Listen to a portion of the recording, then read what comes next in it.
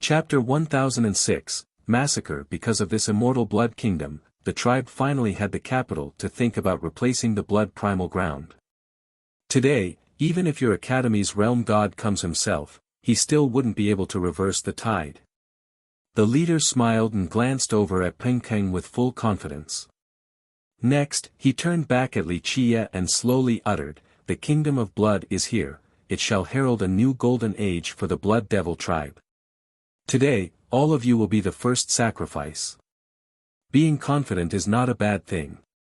Unfortunately, you all will never find out who you are facing. Li Chia smiled and clapped his hands. "Okay, ladies, enough warming up and playing around. Come back, it is time for your young noble to take action." Li Chia's words were not sonorous, but everyone here heard them clearly. Boom! The three immortals' formation opened and the three girls quickly retreated. Meanwhile, the monarchs inside looked especially distressed. If it wasn't for the imperial weapons protecting them, they might not have been able to survive inside. Many people gasped after seeing this. These three girls were a bit too heaven-defying. They were actually capable of trapping god monarchs to death. Li Chia glanced at the group and said, "The blood devils came for me, so you all can back off. There is a very good saying, every injustice has its perpetrator, every debt has its debtor. My feud with the blood devils will end today. We're waiting to see young noble's domination." The first to leave the battle was Niufun. He jumped out without any hesitation and laughed. Arcane Guru instantly disappeared without another word. Peng King drank another gulp of wine, then looked over at the leader and the grand army before shaking his head with emotion. "Blood devil tribe. I'm afraid it will become history after today." With that, he turned around and left as well. Wang Dongtian and the leader didn't try to prevent them from leaving. Their only goal was Li Chia. However, this did indeed shock many people. If it was someone else, why would they not take advantage of the help of such powerful supporters? Li Chia, on the other hand, chose to fight the entire tribe alone, one versus hundreds of thousands. "Though we are enemies, I must admit that you are quite heroic for a junior." The leader stared at Li Chia and stated, "Unfortunately, you shouldn't have opposed our tribe and destroyed your own future." The leader was an amazing god king. He had once rampaged across the 9 worlds and then accepted the Blood Primal Grounds proposition to become the new leader of the Bloods. Later on, he sealed himself and didn't come out. As someone who had obtained supreme glory, very few things in this world could tempt him. The possibility of making him come into being was even lower. But now, the Blood Devil tribe was able to do so. This meant that they must have given him an offer that couldn't be refused, the Kingdom of Blood. This was the thing he wanted the most. Otherwise, how could a famous god king like him come out for the Blood Devils? Li Chia simply smiled and shook his head. "Su Situ, ah Su Situ, you were once an incredible god king and became the spokesman for the primal ground. Just imagine, oh how bright your vision used to be. Alas, you were blinded by greed and have ruined your lifetime's prestige. You have grown old and senile." The leader's eyes lit up and stared at Li Chia. He felt astonished as well. Very few people in the current generation knew his name. Li Chia ignored the leader and glanced over at Wang Dongtian, "And as for you, you were quite brilliant back then as well, to be able to unify the blood devils like this and allowing them to flourish under your control. It is a shame that your brain has rotted from old age, to be this arrogant and think that with just your tribe and kingdom of blood, you would be able to challenge the primal ground's authority. You simply don't know the primal ground at all." Li Chia laughed and shook his head. "Su Situ knows how powerful it is but chose not to tell you. The only thing he wants is this kingdom of blood." Li Chia's revelation of the Blood Devil tribe's ambition of replacing the primal ground left many experts dumbfounded. Both Bloods and members of the other races were startled by how grand this goal was. "Your efforts at creating a rift between us are useless." The leader slightly shook his head. "Those who are not part of our race will always have ulterior motives. No matter what you did to confuse the primal ground, a blood disciple has the obligation to maintain our pure bloodline. Their emergence unleashed the three forces of life, creation, and everlastingness into this world encompassed within the chaos. The three grand forces were powerful beyond imagination. The life force carried the blood energy of all the existences of 3,000 worlds. The force of creation resembled a creator god with matchless strength, the beginning of all things. The everlasting force was even more eternal, eons continued to turn without end. ZZZ, when this surging and boundless power poured into the primordial chaos, a mighty array emerged. The world was stunned while the deities trembled. An indescribable murderous aura swept through the endless stars and crushed all existences in this world.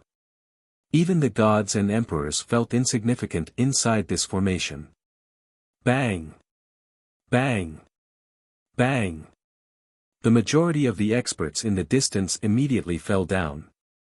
They were suppressed by this terrifying murderous aura despite being far away and lost their ability to fly. In just a second, the sound of people falling rang out. All the spectating cultivators met the ground and couldn't even stand back up.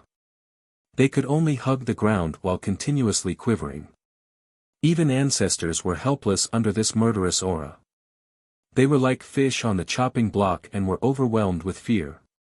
Just what is that? This murderous aura suppressed the entire southern barren earth and spread to virtually all of the mortal emperor world. Countless living beings were lying on the ground in the southern regions. They couldn't stand up at all.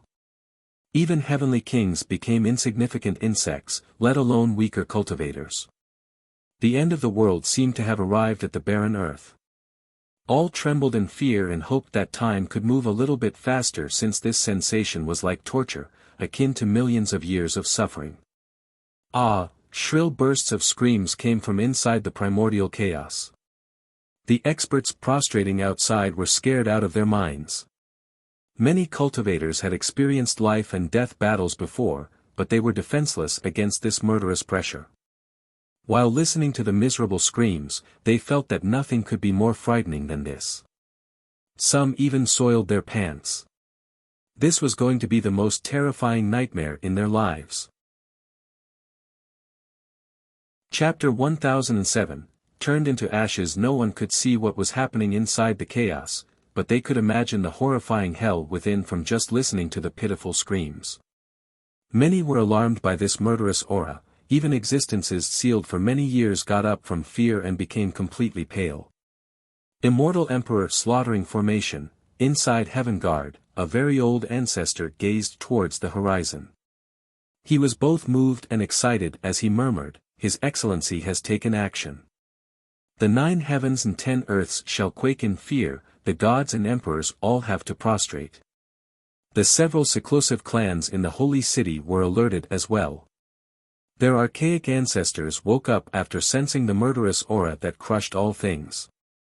These ancestors didn't know whether to feel happy or sad. One of them murmured, "The supreme glory, the pride of our human race." But how many corpses did it take to reach this level? Shit, it's just like the legends. Inside the mysterious bamboo mountain, the youth was also frightened and spoke in horror. When an everlasting existence like this reveals his ace, even immortal emperors won't want to mess with him. My luck really has to be the worst, having to meet him. Foolish blood devils, they don't even know who they provoked. Even in the distant south, the blood primal ground was roused. There were quite a few old ancestors awakening with expressions paled from the horror. "Ancestor, if this continues, I'm afraid the entire blood devil tribe will be wiped out." An ancestor spoke his mind to the blood bull god fiend. The god fiend still didn't come into being. He remained lying in the coffin and answered, "All of you will never know what he is capable of. Only death awaits those who try to stop him. This has been true for many eons, so how can we stop him? The blood devil tribe needs this lesson anyway. They have become too arrogant and think that they can rule the blood race of the 9 worlds in place of our primal ground, so much so that they would pay any cost to make it happen. One day, they might even cooperate with the fallen. They have sought their own destruction, so let them be. The other ancestors could only sigh after listening to the god-fiend. Inside the battlefield shrouded in chaos, fewer and fewer screams could be heard. Eventually, with a loud battle cry, someone wanted to rush out of the chaos by flying straight into the air. This was the leader who was praised to be the greatest leader of the blood race after immortal Emperor Qin Shui.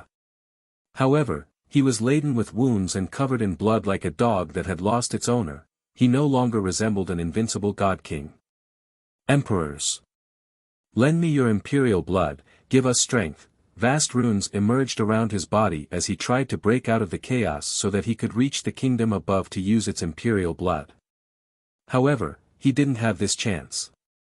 Before he could finish speaking, a bright ray shot out with a buzz. Pluff! Blood spurted in the air. He yelped miserably and fell back into the chaos. His shrill cry echoed for a long time. The Blood Devil tribe spent so much effort to open the Kingdom of Blood, yet they weren't able to use it. In their plans, as long as they could open the kingdom and borrow the power of the emperors, the protection of the deities, and the imperial blood, they would be able to crush all enemies. Even god-kings would surely die under such immense power. However, they didn't know who they were facing and had greatly underestimated Li Qie. They didn't have time to borrow the imperial blood and the emperor's power from the kingdom before being annihilated by the immortal emperor slaughtering formation. Exit. Another beam of light rushed out from the chaos. It instantly shattered the Kingdom of Blood's portal and pierced the kingdom itself. If the kingdom in the sky was a powerful heart, then this beam of light that pierced it was a sharp knife with a bloody groove. Stabbing with it would result in a great amount of bleeding. Sure enough, a splash could be heard after this beam pierced the kingdom. This huge volume of treasure blood that resembled a glossy, liquid cornelian poured down. It was extremely precious. Keep in mind that this kingdom had been refined by the longevity blood of 3 immortal emperors. After the initial penetration, the beam of light drained the blood at a terrifying speed and ended up taking more than half of the treasure blood. At the same time, the kingdom reacted. One could see the sealing of the deities as the 3 supreme figures attacked with their immortal emperor laws. Each law turned into individual defensive runes in an attempt to stop the blood-sucking beam. At the same time, they began to retreat. Rumble. A series of explosions resounded. The kingdom sealed the portal and began to move. It slowly disappeared from the sky. It was a lot dimmer compared to earlier. Half of its treasure blood was taken by Li Qie's formation. The chaos also disappeared with the kingdom's retreat. Li Qie finally emerged in sight with a pale expression. This was because he had used an extreme method to initiate the formation and expended a huge amount of blood energy. Even the ginseng ancestor wouldn't be able to replenish him in a short amount of time. However, he was able to seize half of the treasure blood. A great world expanded behind him and the blood was sent in there for refinement. He aimed to turn it into his own. With this new addition, Li Qie's blood energy began to recover and his complexion regained its color. Li Qie smiled and murmured, "The treasure blood refined from 3 emperors' longevity blood is extremely nutritious. I've wanted a piece of this nice toy for a long time now." Li Qie clicked his tongue and cheerfully commented, "This is too much.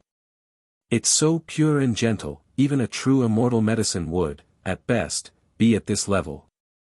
Nothing in this world was more delicious than this supplemental blood. What a shame I only could get half." Li Qie stared at the sky as he was not completely content. At this point, the silver arrow appeared with a buzzing sound. Li Qie grabbed it and looked at the tattered land to say, "A bit regrettable. My strength alone can only exert 1/10 of its power. Otherwise, everything would have been reduced to dust, and the entire kingdom of blood would be within my grasp as well." Li Qie used his most heaven-defying means in the form of the vessels and used their powers to open the formation. However, this force was not enough to exert the formation's ultimate strength. Otherwise, it wouldn't only destroy the leader's group in an instant, the kingdom wouldn't have had the chance to escape either. Li Qiye could have captured the entire kingdom. After a long time, the murderous aura slowly disappeared. The experts lying on the ground finally were able to get up. They quivered after seeing this scene. The Wang clan no longer existed. The mountains and rivers here were fragmented with blood and corpses everywhere. The army that consisted of hundreds of thousands of blood devils all fell. The majority of them were killed instantly without the chance to resist. Even Wang Dongtian, the great leader, was nailed to the ground. His eyes were wide open, even in death not realizing who he had provoked. He was full of regret in his final seconds. As someone who had a great vision for his entire life, he was able to bring the Blood Devil tribe to prosperity. However, it was ultimately destroyed in his hands. He absolutely wouldn't have started this battle if he knew who he was messing with.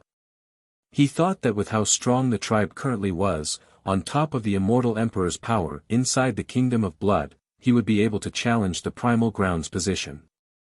He didn't expect that the primal ground didn't even have to come out since they were already destroyed by Li Qiye. Unfortunately, there was no medicine for regret. Wang Dongtian paid the price for his arrogance. In the end, the tribe rose because of Wang Dongtian and fell because of him as well. Blech! Sounds of retching came about. A young cultivator couldn't hold it in any longer after seeing this scene of carnage and became nauseous. Even characters from the previous generations that had weathered many storms felt their legs quivering at this bloody scene. It is over for the Blood Devils. Even if the amount of surviving disciples is sufficient to survive, they would be reduced to less than third-rate tribes, never to flourish again. A pale blood ancestor murmured after seeing the corpses paving the ground for miles. At this point, everyone trembled while looking at Li Qiye. They understood that he was a heaven-defying existence capable of slaying gods and devils. Well, it is finally over. Li Qiye gently rubbed his palms together and came out from the destroyed sceneries towards Li Xuanyan's group. His approach made the people watching from the distance back off, including the ancestors. They receded like a tide since no one dared to be close to Li Qiye, lest they invoked his wrath and be killed in the process. Li Qiye leisurely smiled while looking at the group. "Girls, long time no see, did you miss me?" Chapter 1008, Meeting One battle to shock the world, the great Blood Devil army was annihilated, its overlords were murdered. Even the leader who was considered the greatest after immortal Emperor Chen Shui couldn't escape death. Blood flowed through the ruins and filled the barren earth. Even after several days, the stench of blood remained. Anyone who smelled it would shiver uncontrollably. In just one night, the southern region was silenced. The once arrogant blood race and all the other powerful existences, including god kings and those buried underground, were all quiet. The Blood Devil tribe won't be able to rise for another 3 generations. Even a blood ancestor spoke forlornly. All of their ancestors had died in this battle. From now on, it wouldn't be an easy task for the fallen tribe to rise again. Some felt sorry while others were ambivalent about the end of the Blood Devils. Of course, there were those who were celebrating as well. The tribe that been started by Wang Dongtian's generation had flourished too much. They were unified, unyielding, and ruthless. Eventually, they became the biggest branch among the blood race of this region. Ultimately, he was the reason for their downfall. The great efforts of several generations were all ruined due to his ambition. He was both their hero and sinner. On the second day after the destruction of the Blood Devils, a different branch of the blood race, the Crimson Knight Kingdom, sent out a message about the inauguration of their new king. They supported a new king overnight. Moreover, this new king was an unknown disciple from the kingdom, Siyuan Yuan. A few disciples in the kingdom couldn't help but ask, "Who is Siyuan Yuan?" A fameless disciple suddenly became the new king. This was a very difficult matter to accept, especially within a kingdom that had 2 emperors. However, no one dared to question her crowning because something terrifying had happened in the kingdom on the day prior. A few people managed to find out the real story. On that night, a very ancient god-king of the kingdom came into being. He personally exiled the majority of the imperial family, including more than 10 ancestors. Immortal Emperor Qi Ye's first branch once again has control over the kingdom. All of the storm gods' confidants were either dismissed from their post or banished. An informed person secretly sent out this news. The appearance of this old god-king allowed Si Yuanyuan to become the new ruler overnight. It was a done deal, no one could do anything about it. The complete transfer of power was the Thunder Tower Lord's promise to Li Qie. At the same time, this was a chance for rebirth for the kingdom. This was because Si Yuanyuan was not only a person held in high regard by Li Qie, the Blood Bull God Fiend had the same opinion of her. This had quite some significance for the kingdom. Even though it was impossible to avoid spilling blood in this internal power struggle, they had an opportunity to escape the same fate as the Blood Devil tribe. The blood race is changing completely, this is the passing of an era. A wise man from the blood race recognized that something was amiss. The transformation of two great branches in the Blood clan meant that the Bloods in the southern region would move in a different direction from now on. While the southern region underwent these changes, Li Qie and Su Yonghuang's group had returned to the Holy City. Inside their residence, a pleasant voice could be heard. This was a relaxing Buddhist chant with an unspeakable mysticism. Su Yonghuang entered the room to find Li Qie lying on Chen Baojiao. His head was resting on her firm and plump breasts while his legs were placed on Li Shuangyan. He closed his eyes and had a very comfortable and pleased expression. Li Shuangyan was holding a Buddhist scripture and reading the profundities of this faith out loud to Li Qie. Li Qie got up at this time to face Su Yonghuang. The two were only inches from each other, so close that they could even hear each other's breathing. He gently lifted her beautiful chin while she looked into his profound eyes, letting him do as he pleased. "Look at me, yes, just like that." Li Qie spoke in a bewitching manner, causing others to be lost in his voice.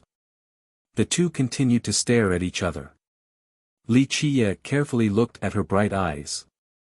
His gaze pierced through her pupils and could reach the deepest part of her mind. At this time, both Li Shuangyan and Chen Baojiao thought that Li Qie was going to flirt with her, so they couldn't help themselves from chuckling. He continued to stare at her while her breathing became more rapid. A strange and misleading atmosphere arose, causing her heart to beat faster. A complete young saint physique is worthy of its fame. Li Qie let go of her chin and nodded. This is a very pure version of the extreme yang physique and can absolutely be considered unrivaled. You will reach grand completion before Li Shuangyan, so if she manages to surpass you, that would be too big of a letdown. Su Yonghuang glared at him and snappily retorted, "Letting you down? Those words should be coming from me since I'm your master." Li Qie sat back down and rested on Chen Baojiao's chest once more before smiling leisurely. "Don't forget that it was me who taught you the supreme law." Su Yonghuang snorted in response and spoke while looking at him, "I have something to tell you. Half a year ago, a woman came to our sect." Li Qie didn't really care, so he casually asked, "Who?" Su Yonghuang responded, "A woman who calls herself the Middle Continent Princess. She almost flipped our sect over and only left after she heard that you weren't there." Middle Continent Princess. He immediately sat up with a serious expression after hearing this. "I almost forgot to tell you about this." Chen Baojiao quickly added, "It is that earth immortal back at the corpse burial ground. Young noble, in our opinion, she is definitely antagonistic towards you. She is very powerful. I don't think anyone in our sect can stop her. If you know her, then you should know that it would have been easy for her to destroy our sect back then." Su Yonghuang spoke solemnly. As the sect master, she must always be thinking about the safety of the sect. "What did she say?" Li Qie slowly asked while looking at Su Yonghuang. "She wanted to meet someone named Xu Yuntian and was unrelenting about it." She answered. Li Qie became silent after hearing this. This was an ill-fated connection inadvertently caused by him. In the end, it still had to come. He eventually lifted his head and inquired, "What else did she say?" Su Yonghuang said, "Before leaving, she said that if we find Chu Yuntian, tell him to come to the Buddhist funeral plateau, she will be staying there for a while." Having said that, she glanced back at Li Qie and revealed, she also added that if Chu Yuntian doesn't come to see her, she swears to destroy the cleansing incense ancient sect one day. Li Qie sighed softly after hearing this. This was started by him, so it should be ended by him. Who would have thought that after so many years, this ill-fated connection would still remain? Who is Chu Yuntian? Su Yonghuang noticed something from Li Qie's expression and asked, why did she come to cleansing incense to find Chu Yuntian? Chapter 1009, Happy Time. Li Shuangyan and Chen Baojiao both knew a little about this issue.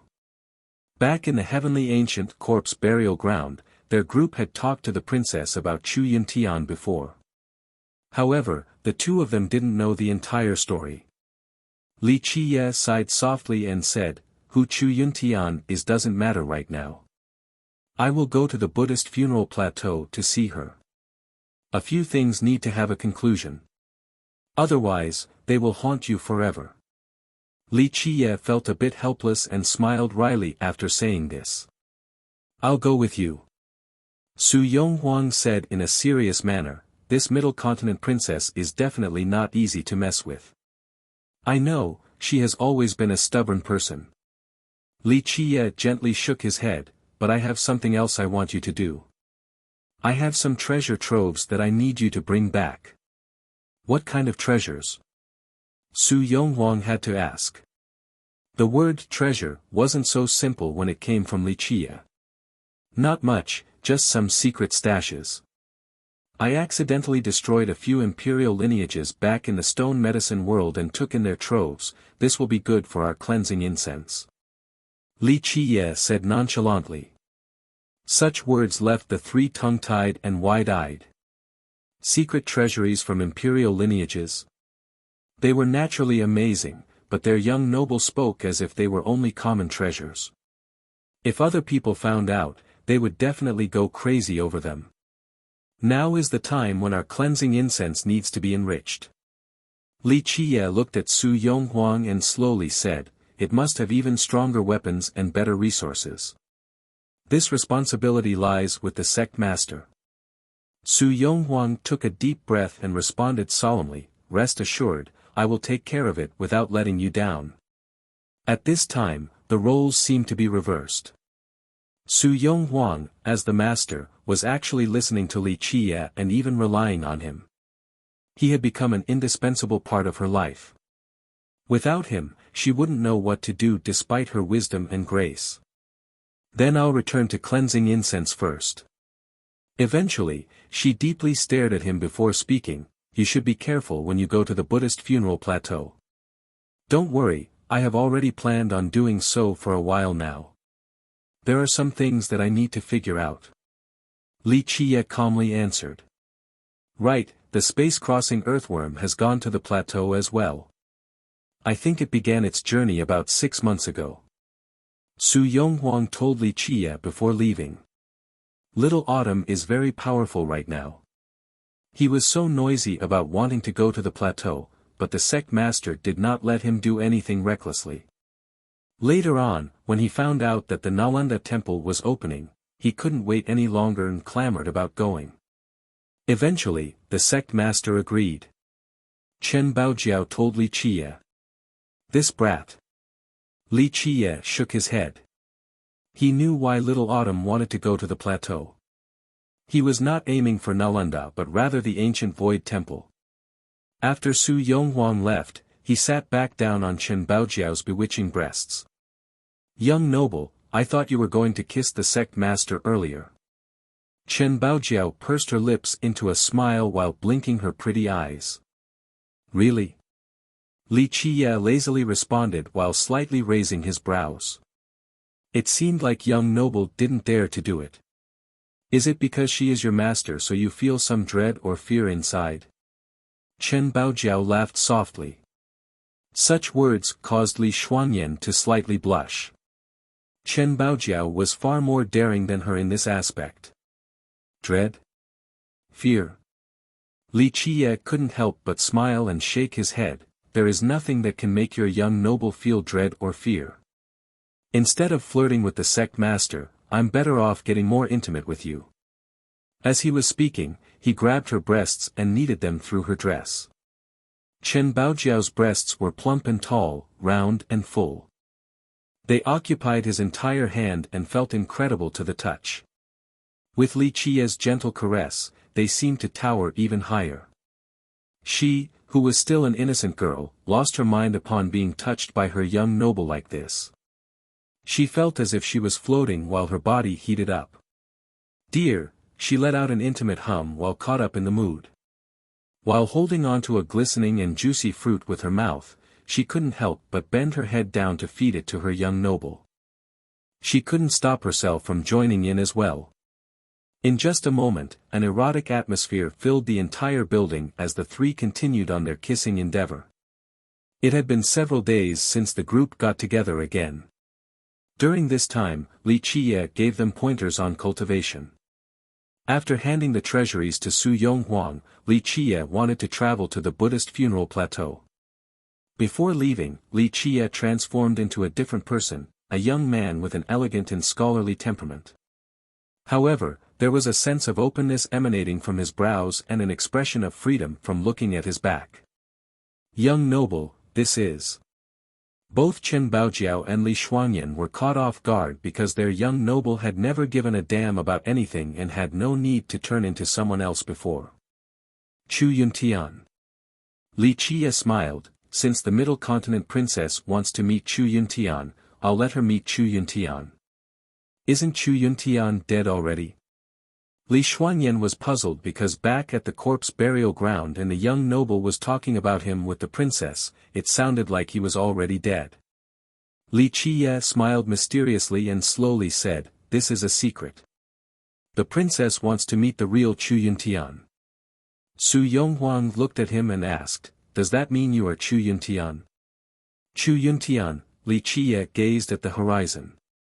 After a while, he withdrew his gaze and smiled lightly, there is no Chu Yuntian in this world. If he doesn't exist, how could he be dead? The girls glanced at each other. They could guess a few secrets by hearing this, but if their young noble didn't want to reveal it, they wouldn't ask. Near the time of parting, neither Li Xuanyan and Chen Baojiao wanted to leave their young noble. Li Xuanyan was more restrained. Her cold eyes occasionally stole glances at him. Her chilling demeanor did not lessen her charm. Chen Baojiao was much bolder. She stood by him and held his hand with a clear unwillingness to part. Fine, I'll give you time to say goodbye. Su Yonghuang smiled wryly and angrily glared at Li Qiye. She understood that he had given the two girls some love potions.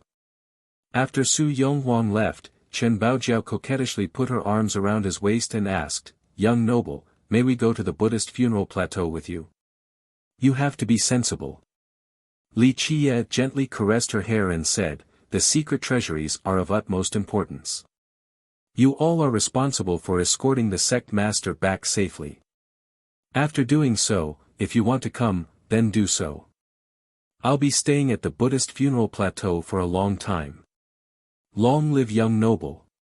The beauty sprang up and cheered excitedly. At this time, she couldn't help but give him a hot kiss. Okay, it is time to go. Li Qiye smiled and shook his head. Li Xuanyan was still reserved, but it was time to part. She couldn't restrain herself and gently looked up to give him a soft kiss as well. Go, there is still a lot of time. Wait until I'm done with the plateau, I will come back to the sect and stay to cultivate. Li Qiye comforted her. The icy beauty finally cracked a smile. At this time, she was extremely beautiful, like the coming of spring. Chapter 10:10, Buddhist Funeral Plateau. After leaving the holy city, Li Qiye went to the Buddhist funeral plateau alone. Because he was not in a hurry, he cultivated during the trip as well. Back during the fight against the Blood Devil tribe, he devoured half of the treasure blood from the kingdom. This was extremely nutritious to him and also gave him other benefits, thus he needed to digest it in order to fully utilize it. At the same time, after unlocking the seal on his Tao foundation, he became like a tiger that had just left the mountain. His foundation was already solid before, but after the sealing, he refined it once more. After removing the seal, if he were to enter the virtuous Paragon realm right now, his cultivation path would surge greatly. Of course, he was not in a rush to begin the path of heaven by rushing to open a heavenly Tao. He slowly took his time and refined his Tao foundation some more. In his eyes, he must complete the 9 ants. Right now, he had created the 3 vessels, but there was still a long way to go. In order to perfect the 9 ants, he needed them to work together and not stay as independent existences. At the same time, Li Qie also had his own idea about his heavenly Tao. He wanted to fuse together several supreme things in order to create a supreme grand Tao that belonged only to him. It should be capable of being referred to as the number 1 Tao across all eons. Thus, the path was still far off. This was only the beginning, he had a long way to go. Despite his training along the way, it didn't take long before he eventually entered the plateau. The Buddhist funeral plateau was at the westernmost point of the barren earth. It covered a large expanse, to the extent that no one knew how big it was. It was considered the highest location in the mortal emperor world, the place closest to the firmament. One could see the clear blue sky once they entered the plateau, as if they could touch it by merely reaching out with their hand. In this place, people could truly feel the immensity of this world. There was also a majestic sensation. However, this aura was not overbearing or rough at all. It had an indescribable gentleness, like the gentle breeze of spring that would welcome all newcomers or like a mother softly caressing her children. One would forget many things upon entering. This gave the gentle feeling of home. People would become lost in this sensation. They would faintly hear the sounds of Buddhist chants. It didn't come from any other place but from the depths of their own hearts. It was as if there was a Buddha meditating inside. Buddhist funeral plateau, Li Qie entered and felt the Buddhist sensation touching his face. He couldn't help but murmur, after millions of years, it has continued to become stronger. I am actually eager to see if the day will come when the Buddhist doctrine will defeat all else. Li Qie smiled while looking at this blue world that was so close to the sky before continuing on. Despite being the highest location in the mortal emperor world, it was not a difficult place to get to. On the contrary, there were people everywhere here. There were a lot of followers in this place. They would bow after every step. Many of them were cultivators, even those ones respectfully headed for the depths of the plateau. There were towns everywhere in this place. Of course, there were more temples of the Buddhist faith. It wouldn't be an exaggeration to say that there was one temple for every peak. Their sizes varied. Some only consisted of one room while others carried a grand aura with more than 10,000 monks as if it was a huge city. The Buddhist funeral plateau was one of the 12 burial grounds. Many people would shiver when talking about these burial grounds since they understood the dangers within. However, no one would sense anything dangerous after entering the Buddhist funeral plateau. This was a place with Buddha in every household and temples everywhere. Visitors and worshippers were abundant in this prosperous land. No one would believe that this was considered a dangerous ground. No one knew why it was considered one of the 12. Some even said that it was safer than anywhere else in this world. There were no intersect disputes here. It was very peaceful because the citizens and cultivators here had taken up the Buddhist doctrine. Thus, they rarely competed in mundane matters. Because of this, very few people knew why this plateau was listed among places like the Heavenly Corpse Burial Ground or the Prime Ominous Grave. Buddhism was in decline. In the 9 worlds, there were fewer than few Buddhist lineages. However, there was only one doctrine in the plateau, Buddhism. Many people would bring up the Nalanda temple after talking about the plateau or the heavenly Buddhist kingdom. However, not all the temples here were under the jurisdiction of the Nalanda temple. Among the thousands upon thousands of monasteries here, only 18 temples were not under Nalanda's order. In this place, there were many cultivators who came from the other great lineages in this world, some even from the other 8 worlds. Legend states that those who stayed at the plateau for a long time, regardless of whether they were mortals or cultivators, would start to gain an affinity towards Buddhism. Even the most powerful cultivators would join Buddhism after a long time. It was a land of Buddhism, so not many experts were willing to stay here for long. They were afraid of the plateau affecting their Tao heart. Of course, there were also those with strong Tao hearts who liked to come here. They wanted to borrow the power of the plateau to train their Tao heart. Nevertheless, some failed and from then on would become members of the Buddhist doctrine. Li Chiye walked among the plateau and saw all sorts of people. There were mortals, cultivators, humans, bloods, demons, golems. People came and went, resulting in a very bustling community. Gold and jade, as well as green bricks and white tiles, painted the numerous temples in a glorious splendor. There were also more humble temples in the form of huts. Anyone would be astounded by the number of temples in this place. Perhaps there were more temples here than the rest of the 9 worlds combined. The number from the other worlds might not reach 10% of the ones here. Li Chiye felt the Buddhist affinity in this place with each passing step. He remained nonchalant and carefree. Even though this Buddhist presence in the plateau was unfathomable, it couldn't affect Li Chiye's Tao heart in the slightest. At this time, a small distortion came about. Li Chiye stopped and took out an item.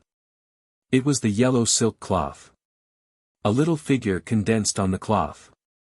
This was the existence that Li Chiye called little girl. The voice of the little figure was very pleasant and clear. She asked with surprise, "Where are you at?" Li Chiye smiled, "Buddhist funeral plateau." "Oh. Why do you suddenly feel interested?" "I've been to many places, but you didn't seem to care before." "Because there is a force I'm familiar with in this place." The little figure tilted her head and said, "Buddhist funeral plateau. I've never heard of it before." Li Chiye smiled and said, "Because it didn't have this name back then. Later on, a person named Di Shi came and changed this location, giving it the name Buddhist funeral plateau." Di Shi. The small figure tilted her head as if trying to recall this person in her memories. Li Chiye slowly said, "He is an extremely ancient existence to the point where people have forgotten the era he lived in, to the point where people have forgotten the existence of the person with the name Di Shi." The little figure was unconvinced and said with a sneer, "Humph, even older than me?" Li Chiye smiled, "Don't be like that. Although you are an old grandma who can't get any older, there are even older eras. There's no need for me to say more about this matter." The little figure was quite furious after hearing this. It coldly spoke, "Bah, you're the old grandma."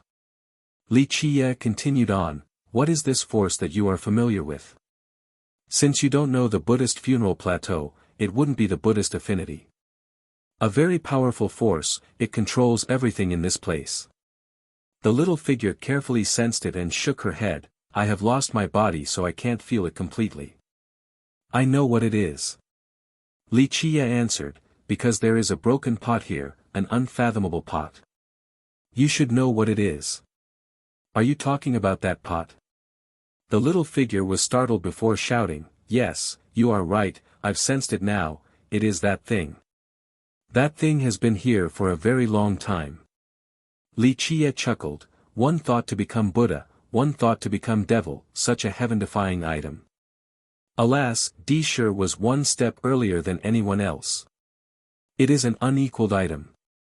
The little figure added, "If you can get a hold of this item, then you will simply be able to flip the heavens over. Meet God, slay God, meet devil, slay devil. Killing gods and devils." Li Chiye smirked, "Even without this thing, I can still meet God, slay God, meet devil, slay devil." Chapter 10-11. That item. Having said that, Li Qiye paused for a moment and looked into a distant location to say, to destroy that ultimate existence, that would really be flipping the heavens over. Which is why you need that item. With that pot in your possession, there is another glimmer of hope in destroying that existence. The little figure in the yellow cloth egged him on. Huh, little girl, don't try to encourage me. Li Qiye said with a smile, that broken pot is a double-edged sword. It can make you eternal for countless springs or turn you into a devil for endless eras. An item like that, it is hard to say who will be able to control it in the final battle. Otherwise, this plateau wouldn't exist. Li Qiye continued on, although no one knows the name Di Shirk anymore, he is wise with great insight and completely peerless. Many supreme existences cannot compare to him, but in the end, he still chose to endure it. Why? Because he doesn't have the confidence. Even with this pot in his hand, it didn't guarantee success. But you are different. The little figure spoke. How long have you been preparing for? You have so many items that you've prepared in secrecy. If you have this pot as well, then your chances of victory would be 30% higher. No, Li Qiye smiled and shook his head slightly. It seems like you still don't understand. You simply don't know what we will have to face. Bah, who says that I don't know? I know way more than you. The figure snorted. Have you personally gone on an expedition? Li Qiye smiled wryly. Do you know what is at the end? Do you know what invincibility is?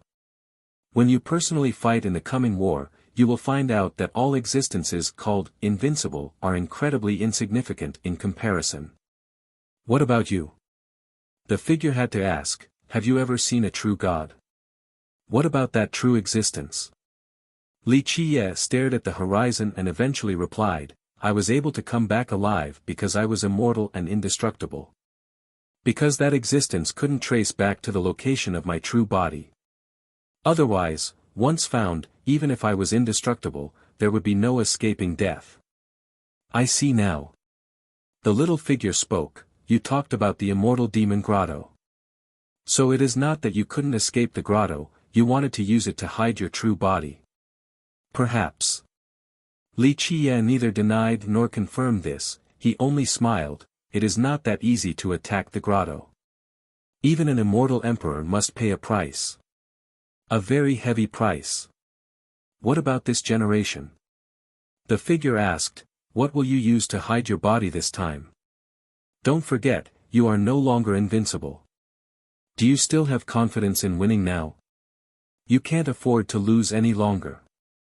Losing means turning to ashes. Don't worry, I will not lose in this generation, I will definitely sweep through all things. His eyes became extremely profound with an indescribably domineering aura. Even the high heavens would quake from this. He slowly continued, nothing will stop my advance. Even that existence above the 9 heavens won't do. When the time is right, I will proceed. Since you are determined to fight, you will need that pot even more. I don't need to say more about its power. With that pot, you will have another powerful ace. The figure didn't give up on its persuasion. Little girl, there's no need to try to convince me, I won't do it. Li Qiye shook his head and smiled. Well, in my opinion, you are afraid of this Buddhist funeral plateau. You aren't certain of defeating it either. The small figure coldly sneered. After all this time, little girl, you still don't know me. Li Qiye laughed. The Buddhist funeral plateau is not as simple as you think it is. Plus, I don't need to go against it anyway. The pot is not necessarily suitable for me.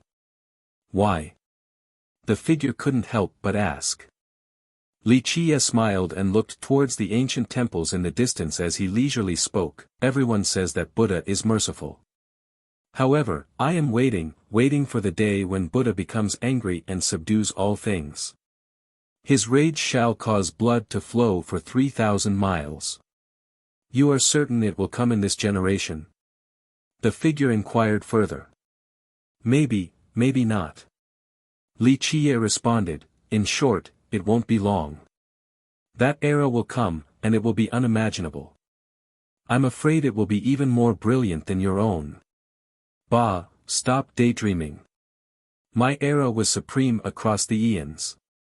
The figure snorted since she didn't agree with the claim. Really now? Li Qie smiled, but even that supreme era was annihilated in the end. No one remembers it now. This retort left the little figure silent. It no longer wanted to talk and disappeared. Li Qie only smiled and put away the yellow cloth before continuing on. The plateau also had magnificent sceneries. Looking further inside, one would see a great plain as well as snow-capped mountains in the far distance. Moreover, there were great rivers that resembled dragons occupying the distant lands. This vast area had always been lively and prosperous despite its great size. Cultivators from many different origins traveled here. Li Qie sometimes continued to cross the mountains and rivers, and sometimes he would mingle with the long crowd of worshippers. Occasionally, he would meditate and immerse himself in the Buddhist affinity of this land. The first showdown of geniuses has begun. Quick, to the snow cloud peak. As Li Qie was walking alongside a stream of people, the crowd suddenly raised a furor. A message came, causing many cultivators to step aside right away. This news traveled very quickly across millions of miles. Cultivators in this area all gathered here. Who against who? Someone quietly asked. Someone immediately answered, Wuxian against the Jewel Pillar Mortal King, definitely a battle of the genius level. War fanatic no, I have to say war god now. He has been brilliant in these last battles so we definitely can't miss it. Even those of the previous generation became very excited when these two were brought up. They immediately went to watch the match. In just a moment, many headed for the snow cloud peak in order to watch this fight between the two geniuses. No one wanted to miss out on such an exciting match. Li Qie heard it as well, but he was not interested and continued on his way. Brother, don't you want to watch? A young man quickly asked him as he passed by. The youth looked quite ordinary and had a flat cap on his head. He saw Li Qie and stopped to warmly greet him. Oh. Will it be nice to watch? Li Qie looked at the youth and revealed a very deep smile. Definitely nice to watch. It is a duel of geniuses, Wuxian versus the Jewel Pillar Mortal King. The youth answered and introduced himself, My name is Xiao Tianqing, what about yours? Li Qie looked at him and smiled, Chu Yuntian. The youth hastily responded, So it is Brother Chu, nice to meet you. Brother, come and watch. This great battle is absolutely worth watching. With a beaming smile, Li Qie nodded his head, if Brother Tianqing says so, then it has to be worth it. In this way, the two of them went together towards the snow cloud peak. On the way, Li Qie leisurely asked the youth that wore the flat cap, Who is Wuxian? She is an amazing genius and a peerless beauty. The youth replied, She came from the Sleeping Dragon Cliff. Some even say that she is on par with the Heaven Protector Goddess. On par with the Heaven Protector Goddess? Li Qie couldn't help but smile. Zi Queening, or the Heaven Protector Goddess, was the descendant of the Heaven Protector Palace. Someone comparable to her would definitely be amazing. Wuxian became famous in recent years. Maybe you haven't heard of her, but you have definitely heard of her big brother. He is Wulongzi, the previous generation descendant of the cliff. He had trained at the Sacred Era Hall in the academy and was considered the most talented youth. The guy explained. Wulongzi. Li Qie pondered for a moment. He might have heard this name before back at the academy. What a shame, Wulongzi was very amazing back then. I heard that after he left the academy to go back to the Northern Grand Sea, he wanted to reach the virtuous Paragon realm. It is a pity that he couldn't handle the life reduction. Just like that, a young genius of the generation fell. The youth with the hat shook his head in pity. Li Qie only smiled. For millions of years now, countless brilliant geniuses had died to the life reduction tribulation. Li Qiye casually asked, "What about the Jewel Pillar Mortal King?" "He is the current master of the Jewel Pillar Sacred School as well as the king of the Jade Valley country. In the past, everyone called him Jewel Pillar Saint Child." The youth elaborated, "He is not bad at all. After taking control, both the school and the country have made great progress. Many sects pledged loyalty to him, so they gave him the title of Mortal King." Li Qiye couldn't help but grin after hearing this. So it turned out to be an old friend. The youth went on to say, "The Mortal King is extraordinary right now. He is not only praised by others as the war god but is also regarded as one of the 4 great immortal physique users." Li Qiye stared at him and asked, "4 great immortal physique users?" To which the youth responded, "To be exact, they call them the 4 great immortal physique users of the Grand Middle Territory. Cleansing Incense has 3 while the Mortal King is the only user outside of this sect that has another. I heard that his hell-suppressing godly physique is unbeatable." The youth stared at Li Qiye at this point. Chapter 10-12, Wolongxian, Hell-Suppressing Physique, Li Qiye sent his gaze far away after hearing this. The youth busily said, "I heard the Mortal King's physique is already at half completion. A rumor even states that he managed to fill in the gaps in his school's physique law. This is a stunning achievement. The elders of the school now call him the new leader that will lead them to prosperity, a leader comparable to the school's founder." "Fix the physique law." Li Qiye smiled. This was not him looking down on the Saint Child, or rather, the Mortal King right now. But how could he not know the version of the physique law they had? The school indeed had an immortal physique law with the name Hell-Suppressing Jewel Law. However, this law couldn't be revamped by just anyone. At the very least, the Jewel Pillar Mortal King didn't have the ability to do so. This matter was indeed very entertaining to him. The king continued to stand on the snowy peak and quietly waited. Time seemed to be frozen where he stood. "Wolongxian is definitely coming, right?" The crowd quietly waited as well. At this time, a few became impatient and stared at the horizon to wait for her arrival. "She is definitely coming to wash away the previous disgrace."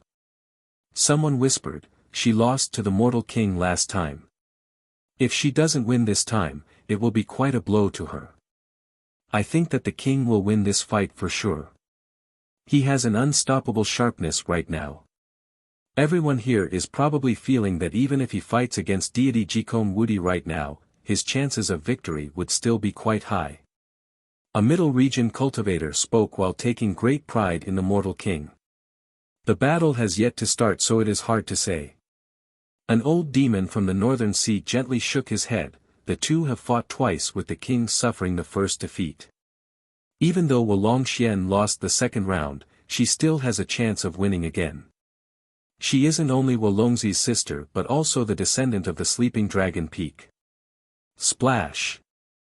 Amidst the eagerly anticipating crowd, a surging tide emerged in the sky like a great ocean splashing one fierce wave after another. "She's here, Wolongxian is here!" Someone shouted while staring at the sky. The huge waves pushed away the clouds in the sky. Inside was a huge water dragon rising up and down among the waves. Standing on top of the water dragon was a woman. She stood there in the wind with her sleeves fluttering. Her method of entrance stunned everyone aesthetically. She wore a blue dress adorned with golden laces. This made her look both simple yet elegant. Her moon-like face was delicate and perfect, and her high-bridged nose gave her an exotic appearance. With a petite mouth and cherry lips, she had an alluring charm. She also wore a shawl with a crown on her head. She didn't only look imperial but also quite sublime. Wolongxian. A big shot from the northern region murmured, "She is no longer the cliff's descendant since she is its sect master now." Crash! When Wolongxian landed on the snow cloud peak, the torrential wave splashed one last time before the water dragon dove down and disappeared without a trace. The mortal king turned around and slowly spoke, "Congratulations, Miss Xian. You are the sect master of the Sleeping Dragon Cliff now, an event worthy of celebration." She stared at him and lightly said, "Thank you, let us determine who shall be victorious today." "Very well, I want to see your supreme techniques again." The mortal king responded, "However, you should be careful. Accidents happen in fights, so I must apologize first if anything were to happen to you." Chapter 10:13, The Hat-Wearing Youth's Identity, Leave Life and Death to Fate. She coldly said, "Let's get started." With that, more splashing sounds came about. The tides rose again as she became ethereal, as if she was standing on a vast and endless sea. "Good, let's go." The mortal king didn't waste time either. Buzz! His hell-suppressing physique erupted. As he slowly floated off the ground, cracking sounds could be heard. The void itself shattered beneath him. Many people shivered at this sight. An older character took a deep breath and murmured, "So powerful. Immortal physiques are indeed unique." Even time and space was crushed. Roar! A loud cry resounded. Wuxian casually unleashed an attack. A gigantic monster descended from the sky, creating great explosions. The entire sky shook in response. Draconic whale. A primeval existence from legends. A spectator cried out after seeing the monstrous creature diving down from the sky. It was gigantic and spanned for miles, instilling fear in the hearts of the spectators. It resembled both a dragon and a whale. Its body was that of a whale, but it had the head of a true dragon.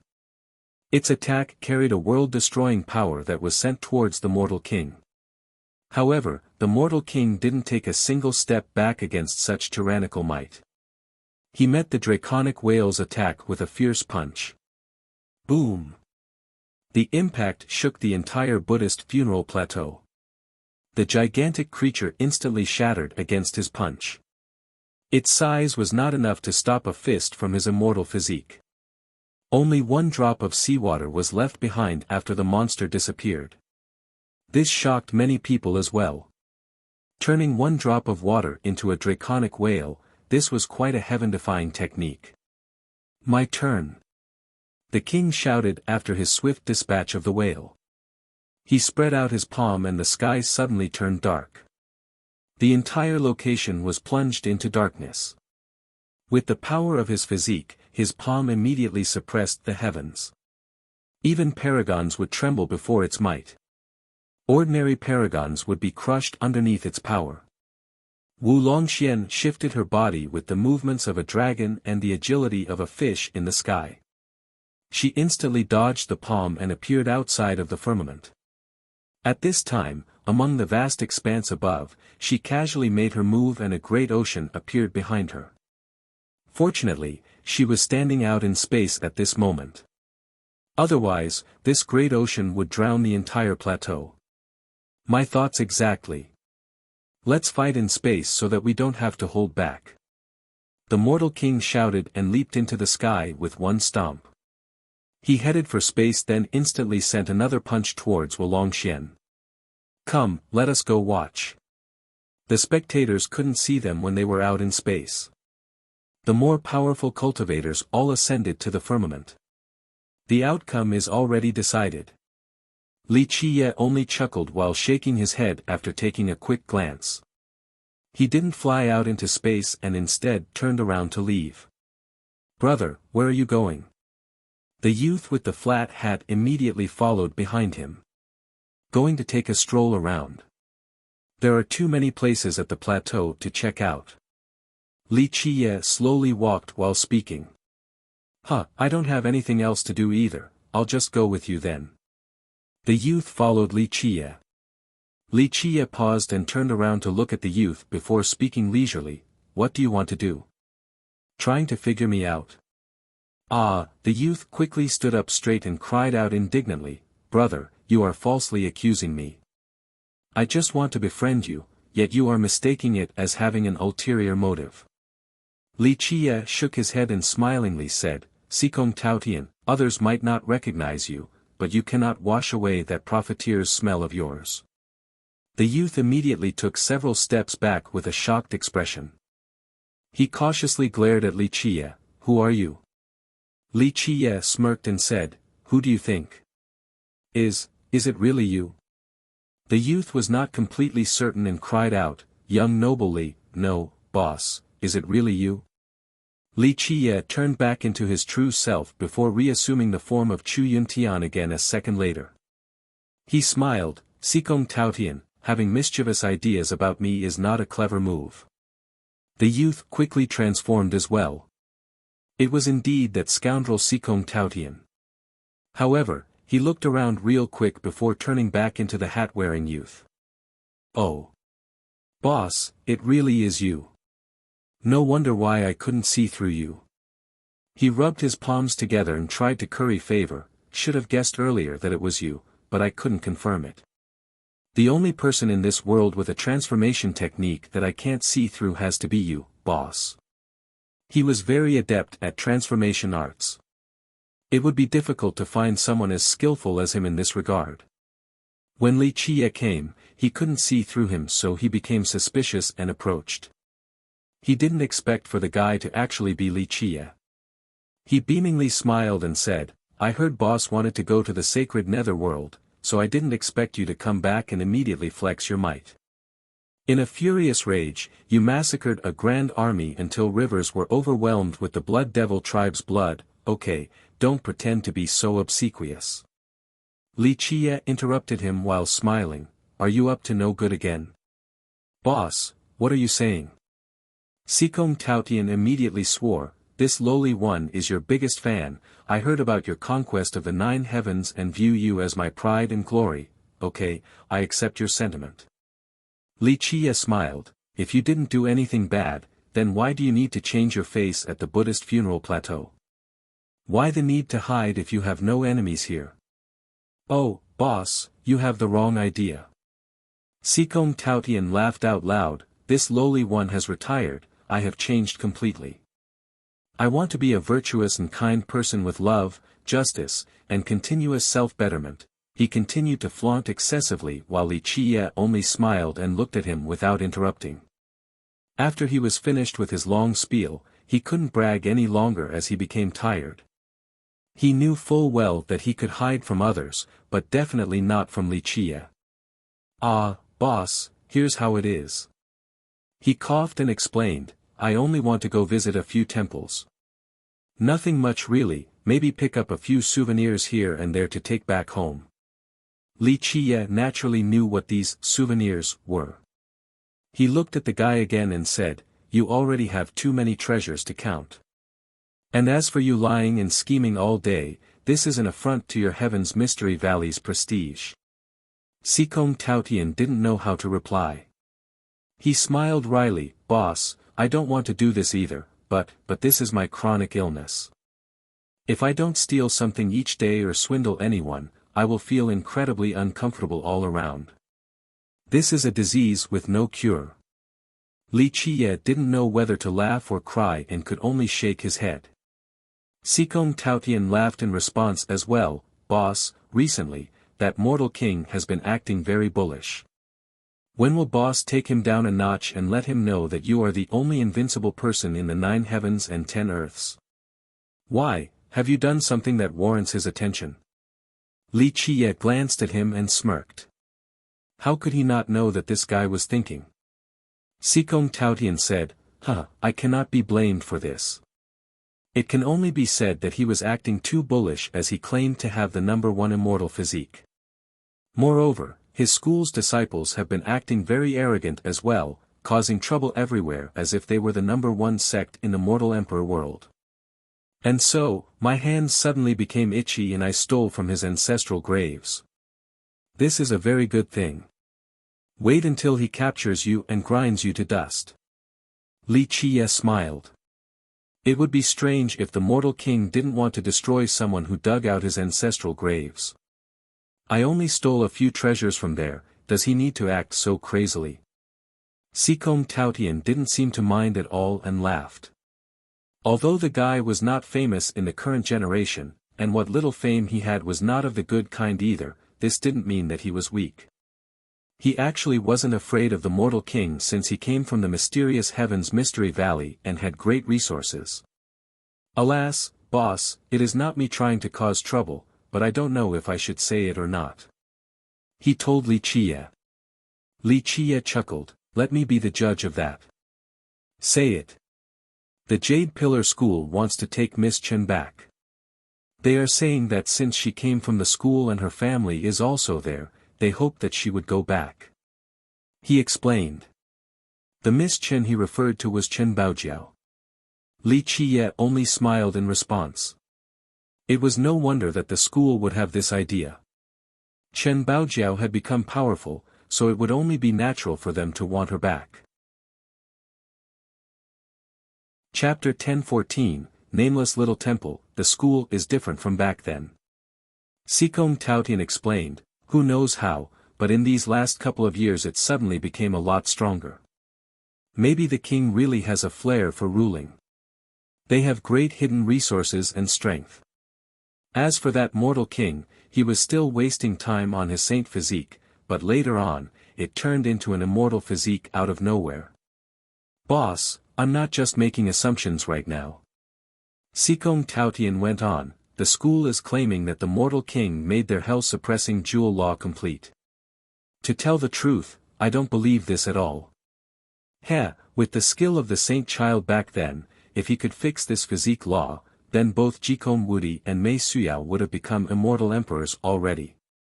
He paused for a bit here, although the saint child was a bit talented with a commendable calm demeanor, I feel that he alone absolutely cannot complete an immortal physique law.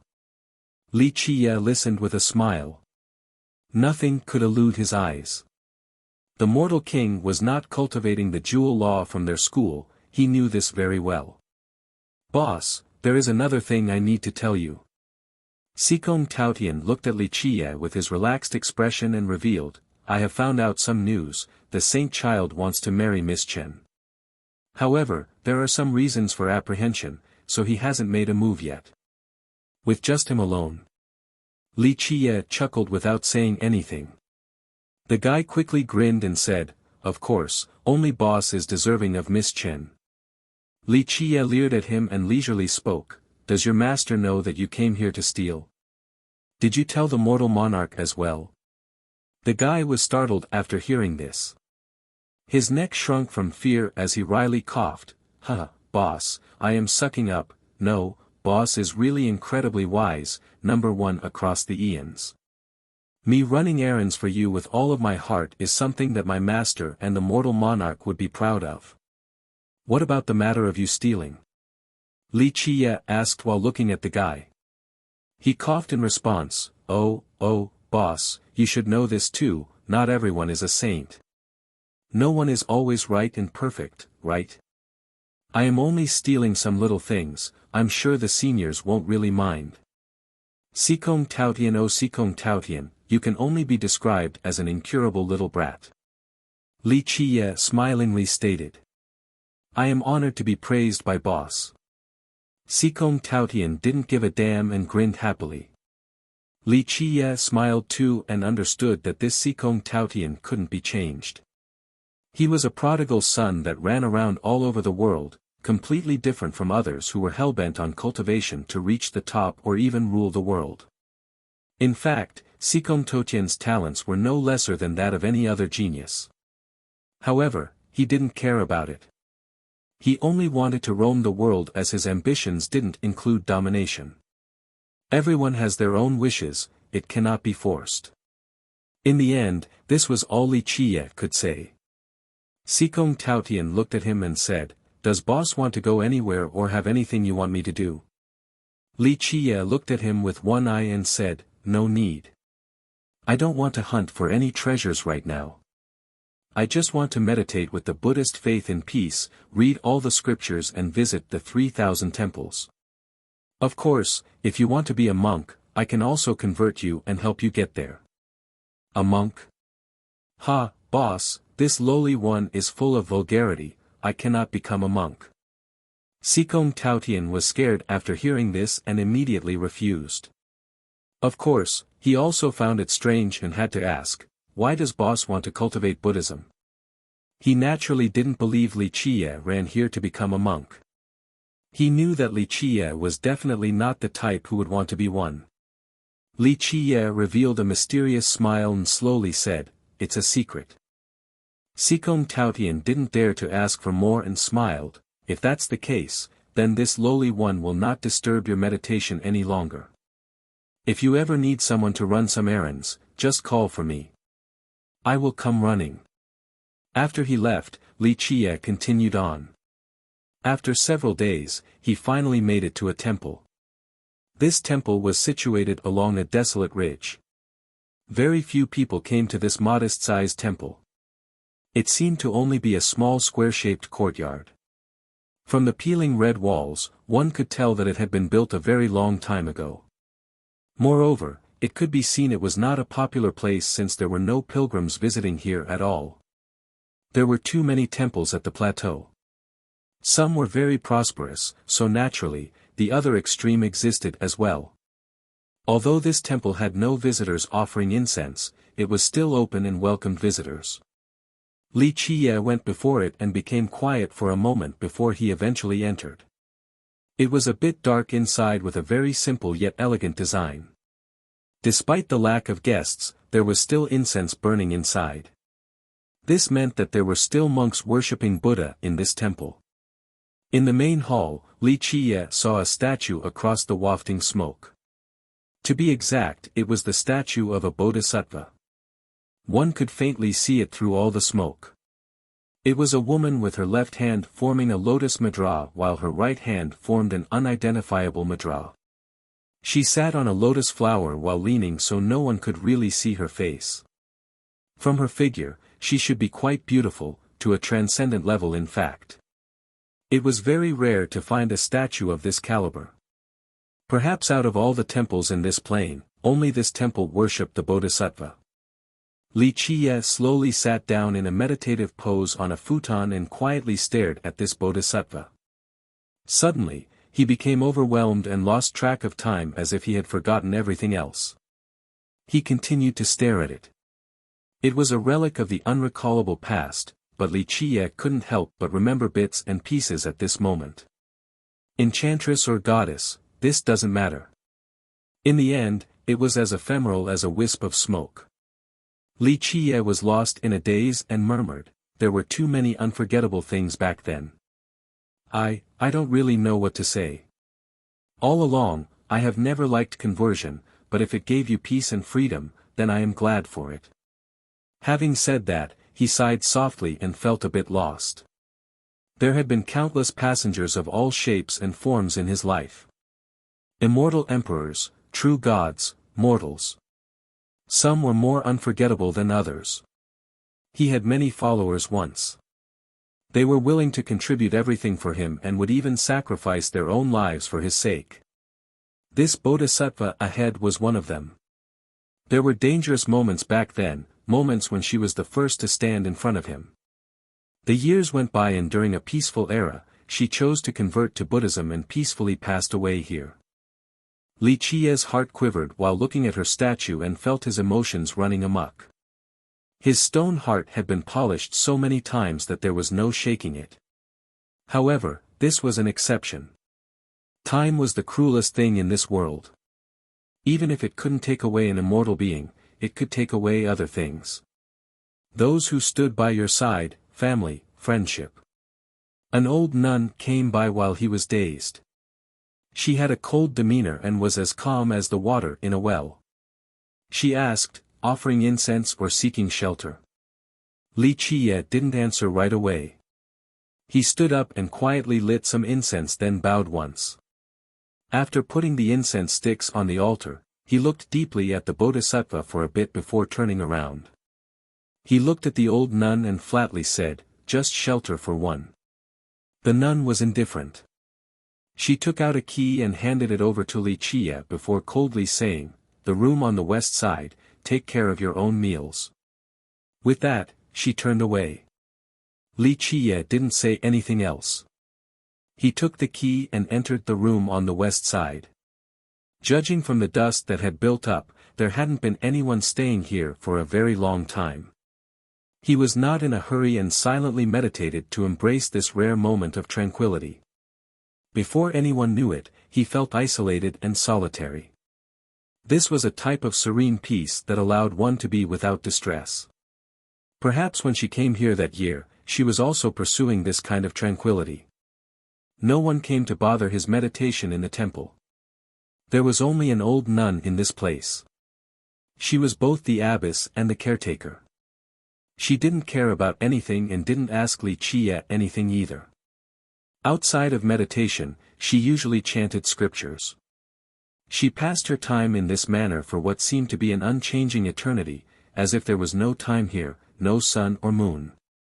Everything was forgotten in this place, mundane matters, time, fame, fortune, they all lapsed into oblivion, leaving only peace behind. Chapter 10-15, Sutra Room. He meditated for several days in this nameless temple before emerging from the guest room. The old nun was still sitting in the main hall. Even when Wuxia came, she didn't bother looking, seeming as if nothing could take her from her state of Zen. Wuxia told the nun, "I want to read the Buddhist scrolls at the Sutra Room." The nun finally opened her pair of heavy and listless eyes that seemingly resulted from old age. "The Sutra Room is only for faithful ones," she calmly answered in an indifferent manner after taking a quick glance at Wuxia. "I am a faithful one," he responded softly. With that, he didn't say anything else. He didn't wait for her permission before heading straight to the Bodhisattva statue. He took out a wooden key from beneath it and left. From start to finish, the old nun didn't move at all from her futon. Even when Wuxia took the key, she remained quiet. However, her aged eyes instantly lit up like the sun and moon in a profound and unfathomable manner. Still, she didn't say or take any action and eventually closed her eyes to meditate again. Wuxia went to the very end of the temple. There was a hallway that led to a small room without any signs or plaques. However, this was the Sutra Room that Wuxia was looking for. When he reached the room, he inserted the wooden key. Despite the lock issuing a click, the old wooden door still didn't open. He placed his palm on the old door that had experienced countless years. Nevertheless, despite the passage of so many years, the runes on the door were still very clear. At his touch, these runes began to change. They slowly intertwined to form a lotus flower. It appeared very sacred and gave others a feeling of ataraxia. Clack! The wooden door slowly opened and Wuxia entered the Sutra Room. It closed behind him right afterward. This was a room with many levels of bookshelves and numerous scriptures as far as the eye could see. This room was not as small as it looked from the outside. There was a heavenly grotto within. Before actually entering, no one would be able to realize it. Just like its name, the Sutra Room contained Buddhist scriptures. If others were to assume that it contained martial scriptures or supreme techniques, then they would be sorely mistaken. Only Buddhist scriptures were here. Moreover, the majority were original copies as well, handwritten by venerable monks. Thus, one was met with a majestic and serene Buddhist aura that permeated throughout the entire room. Wuxia walked and browsed these scriptures that came from all over the world. This was a store of books accumulated through the long years. He, his generals, and the lineages that worked for him all stored scriptures in this place. This place had to be the location with the most complete collection of Buddhist scriptures in this world. What was even more astonishing was that some of the scriptures here came from Nalanda. They were the original version, so outsiders shouldn't have been able to obtain them. Wuxia selected quite a few scriptures from the vast collection. The majority of the ones he chose came from the Buddhist funeral plateau and Nalanda. Wuxia had read through these scriptures before over the long and arduous years. However, he had an entirely new strategy this time around, so he needed to read these scriptures as preparation to enter the Nihility Temple. This wouldn't be their first confrontation. This time, he had a new approach. Afterwards, he began to chant the sutras and became immersed in the Dharma. This was not an attempt at comprehension but a process of transformation. I am Buddha, I am the law, this was the effect that Li Qiye desired. With his recitation and assuming the Buddhist doctrine, visual phenomena began to emerge. Each of his words emerged as lotuses while a Buddhist radiance shrouded his body. This made him resemble a Buddhist lord. The old abbess of the temple remained indifferent towards Li Qiye and didn't even bother to look at him. She treated him as if he wasn't staying inside this temple. Bang! One day during his meditation, a heavy crash resounded outside as if something had slammed into the ground. This prompted his eyes to open. He went outside and saw that a woman had fallen into the courtyard. She was dressed in a loose black attire meant to hide her identity. Her body was spotted with bloody marks and she had difficulty standing up at this moment.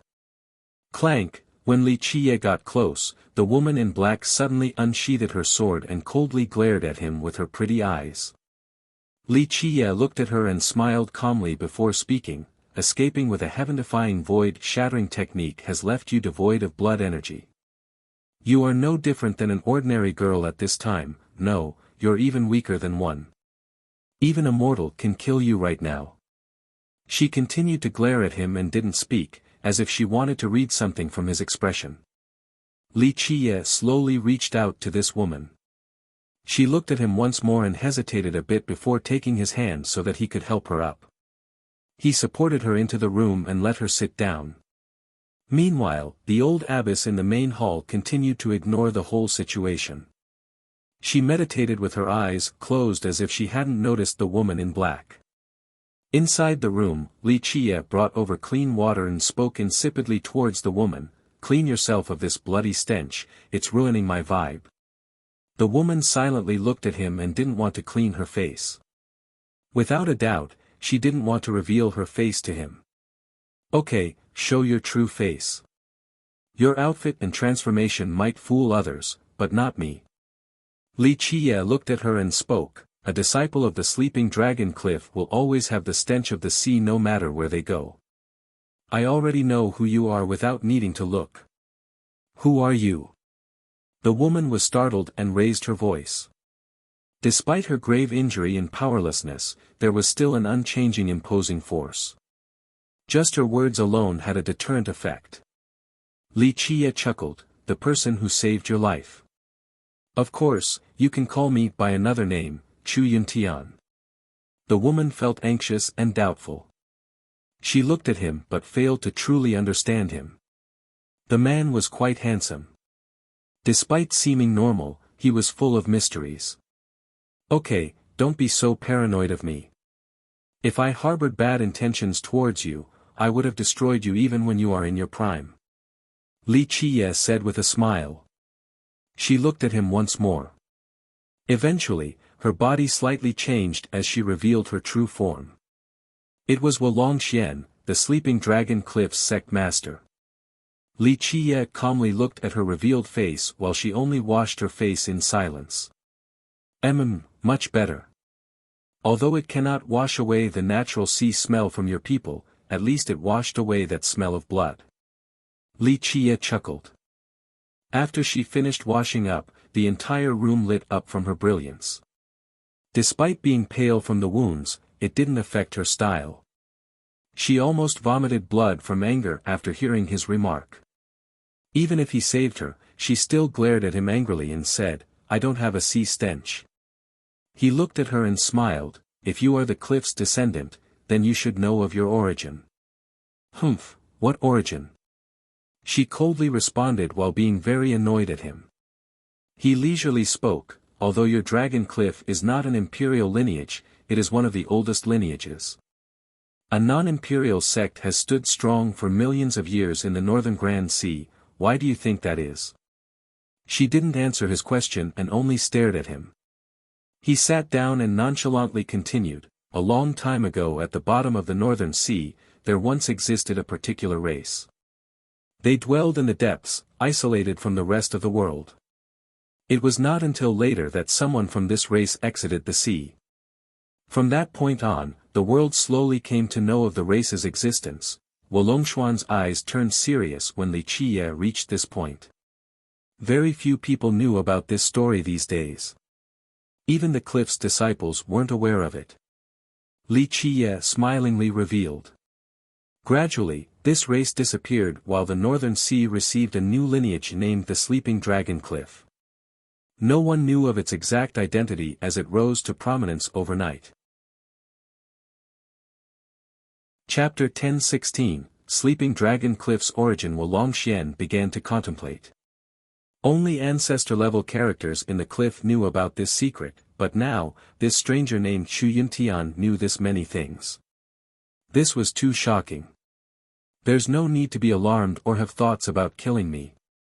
Li Qiye lazily looked at her. Even if you were in your prime state, I would still kill you as easily as crushing a chicken. Such a big tone. Maybe, if you were a god king.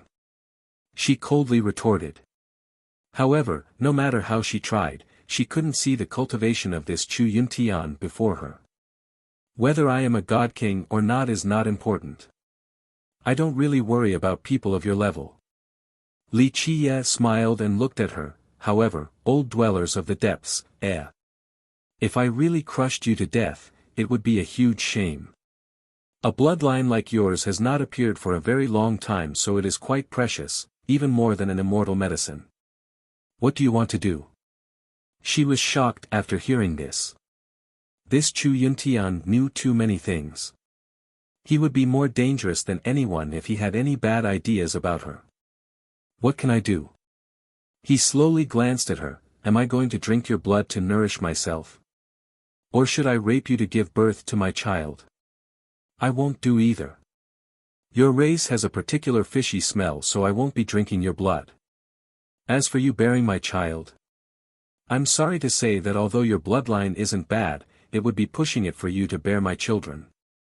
Even a woman with the bloodline of a true immortal wouldn't necessarily be qualified to have my child. Li Qiye teasingly winked at her and laughed.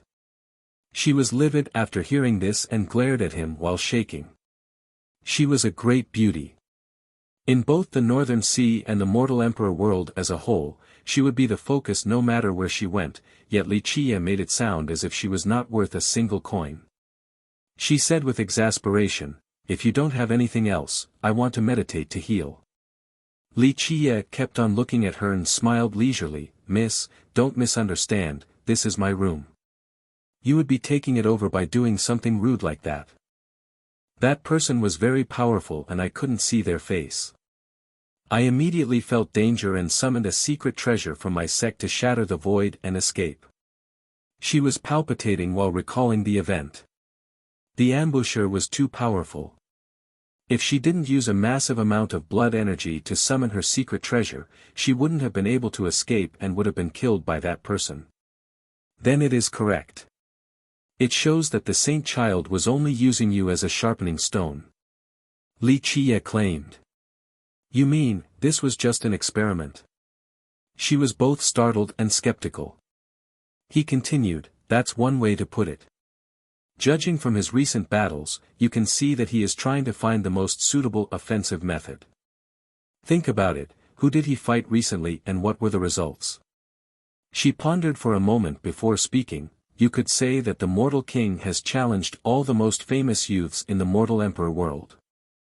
Jikong Wudi, Zhan Shi, Lin Tiandi, Bai Jianjun, Mei Suyao. Normally, he would lose on the first challenge. During the second, he would have the chance to even the score. Li Qiye said. Wolongxian replied, there are indeed signs of that. It was true when I fought him, and the same goes for Jikong Wudi.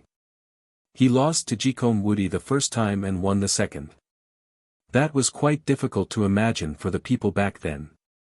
No one thought that he could win because everyone knew that Jikong Wudi had an absolute advantage during the first battle. This is because it is not just the Saint Child fighting, but also someone else.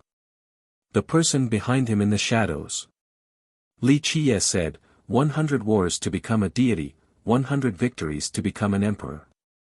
The Saint Child is not an extremely brilliant person. He requires countless battles to gain experience, borrowing war to find his enemy's weaknesses to make up for his own.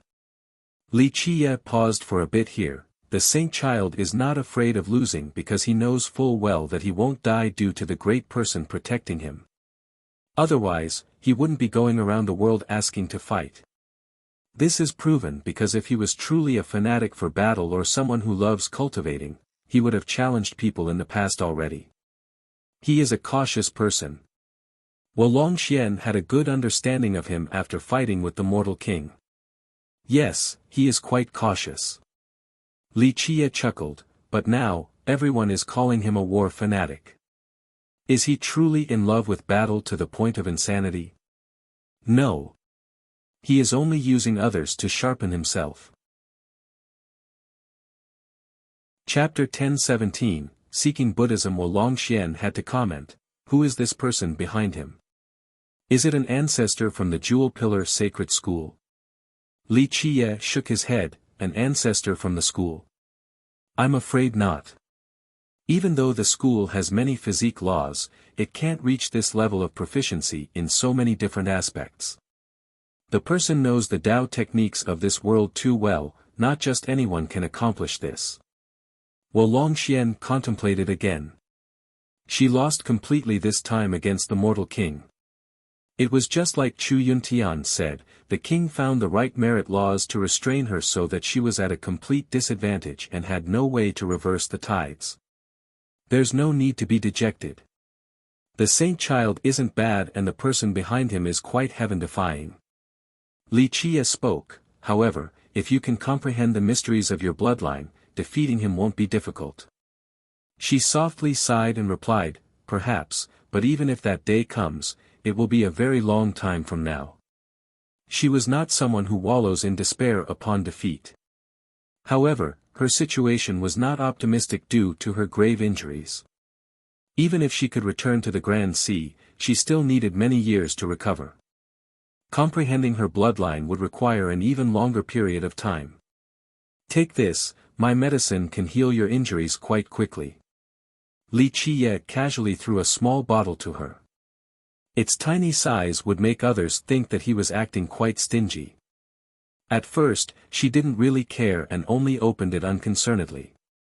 When the bottle was opened, a sweet fragrance capable of making people feel refreshed drifted out.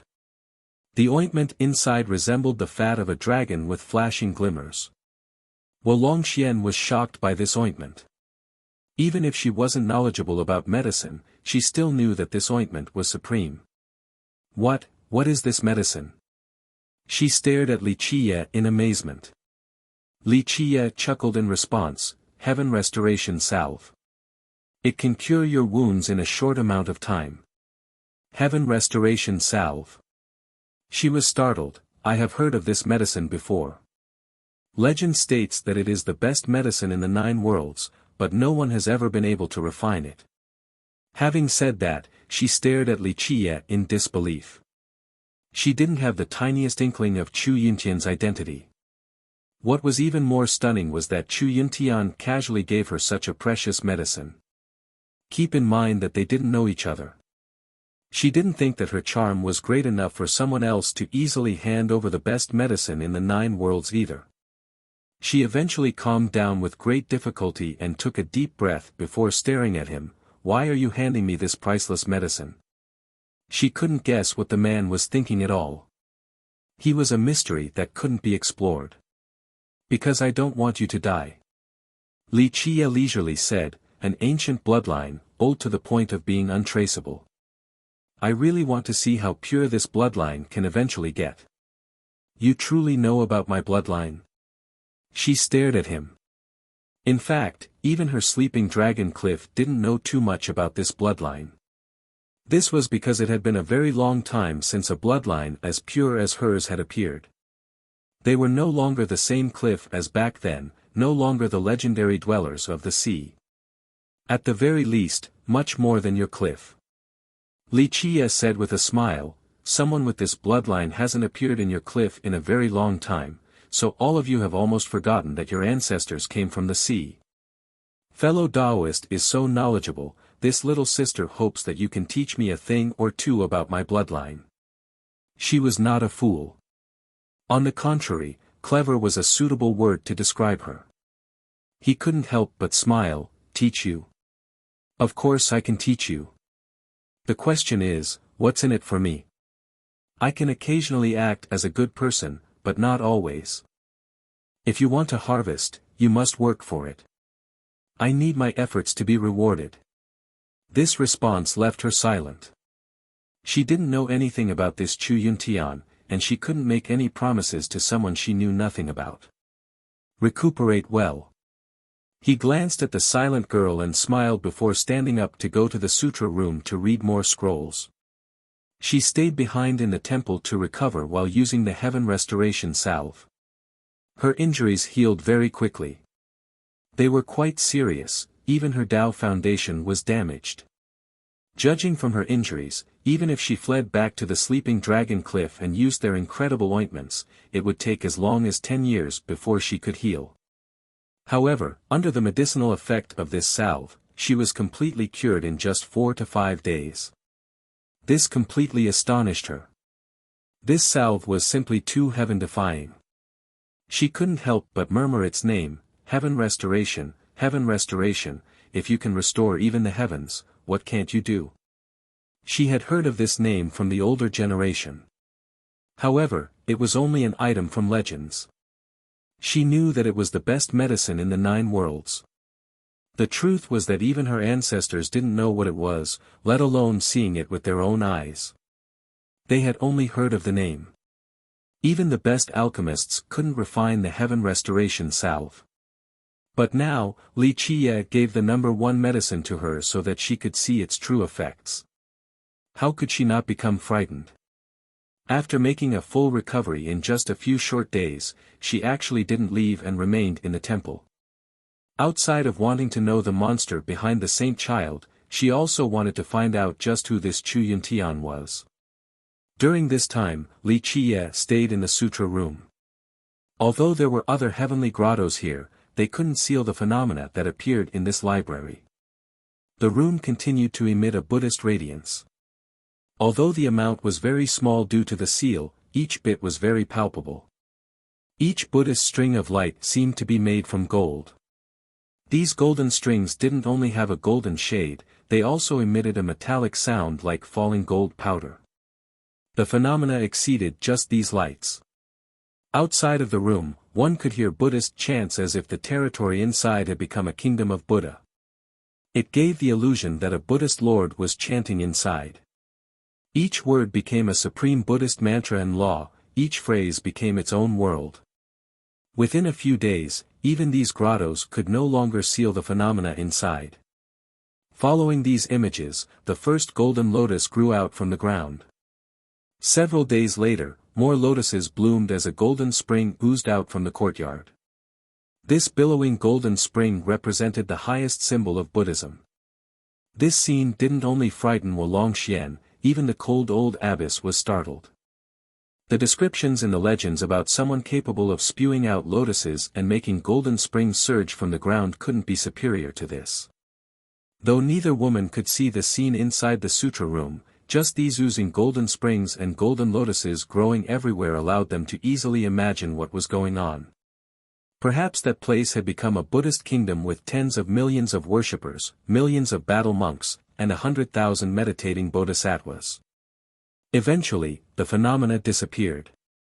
One could hear a squeaking sound as Li Qiye came out from the sutra room. At this time, the current Li Qiye was not too different from before. He became even more ordinary looking, a transformation back to the origin.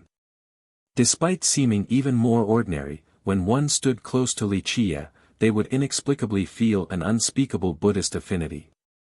It was as if a supreme Buddhist Lord was converting and enlightening you in a natural and mysterious process. People would suddenly feel an impulse to prostrate and convert to the Buddhist order. Wuxian was a genius as well as the sect master of the Sleeping Dragon Cliff. Her Tao heart was extremely strong. However, when she stood close to Li Qiye, her Tao heart suddenly felt a ripple with his image, an image of him looking like a Buddhist lord. What is this black magic? Wuxian jumped from shock and stared at him. At this time, Li Qiye was very gentle and calm. The world became tranquil wherever he stood. Even time didn't dare to disturb him.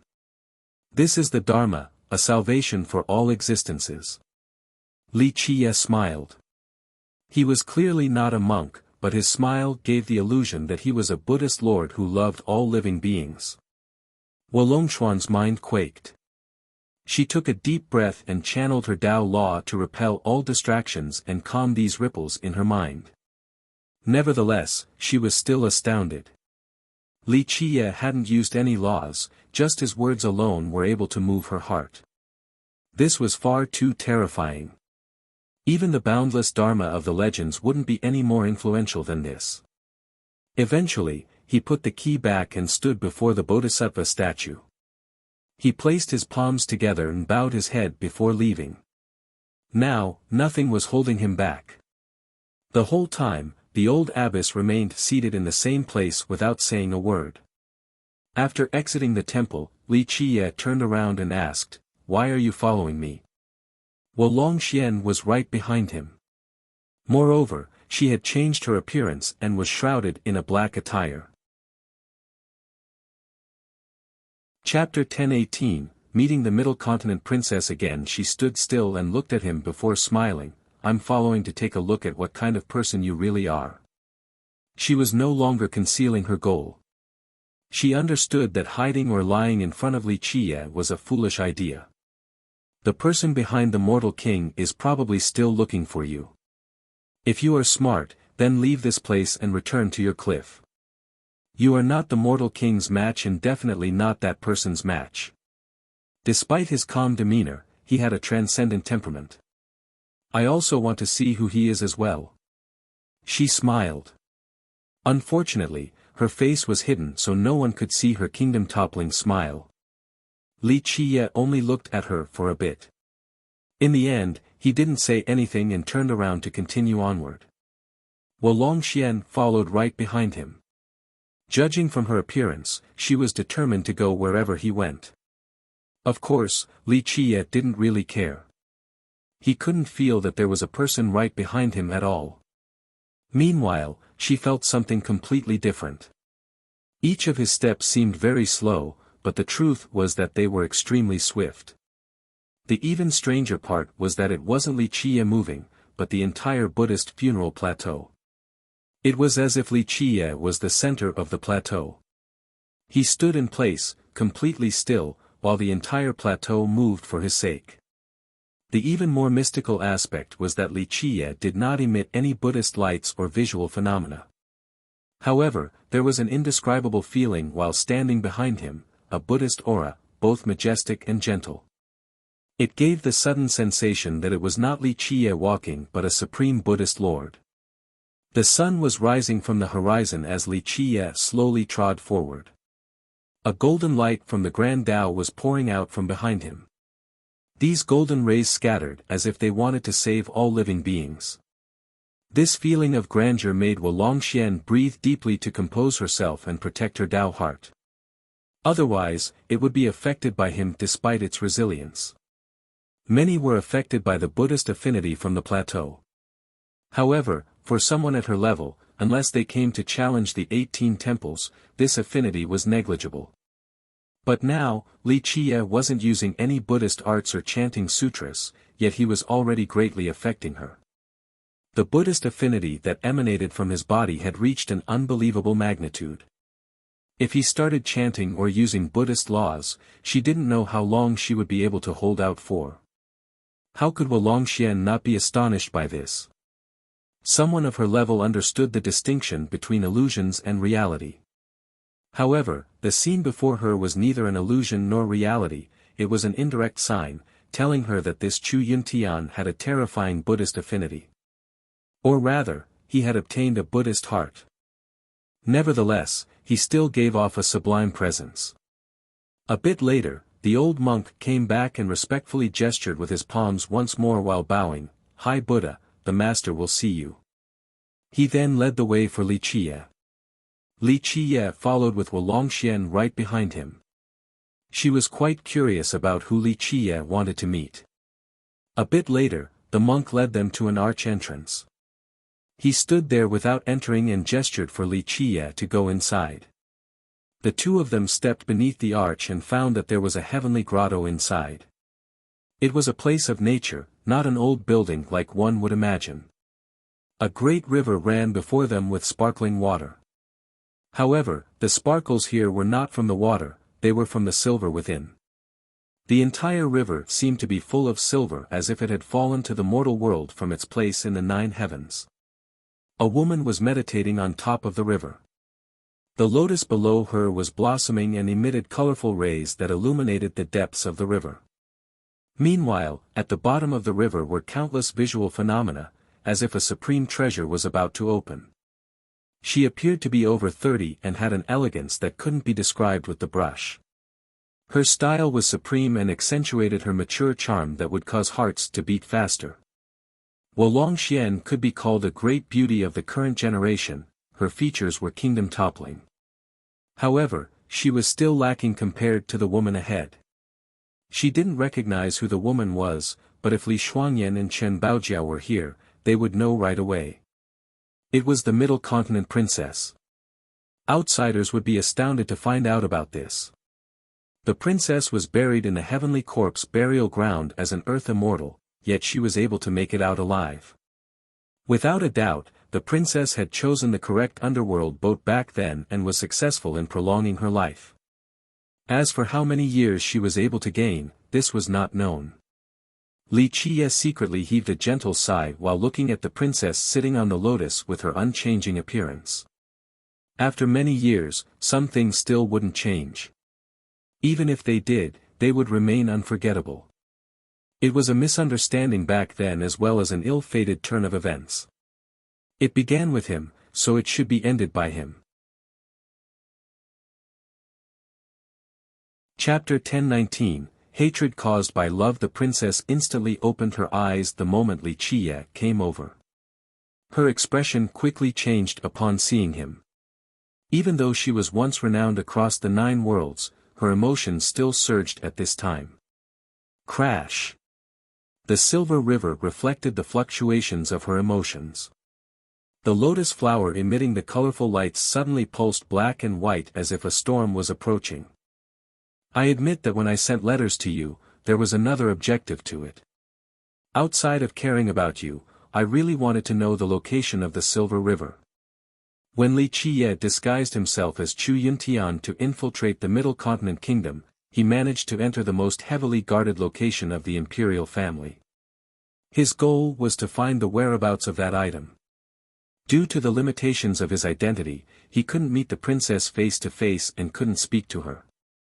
However, the two of them always secretly sent letters to each other. Is that it? The princess responded, this is all that the words in those letters encompassed. You didn't try to seduce an ignorant girl so that she would fall in love with a person named Chu Yuntian, a person that doesn't even exist. All just to make her tell you those secrets. Li Qiye slightly opened his mouth, wanting to say something else, but he stopped while lamenting in his mind.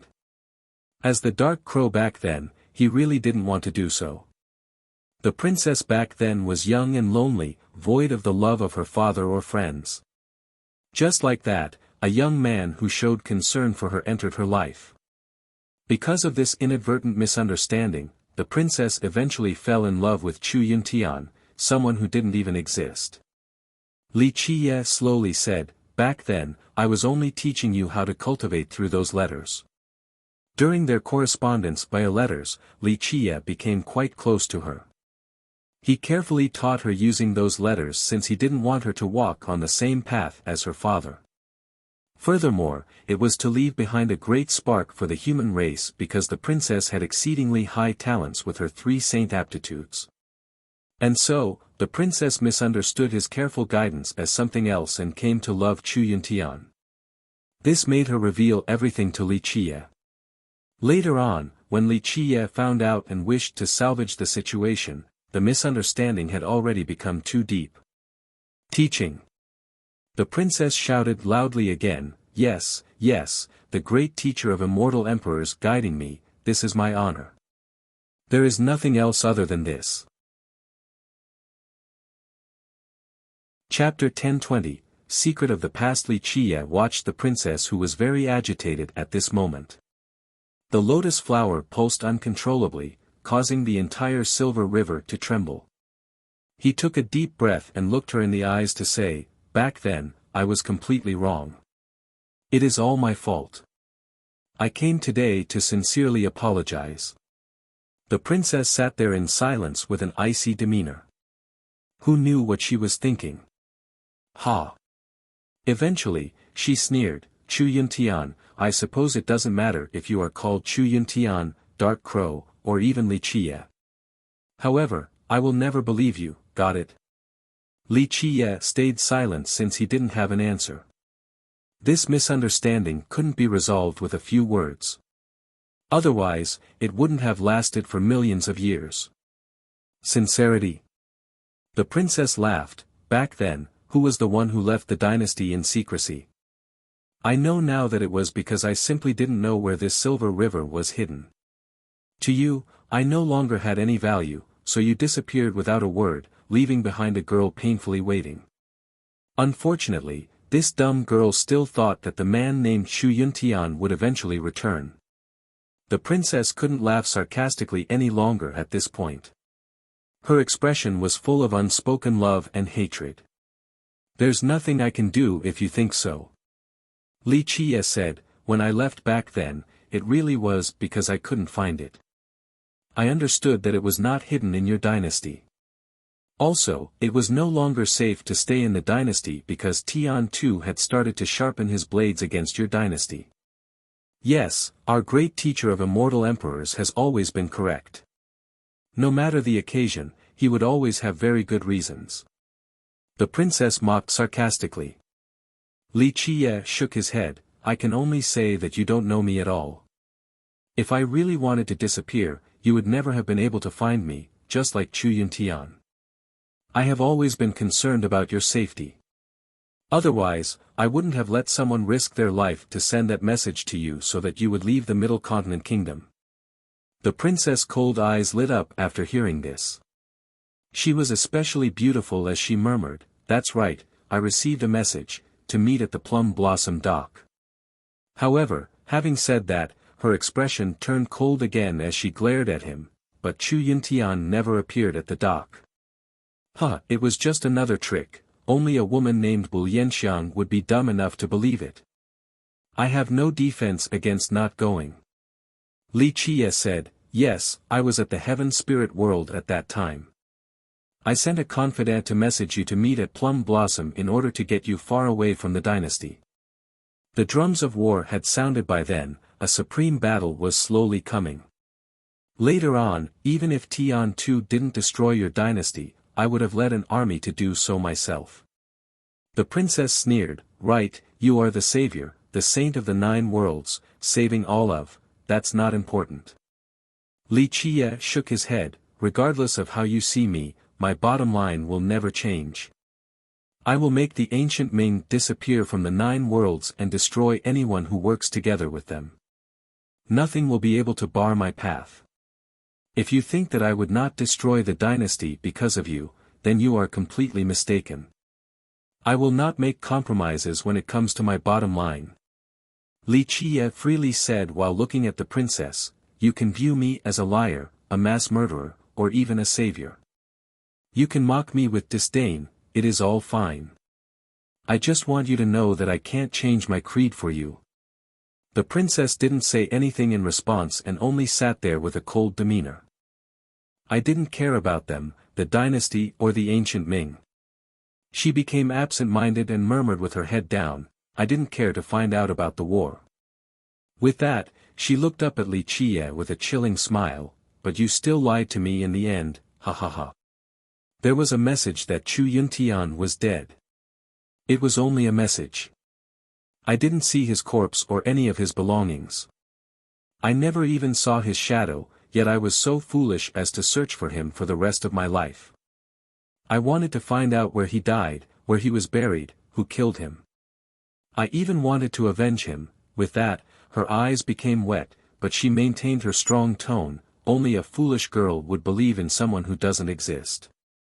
Because of this scam, she entered the heavenly corpse burial ground to become an earth immortal. She simply wished for the day that she could find Chu Yuntian's remains. A teardrop finally dripped down from the corner of her eyes. Yes, it was just a plan. Li Qie helplessly said, back then, in order to find Chu Yuntian, you chased my generals all over the world. In order to end this needless search, I had to make Chu Yuntian disappear. However, I didn't expect that you would still want to find where he was buried. Chu Yuntian, no, Dark Crow, or should I call you Li Qie now? You have always been a liar. The princess sneered, if you weren't one, you should have just told me the truth. Li Qie stayed quiet for a long time before looking at her and nodded his head, yes, I am a liar. All of the fault lies with me, so I came to resolve this today. Huh, what now? Even the great teacher doesn't know how to defend himself. The princess coldly laughed. Li Qie stared at her in a serious manner and calmly said, there's no need since there is no reason to be defensive. I am here right now.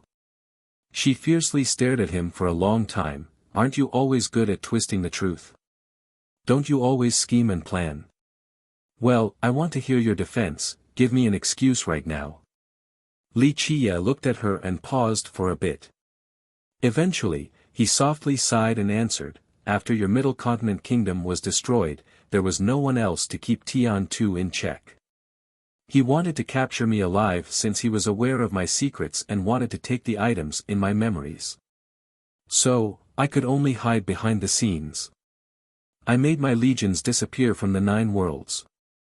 I was biding my time to deliver a fatal blow to the ancient Ming. Thus, I had to disappear during that period. The moment I showed myself, Tian Tu would have come killing and annihilated us. Li Qie sighed again at this point. In fact, this was not just a justification. At that time, the situation really was as he described. He ordered several attacks against immortal Emperor Tian Tu, but they were all unsuccessful and his generals suffered major losses.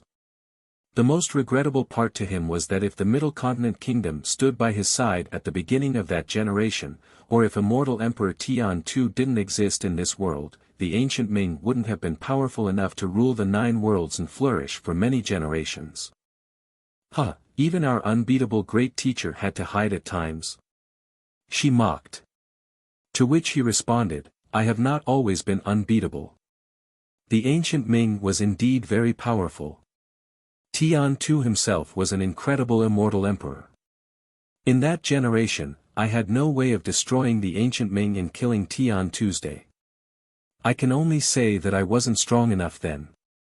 No matter what, as long as I can live on, I will be able to get through tough times. Perseverance will yield victory eventually. Li Qie slowly said. Back when the ancient Ming was at its most powerful state under Tian Tu, it was not an easy time for the 9 worlds, the human race, and even him who would eventually become the teacher of immortal emperors. The enemy was simply too strong. The princess thought quietly about that time. She was someone who had lived through that era and knew of its darkness, that it wasn't an easy period. It must have been very hard. Just thinking about the 9 worlds under the ancient Ming's rule and the incomparable immortal Emperor Tian Tu, the princess suddenly became absent-minded and actually blurted out such gentle words. Looking back over the years, Li Qie softly sighed, it was bearable. I let my legions hide in the most dangerous locations. There had been tougher times before Tian Tu, so we were used to it, it didn't matter too much. Eventually, the princess looked up and exclaimed, anyway, no matter what kind of excuses you have, this doesn't change the fact that you are still a liar. I know that I am a liar in your mind. Li Qie nodded solemnly, since I was in the wrong, I wanted to resolve this issue. He continued on while looking into her eyes, I have obtained my true body in this generation and I want to fight to the very end, so I must finish my unresolved business. Why did I come to the heavenly corpse burial ground to find you? Was it just for the yin-yang immortal mirror? The truth is that I could have traded other people for imperial weapons at that place. I looked for you specifically since I wanted you to know the truth. He stared deeply into her eyes. Chapter 10:21, Love or Hate, Really? She coldly stared at him. Judging by her expression, she didn't seem to believe him. Believe me. Li Qie calmly said, I have to end everything before the Great War. I went to the corpse burial ground to find you to let you know about the matters of Chu Yuntian back then. I knew that you would have the drive to leave the burial ground alive after finding out the truth. Humph. The princess scowled and coldly responded, It sounds like everything is as you have planned. But you still came to the ferry. Li Qie looked at her. After finding out about Chu Yuntian, you tried your best to leave the burial ground. I want to conclude our matters in this generation, so at the underworld river, I left one boat for you. Aren't you alive and well right now after leaving? She only stared at him quietly, as if she was not yet appeased by his words. Or perhaps, Li Qie hadn't convinced her just yet. Are you sure you didn't come here for this silver river? The princess spoke coldly while staring at him. If you still think so, then all I can say is sorry, you don't get me at all. In your eyes, I am only a stranger, a contemptible liar. He dully said, If you think everything was just a plan of mine to obtain the silver river, then so be it. The mistake was mine back then, I'll pay you back. He lost interest and turned around to leave. Stop right there. The princess shouted after seeing him wanting to leave. However, Li Qie ignored her and continued on. Chu Yuntian. Stop, you can't forget everything that you said in those letters. She shouted loudly, What did you promise me? Don't tell me you have forgotten. You said that you would protect me forever, where is this promise now?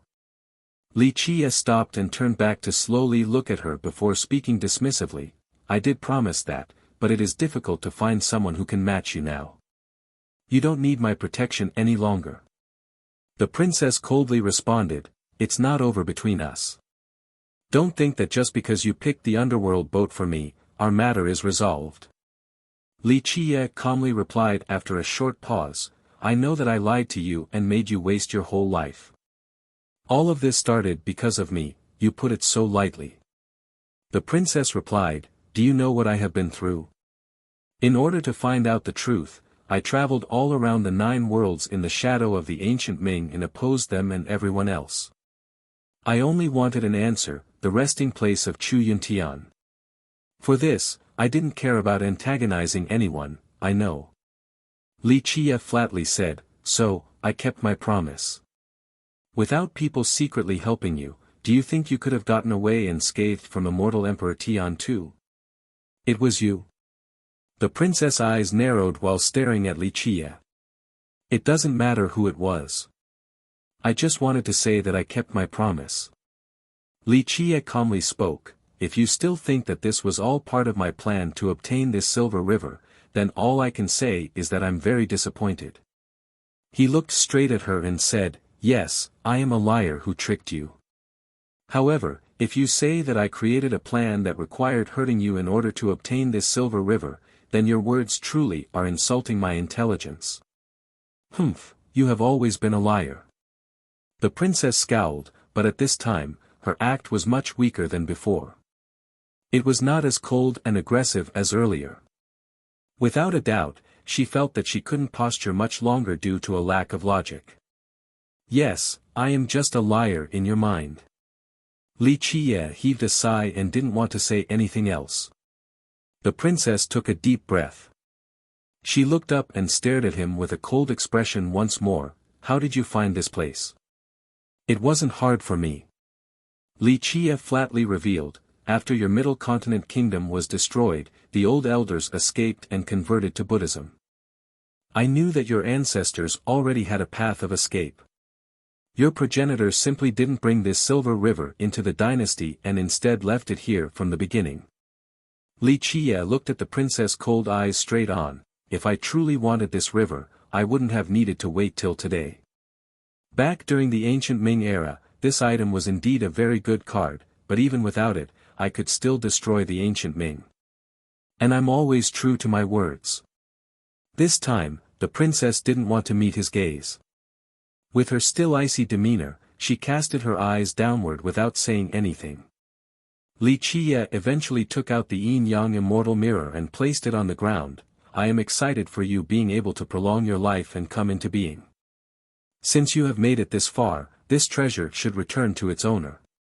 The princess coldly said, You think it will end just like this? This is your repayment? Li Qiye gently shook his head. No, this is only to show my sincerity. Just say the word and I'll make it up to you. What will you do to compensate? The princess asked with an icy glare. He turned silent for a moment. He knew very well that the princess didn't want any treasures. In the end, she chillingly spoke, It's not over between us. He looked at her emotionless demeanor and nodded, Very well, if you want to get even, I won't hide. I trust that you will be able to leave this place very soon. I'll be waiting at the Buddhist funeral plateau for you. Humph. The princess only scowled. Who knows if she was feeling hatred or something else. Eventually, he turned and walked away. He didn't get too far before he turned around and looked at her with an austere expression. My name is Li Qiye, not Chu Yuntian. Of course, if you want to find Chu Yuntian to get even, then Chu Yuntian will still be waiting for you. With that, he finally left. The princess watched his departing shadow and was quiet for a long time. A while later, she beckoned and the mirror fell into her hand. She sighed at Li Qiye's departure and murmured quietly, Fate. After leaving the temple, Wolongxian stuck to Li Qiye again as if she was his tail. He couldn't help but leer at her, You are still the tyrant of an entire region, why are you following behind my butt? At this point, Wolongxian was quite calm, as if she had copied Li Qiye's demeanor. The great path is long with all kinds of people walking on different sides. Why are you saying that I am following you? Li Qiye looked at her with one eye and threatened, Girl, do you think I won't throw you into a terrifying evil den that even you would never be able to come out from? Do it, throw me in then. Wolongxian shrewdly postured with both hands on her thin waist while arching her towering fair breasts. Li Qiye saw this and was too lazy to retort. He turned around and kept on going. Wolongxian hastily gave chase and walked with him shoulder to shoulder. What's wrong? Not having a good day. Who was that woman earlier? Your Dao companion or girlfriend? You guys had a fight? The gossipy soul of the Dragon Cliff's sect master was burning right now. She was as inquisitive as a little kid, asking questions all the time. Li Qiye ignored her and continued on while she didn't give up and followed him step by step. Okay, we won't talk about that, how about we change the subject? Wolongxian said, Tell me a little bit about you. What sect are you from? How come I've never heard of the name Chu Yuntian before? Li Qiye gave her a look and said, Girl, what do you want to know? She tilted her head. Her appearance was actually kind of cute, no longer resembling an untouchable genius or a high-powered tyrant of a region. She smiled, I want to know your background. If it wasn't for her face being hidden, one could definitely see her beautiful flower-like smile. Not telling. Li Qiye dismissively replied and went on his way. Her mood was particularly good. She copied his demeanor and leisurely said, Then how about we talk about the dwellers from the deep? You want to know about your mystical bloodline then? Li Qiye looked at her again with an unfriendly demeanor. That's right. She didn't hide it at all, just like you said, our cliff knows very little about the ancient bloodline, so please enlighten me. That's not out of the question. Li Qiye relaxingly spoke, but what can you give me? What do you want?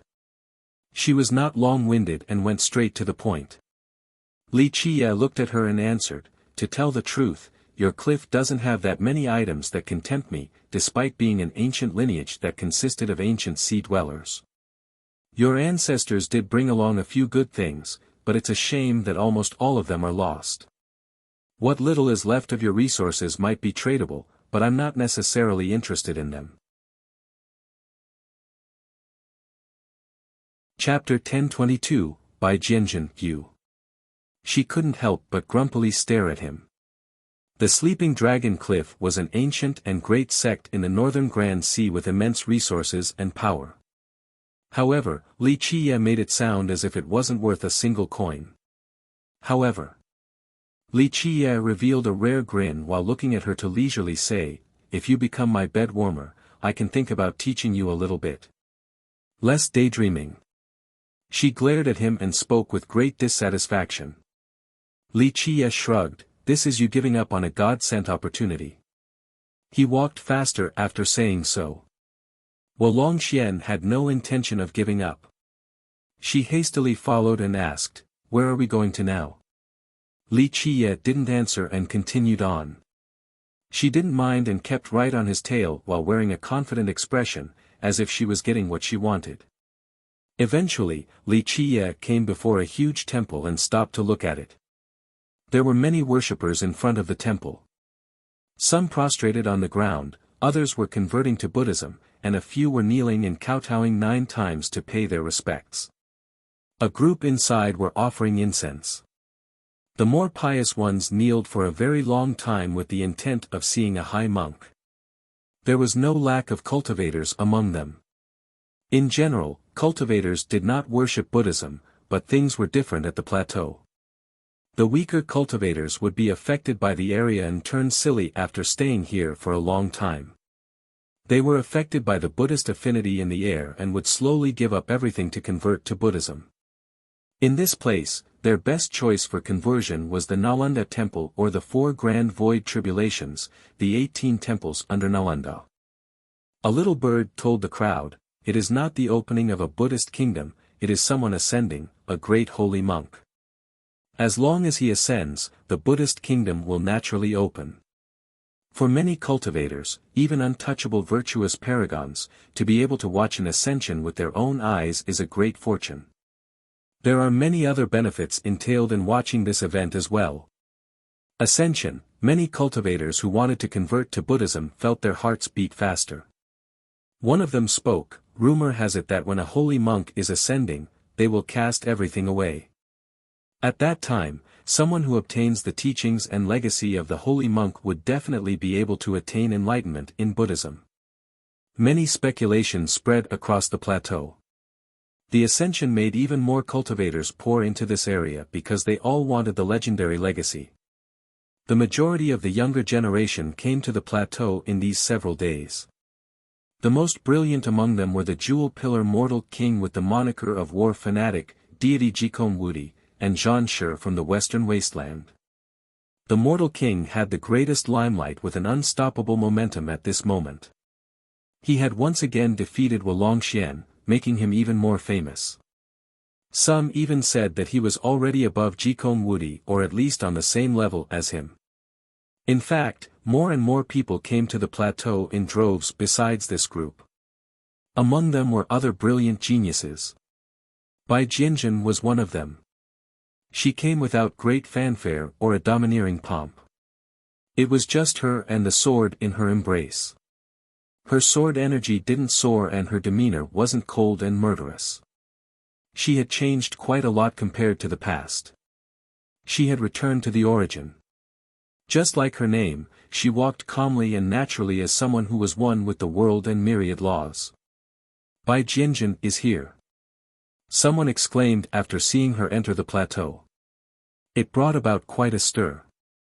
The greatest contemporary sword user. Even a virtuous paragon from the previous generation had to concede this point. Someone speculated after seeing her, "Why is she here? I think even the holy monk's legacy shouldn't be enough for her to come here from the Western Wasteland. Maybe it is because of Zhan Shi." A cultivator from the Western region added, "Her feud with Zhan Shi is not over. She lost to him last time, so maybe she wants to challenge him again." That could be true. Another spoke, "They fought twice. Zhan Shi lost the first time and won the second. But now, her Tao of the sword is invincible, so she will definitely challenge him again. If that is the case, then she will probably win." A big shot murmured, her Tao of the sword has reached grand completion and can be described as invincible. Even the mortal king doesn't dare to challenge her. Humph, who says the war god doesn't dare to challenge Bai Jianjun? His words made the mortal king's supporters quite unhappy. Chapter 1023, Bing Wuxia. The king currently had many followers and admirers. Some even said that his entourage was even bigger than Jikong Wudi's. The reason was very simple, the difference between the two. Jikong Wudi was a supreme genius who came from the Space Trample Mountain. Because of his triple saint aptitudes, he was destined for greatness. It gave him the ultimate advantage. In the eyes of many, he was the descendant of an immortal emperor, born with a golden spoon in his mouth. He was not in the same world as ordinary cultivators. The mortal king was different since he came from the Jewel Pillar Sacred School. Though the school was a great power, it was far lesser than an imperial lineage. The king's talents during his younger years were much weaker than Jikong Wudi's as well. With an ordinary background and ordinary talents, the king won some and lost some to eventually become famous across the world. Now, he was on the same level as the unmatched group of Jikong Wudi, Mei Suyao, and Heavenly Emperor Lin. In the eyes of many people, the king came from humble beginnings and was very similar to them. Perhaps one day, through sheer effort, they would be able to reach his level and fame as well. This was the reason why he had so much support from the community. In their minds, the mortal king was the war god who would definitely become an immortal emperor in the future. So now, when someone claimed that he didn't dare to challenge Bai Jianjun, this naturally made his supporters unhappy and made them immediately defend him. Not everyone found the mortal king pleasant. Moreover, Bai Jianjun was very brilliant at this moment as the #1 sword user. To top it off, she was quite pretty as well. All of this resulted in her having a lot of fans. Humph, war god. That's only a self-proclaimed title. It is fine if you call him war fanatic though. A Bai Jianjun fan immediately sneered, the mortal king might have a fine battle record, but it was built upon many defeats. If he had died in any of those battles, he wouldn't have the same accomplishments today. The only reason he is still alive is due to his backing. And a mortal king supporter fired back, Bai Jianjun might be strong, but she is still much weaker compared to the war god. Their record is 2-1 in favor of the war god right now. This shows the war god's superiority. The mortal king had fought Bai Jianjun 3 times. He was the challenger for the first 2 bouts and had won both. Bai Jianjun's admirer smiled sarcastically, really now? Yes, sword goddess Bai lost twice before, but don't forget that on the 3rd duel, her Tao of the sword reached the limit and crushed your war god until he had to muster all of his strength just to escape like a baby sucking on his mother's breasts. He was being chased so hard that he almost had to hang himself and commit suicide out of fear. If someone didn't come to save him, would your so-called war god still be alive? He would have become a pile of bones, just another soul dying under sword goddess Bai's sword. This made the king's admirer turn ugly. After losing twice to the mortal king, Bai Jianjun challenged him later on with all of her might.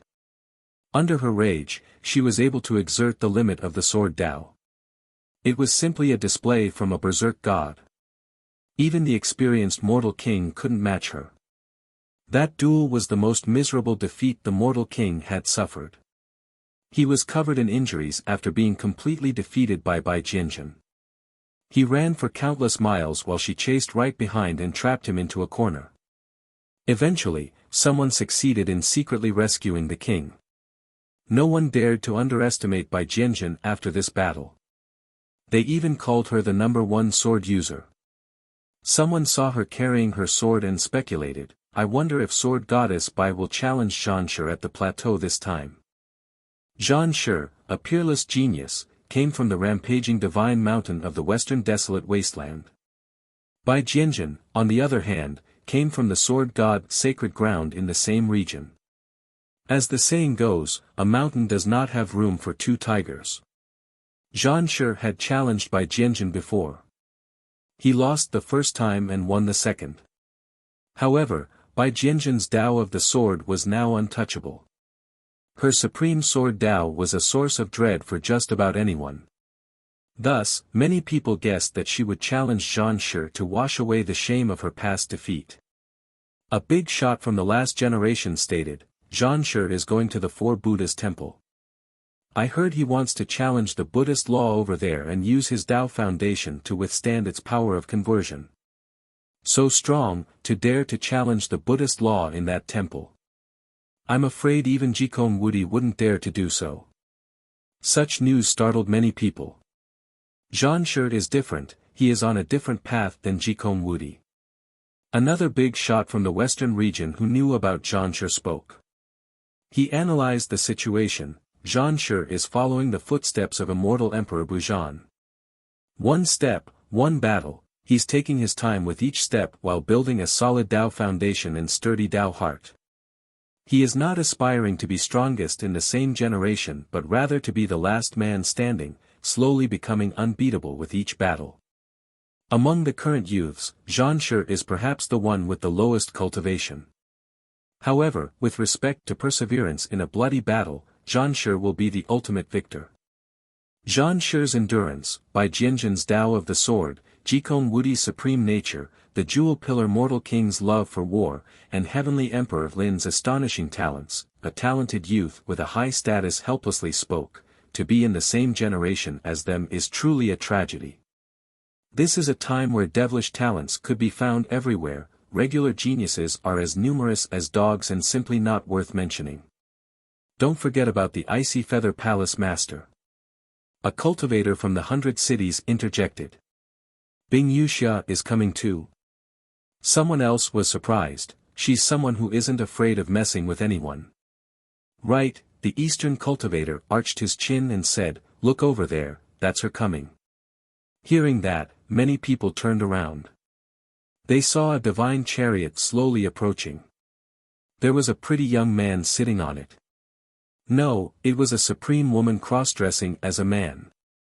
Who else could it be besides Bing Wuxia? She was surrounded by beauties at the moment. One in her embrace and a few more charming ones sitting next to her. Witnessing Bing Wuxia being adored by so many beauties on her chariot left some people envious and others speechless. She had become the palace master of Icy Feather, but she was still unbridled. It was well known that she liked the fairer sex, it wasn't a secret at all. Palace Master Bing, long time no see. When Bing Wuxia arrived, a transcendently pure aura emerged as well, heralding the emergence of a cool and elegant character. He seemed to be from a different world. His most notable characteristic was the intelligent air surrounding him, making him appear to be a scholar more than a cultivator. Someone recognized him and exclaimed, Heavenly Emperor Lin is here too. The person accompanied by this pure energy was the most famous genius in the southern region, referred to as the number one of the barren earth, Heavenly Emperor Lin. So you are that Lin guy? Bing Wuxia only gave him a quick glance, her focus still on the beauties next to her. She leisurely spoke, you already had a good name, yet you still claim to be a heavenly emperor. That's not a good omen. Bing Wuxia's arrogance was famous. She acted like this no matter who she was speaking to. Palace Master Bing is messing with me. Heavenly Emperor Lin did not become angry. He gallantly laughed in response, this is only a title given to me by others, a title that can't reach the apex. So, do you want to fight?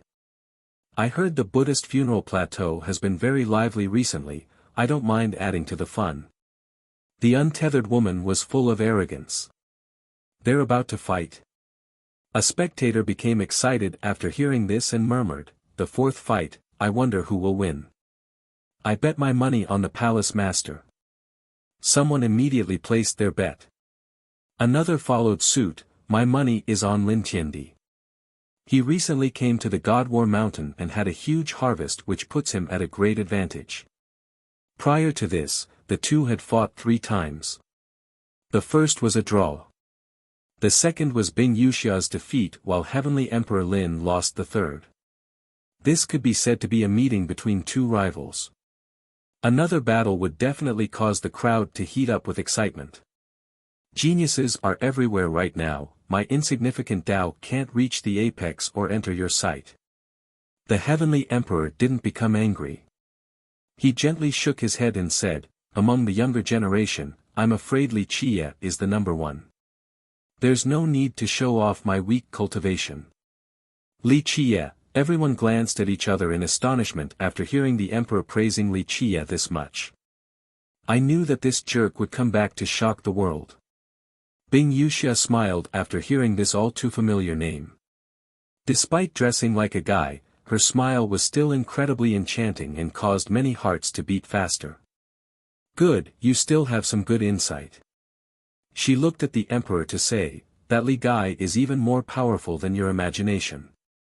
To be praised like this by you, he must definitely be unfathomable. The emperor nodded and said, I have some business to attend to, so I must set off first, see you later. With that, he flew away with his boundless pure energy. No matter what, Heavenly Emperor Lin's charm was truly unmatched. He didn't have the domineering style of other geniuses. His temperament was unique and made him appear out of the ordinary. Chapter 1024, Spirit Mountain. Li Qie traveled across the plateau and entered numerous temples to debate against the high monks.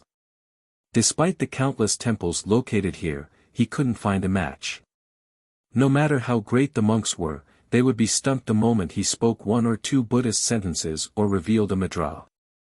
His visits to the temples had gained him many followers. Wherever he went, a large group of followers consisting of both cultivators and mortals would be right behind him.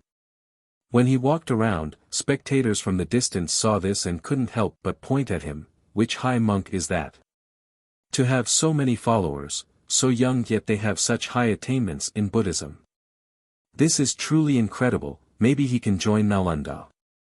An expert commented with a tinge of emotion. After being uncontested through all the temples, Li Qie's Buddhist affinity was at the highest level. At this time, although he didn't have any holy radiance and spouted no mantras, each of his actions affected the rhythm of the entire plateau. Just like he said before, he was Buddha. We'll go to Spirit Mountain. Eventually, he told Wu Longxian, who was following right behind him. She was still shrouded in black so no one could see her true appearance. She couldn't help but look back at the followers and ask, what about them? They're coming as well? She had witnessed the power of Buddhism in these last couple of days. Once they were converted, they would act completely different, as if they were lost in a dream. Just looking at the followers behind her made it apparent. They didn't know who Chu Yuntian was, but after listening to his scripture debates and dharmic preachings, they immediately joined him and became his devout worshippers. They had different expressions, some were peaceful, some were dazed, and some were unchanged. There was one similarity despite the variety of expressions, a fanatic level of certainty. At this time, Li Qie placed his palms together vertically and shouted, the Dharma is boundless, repentance is salvation. No matter the time and place, its Buddhist light was eternal and burned bright even during the darkest era. The temples built on its adjacent hills were sacred and majestic. There were holy monks chanting above while being protected by heavenly dragons. Arhats and bodhisattvas were performing sermons. The entire mountain seemed to be a celestial kingdom, away from the mundane world and the maddening crowd. Anyone would have the urge to prostrate while standing at the base of this mountain. They would want to bow every 3 steps or to forever prostrate before its grandeur.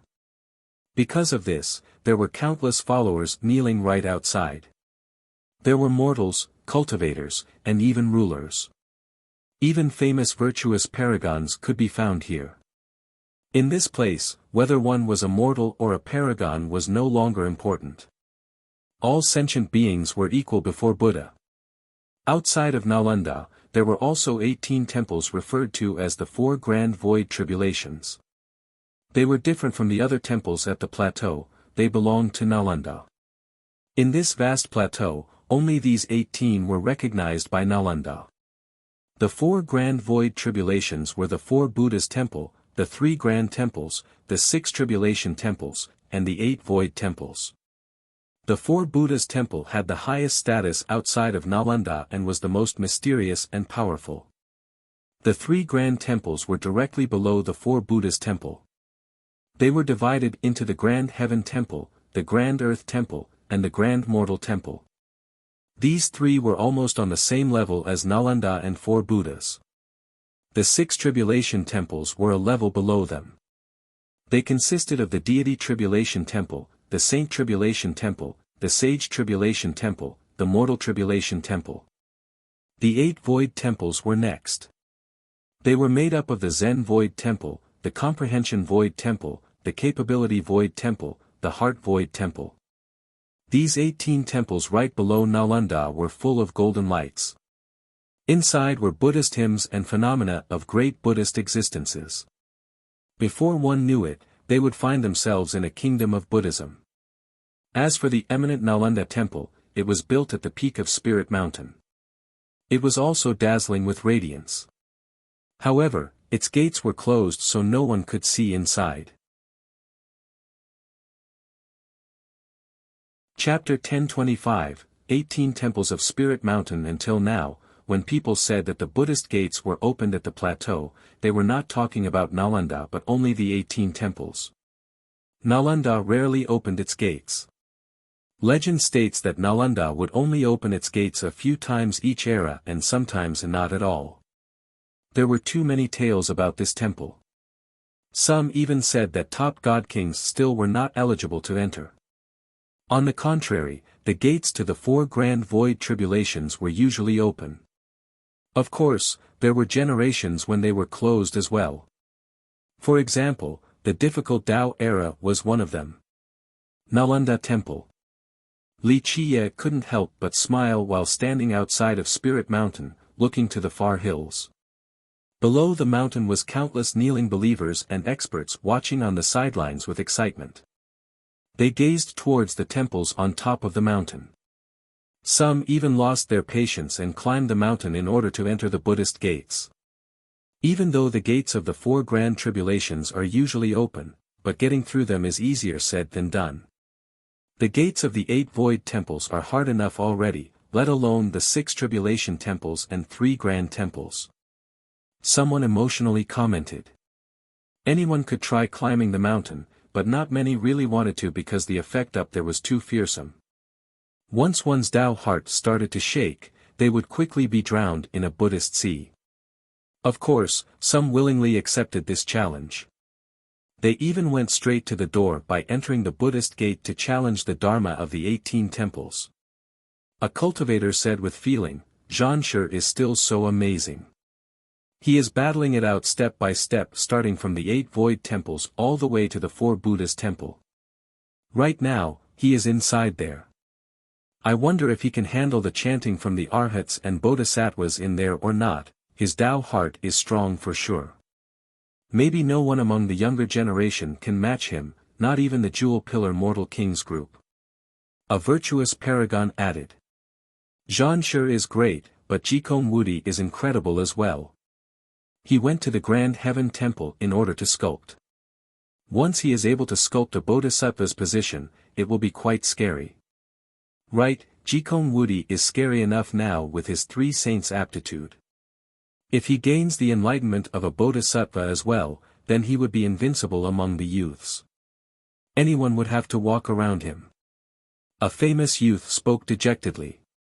In the current generation, too many people had lost to Jikong Wudi. Due to the sheer number of them, these losers were not worth remembering outside of people like the Mortal King. The enlightened fruit of a Bodhisattva.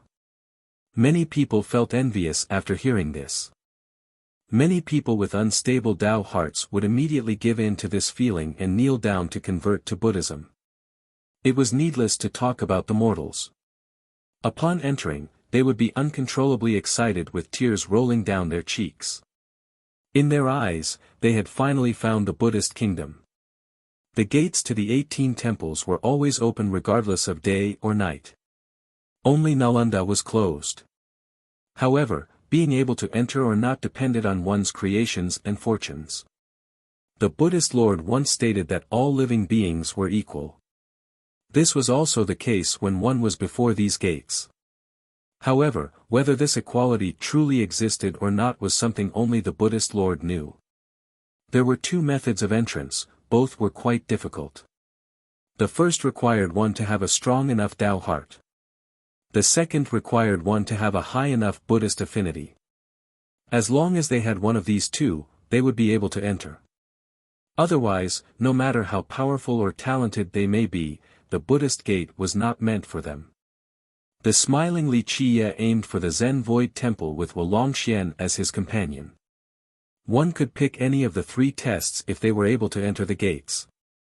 The same was true for any of the temples as long as they have the ability.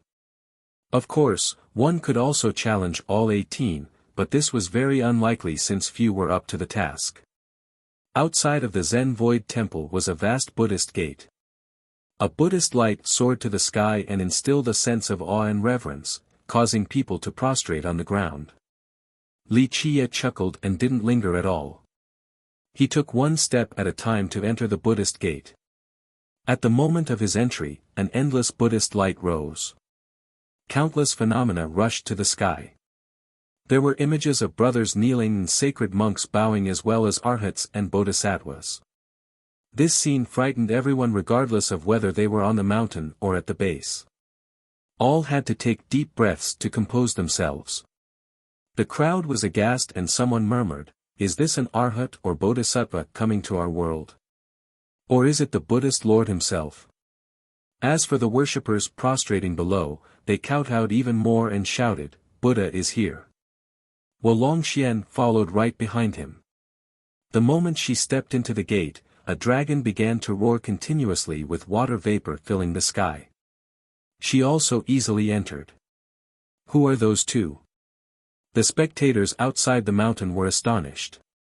Wuxian was one thing, but Li Qiye's visual phenomena were simply too shocking. Maybe they aren't cultivators. Perhaps it is a sacred monk of the order, still practicing with his hair long. A person murmured as they watched Li Qiye disappearing into the Buddhist light and infinite aura. Someone curiously asked, "Since when did the mortal emperor world have such an unfathomable sacred monk?" Someone from the previous generation gently shook his head in response, "Cultivators like us worry about realms and levels, who would pay attention to people in the Buddhist faith? Outside of the plateau itself, there are not many Buddhists around. It isn't strange that none of us knows who he is." People found that this elder made sense. In fact, Taoists only cared about strength. No one would worry about the depths of one's dharmic comprehension. In the minds of many cultivators, Buddhist laws were useless. At best, they were only able to influence and convert people. Chapter 1026, Zen Void Temple. After passing the Buddhist gate, Li Qiye saw green bricks and white tiles on both sides of the temple. It was full of swaying trees with leaves gently fluttering down.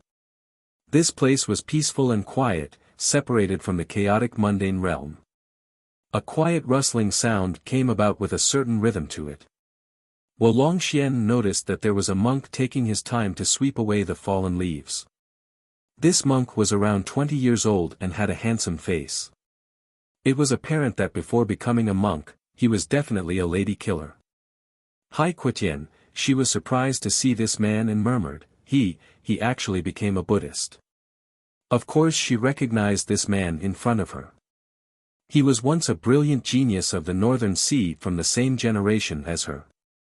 He was definitely incredible, but he disappeared later on. This is only training. He has yet to cross over completely. The 18 temples requirement for crossing over is very high. He needs many years of training before he can succeed. Only then would he be considered a real monk, a disciple of Nalanda. Li Qiye explained. Wuxian watched the man sweep away the leaves with great shock. She wanted to call out to him because the two of them had met several times before. They could even be considered friends. The man lifted his head and saw Wuxian and Li Qiye. He only greeted them with a Buddhist gesture before continuing his duty. After seeing his expression, she knew that he still recognized her. However, he had severed all mundane ties, so even if they were friends in the past, they were only strangers now. The two continued on. She finally noticed monks meditating on the left and right sides of the pagodas. These meditating monks were completely different from Haiquitian. They emitted Buddhist lights while hymns emanating from their bodies. It seemed that their flesh had become that of Buddha. Those with weaker Tao hearts would instantly prostrate on the ground before their presence. They are different. She commented after seeing them. They could be called high monks with powerful dharma. However, this level of dharma is still only the beginning, it can't reach the apex. Why do you say that? She asked curiously. Li Chia chuckled and answered, look carefully, you will find something interesting about them. It's just that your intuition is telling you differently, just look again. She took a closer look and was astounded. She had to take a step back from disbelief while looking back at Li Chia to ask, are they dead or alive? He smiled, this depends on your definition of what is dead and what is alive. The shocked Wu Longxian exclaimed, their blood energy has already withered. With their depleted lifespan and life force, how can they still be living? These meditating monks were brimming with a Buddhist radiance and sacred air. However, they had no blood energy, no life. Even though some ancestors had dried up blood energies and depleted lifespans, there was still some life force inside them. At the very least, they could still struggle to live for a while longer. However, these monks had absolutely no life force. In other words, they were dead. Their appearance with their bright holy lights belied their true state. How can one become a Buddha without giving up on their bag of skin? Li Chia said dismissively. Then all the monks under Nalanda are moving corpses. They are all existences without life. She shuddered at this thought. Although she knew quite a bit about Spirit Mountain, knowing and seeing were two different things. Li Chia leisurely said, why do people come to the Buddhist funeral plateau and Spirit Mountain? Mortals look for a home, but why do cultivators convert themselves as well? Especially those invincible god kings, they give up everything to join this Spirit Mountain, even starting as a nameless monk. All of this for what? Eternal life, right? She murmured. She had heard people discuss this topic before. Yes, eternal life. Li Chia flatly said, giving up the physical body to enter the Buddhist faith, this is eternal life. From the very start, the majority of both god kings and emperor candidates would come for eternal life and train in this Buddhist area. Eventually, they were converted and let go of their mundane ways and their fleshly bodies to become real high monks and achieve everlastingness. Eternal life exists in this world. She spoke with great uncertainty. Eternal life was a profound and heavy subject. For millions of years, many peerless existences had researched this topic, but no one had heard of a successful attempt. This depends on what you want out of eternal life. If, say, you want to keep your blood and flesh, love and emotions, to walk in this world like the rest, this type of eternal life might not be possible. Li Chia looked at the horizon and spoke, at the very least, not right now. She looked at the monks sitting next to the pagoda and slowly asked, then are the high monks in Spirit Mountain eternal? In a sense, yes. He nodded, there is a huge price to pay for eternal life. Letting go of the body and severing mundane ties. From then on, one will drown in the Buddhist sea, no grievances, no hatred, no love. There is nothing except the Dharma. Having said that, he looked at her and added, moreover, everything will turn into smoke the moment they leave the Buddhist funeral plateau. Only by staying at this place would they stay eternal. Turning into another person, in other words, this is becoming a puppet. She couldn't help but comment. These words sounded disrespectful, but they were the truth. These are the enlightened high monks. Li Chia smiled and didn't deny her statement, all along, eternal life has come at a hefty price. When one's lifespan is used up, the rest of the world will no longer matter to them. So what if they have to let everything go? They can continue to live. After all, death claims it all anyways. Wuxian contemplated for a moment. Even a god king at the end of his lifespan would have to face the horror of death. He would die and his Tao would vanish. Just like Li Qie said, everything became nothing upon death. Thus, before that very last moment, why not give everything that was already gone so that one could live on? At this time, Li Qie walked outside of the Hall of Great Strength. A high monk shrouded in Buddhist light came out to greet him. His robes seemed to be gilded, making him seem to be transcending into a Buddha. At this level, the physical flesh was no longer worth mentioning. "May I ask where you are from, sacred monk?"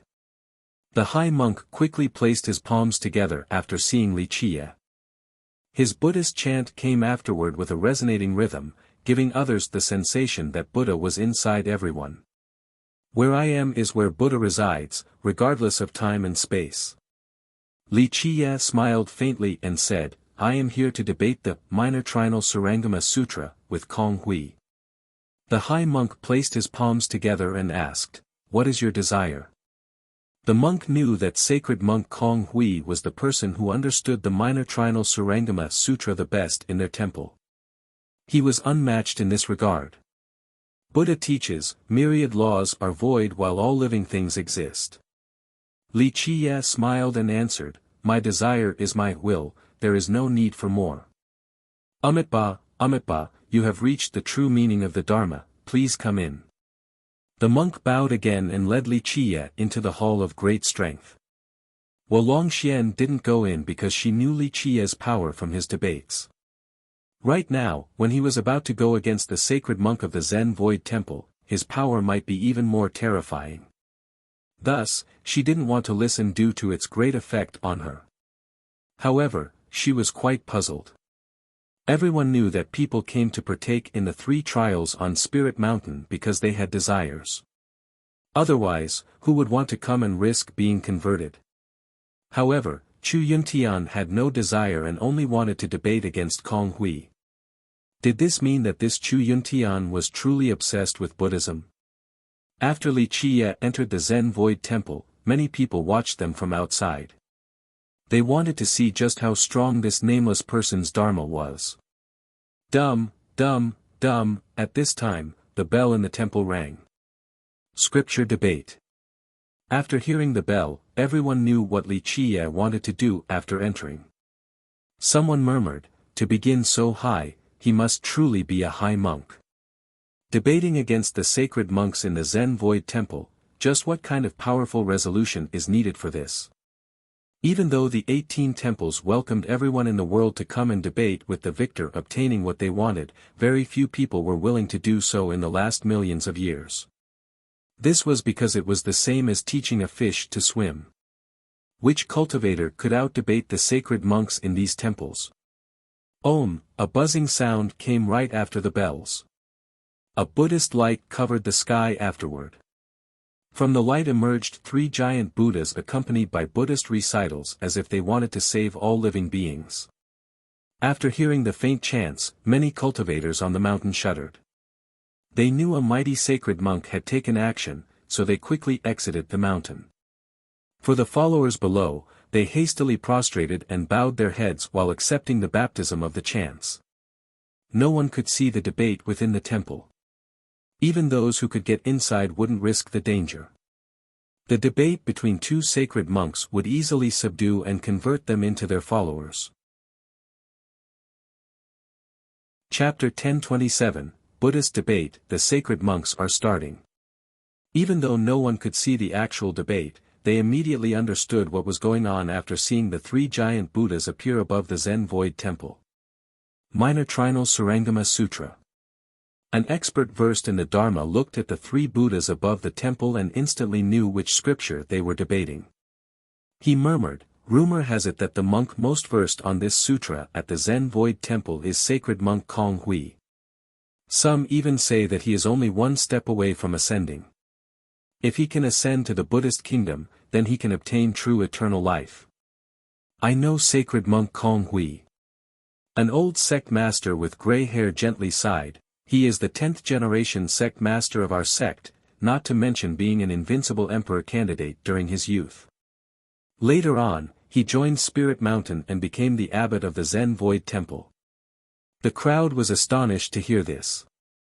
An emperor candidate was able to compete for the heaven's will, yet he still joined the mountain to ultimately become a monk. However, while the crowd was still jolted, the three Buddhas suddenly lost their radiance and disappeared along with their chants. The knowledgeable expert exclaimed in horror, "Sacred monk Kong Hui has been defeated." Many were amazed. Someone who had witnessed a debate before stated, isn't this way too fast? I was at a Buddhist city and witnessed two high monks debating.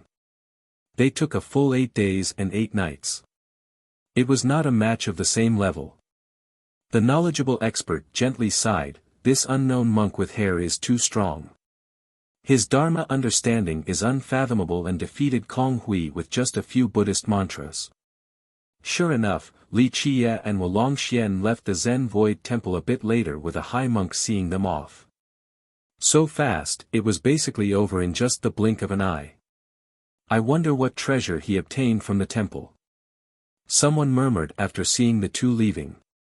After exiting the Zen Void Temple, Li Qie went to the Divine Void Temple, one of the 8, and easily passed the Buddhist gate. Someone curiously wondered, don't tell me he wants to challenge all 18 temples on Spirit Mountain. Li Qie's debate went without any surprise at the Divine Void Temple. He easily defeated the sacred monk there, so he went to the Heart Void Temple next. Afterward, he challenged all the remaining temples of the 8 Void Temples. This scene left everyone outside of Spirit Mountain dumbfounded. This is too heaven-defying. Where did this sacred monk come from? He still has his hair during his training. Many turned silly at Li Qie's strong display throughout the 8 Void Temples. He is going to the 6 Tribulation Temples now. A spectator spoke after seeing Li Qie walking away from the 8 Void Temples. He is actually going to challenge all 18, a sect master who understood Buddhism murmured, he can't just be a sacred monk. This might be someone at the level of an Arhat or Bodhisattva. An ancient being muttered, if he could go through all 18 temples, then his Dharma must be boundless. He can directly ascend to the Buddhist kingdom for eternal life. Eternal life was very tempting to any expert on the verge of death. Nothing was more important than continuing to live. Someone else was full of envy, he took on the Void Temples and now the Tribulation Temples, does he want to take all the treasures on Spirit Mountain? Having said that, he began to salivate. Everyone knew about the huge amount of treasures and merit laws in these temples and even the coveted Buddhist relics. Li Qie had defeated the Void Temples in one breath, this meant that he had at least received 8 extremely heaven-defying treasures. But little did they know that he simply didn't want any of these treasures. He didn't come to debate for the treasures. This was only the beginning, a warm-up session during his trip at Spirit Mountain. Countless eyes were on the mountain during his debates. Outside of seeing if Li Qie could challenge the other temples, they also wanted to watch what the others could do. Jikong Wudi came out. A keen-eyed spectator shouted while Li Qie was inside the Tribulation Temples. Many people turned to look. Sure enough, Jikong Wudi came out of the Grand Heaven Temple in an easy and comfortable manner. Prior to this, Jikong Wudi already had incredible visual phenomena accompanying him, with myriad laws and control over the rhythm of the universe. However, after coming out from the Grand Heaven Temple, he was even more extraordinary. His temperament was calm while he stood, looking down on the world with disdain. Nothing could enter his sight, it was as if he had countless bodhisattvas protecting him and the blessing of the Supreme Dharma. Even the judgment of the high heavens wouldn't be able to harm him. He has successfully sculpted an attainment and obtained a bodhisattva's enlightenment fruit. A discerning paragon murmured. Many people felt a chill and muttered as well, Jikong Wudi, is he really going to be invincible?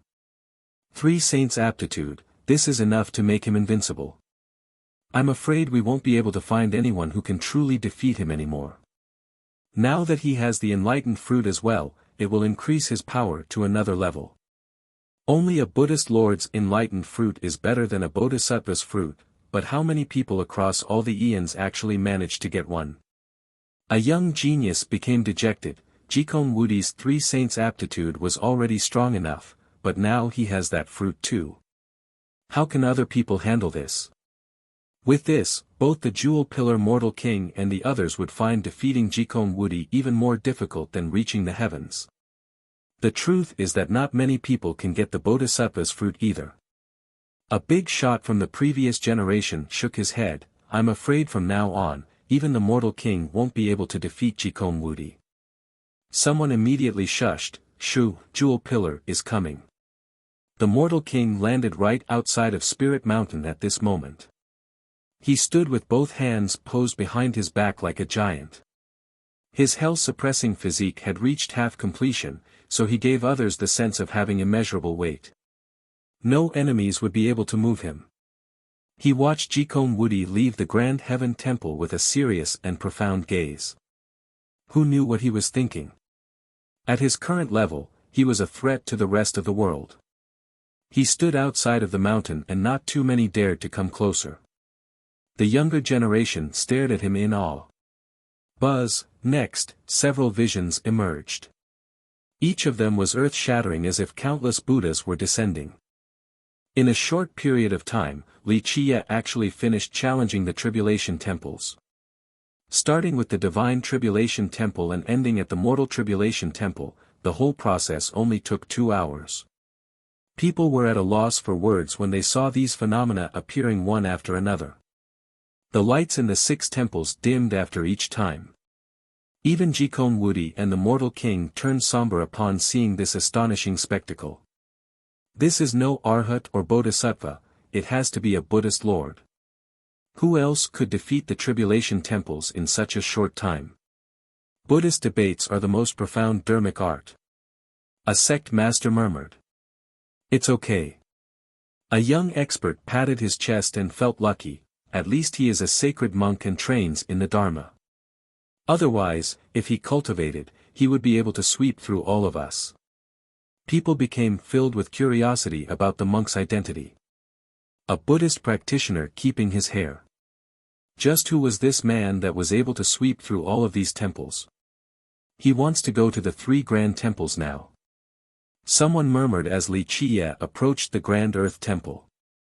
If he can actually defeat all 18, then it will definitely be a miracle. Some were eagerly waiting for this miracle to appear. Amitabha, after Li Chiya entered this temple, a Buddhist chant came out from the 4 Buddhas temple. A radiant sacred monk personally flew to the sky in order to escort a young man out. This young man walked with a special pace, each step was perfectly measured. His steps were firm and decisive. It felt as though even if the sky were to fall down, it wouldn't hinder his path. Zhan Shi, someone exclaimed after seeing the youth. Zhan Shi did it. He was actually able to withstand the Buddhist law inside the 4 Buddhas temple, he was able to endure the chants of the sacred monks. So heaven-defying, a successful scripture hark. Just by this feat, he has definitely proven himself to be a future immortal emperor candidate. The older generation praised him as well. The 4 Buddhas temple was the leader of the 18 temples. The sacred monks there were all incredible, though no one knew just how strong they were. Legend states that anyone who heard even a single word from these sacred monks would instantly burst into tears and kowtow on the ground to join the Buddhist faith. Zhan Shi actually listened to a whole scripture. Just how strong is his Tao heart? Anyone would feel a chill after hearing this. They were amazed by his fortified Tao heart. Both Jikon Wudi and the Mortal King were serious when they saw Zhan Shi walking out. For them right now, talents were not as important, the Tao heart was the crucial aspect. Both had the qualifications to compete for the heaven's will, but the person to have the last laugh would not necessarily be the one with the highest talent. This had been the case for tens of millions of years. The immortal emperor was not always the most brilliant one, but they surely had the most persistent Tao heart in that generation. Chapter 1028, South Emperor Li Qie went against the three grand temples, causing strange visual phenomena to emerge. In just a moment, the mountain was filled with Buddhist lights and blooming golden lotuses. Golden springs gushed out from the ground as well. Buddhist hymns majestically echoed across the region as if a Buddhist lord was about to come into being. The temple fought hard against his challenge. A torrent of endless runes rushed out from above the temple. A single glance was enough for people to immediately know that an extraordinary arhat or bodhisattva had appeared. Each of the temples here had their own great characters chanting and debating against him. A Buddhist world opened on this side of the land, causing the entire mountain to become quite holy. Amitabha, more chants echoed as if countless arhats were singing together. They wanted to use the supreme mantras to defeat Li Qie. As the chanting continued, a magnificent Buddhist rune emerged in the sky as if a Buddhist lord himself was coming out to fight. He spewed out mantras and endless laws. These supreme phenomenon would leave anyone speechless no matter how powerful they were. The image attracted many experts in the plateau. Amazing geniuses like Lin Tiandi all came to watch. The worshippers outside were filled with reverence from seeing these images. They started prostrating and wouldn't get up. Some were in tears and shouted, "Merciful Buddha." In just a short time, the crowd was shocked to see Li Qie challenging the three grand temples. He defeated the Grand Earth Temple in a short time, so even geniuses like Jikong Wudi, Zhan Shi, and Lin Tiandi became serious. Someone murmured, "I think only immortal emperors would dare to challenge the 18 temples like this." A particular expert who had been staying at the plateau for a long time spoke, "Judging by this phenomenon, it seems like the Grand Earth Temple sent out a bodhisattva to debate against him. This is too amazing." In some legends, a bodhisattva from this temple converted a god monarch with just one phrase. But now, the challenger defeated them in a debate. How heaven-defying is this? A bodhisattva from the Grand Earth Temple. When this level of existence was brought up, even god monarchs felt dreadful. This kind of dharmic existence. It is best to stay far away from them if you don't want to join Buddhism. After all, he only needs one mantra to convert you, to make you kneel on the ground and worship Buddha. Is this the birth of a new Buddhist lord? Even the monks on the plateau came to watch because this phenomenon was too frightening. Amitabha. A monk placed his palms together and spoke, "To be able to debate at this level, this must be a sacred monk, or maybe even a bodhisattva. Since he can defeat the four Buddha's temple's eight-faced radiant bodhisattva, he can obtain enlightenment and ascend, enter Nalanda and then the Buddhist kingdom. The Buddhist kingdom is the real immortality of legend." Someone enviously spoke. Everyone in the plateau ran over. The newly arriving monks started chanting as well. They were all in awe of the phenomenon. Right now, no cultivators dared to step foot on Spirit Mountain due to the great Buddhist aura surging about.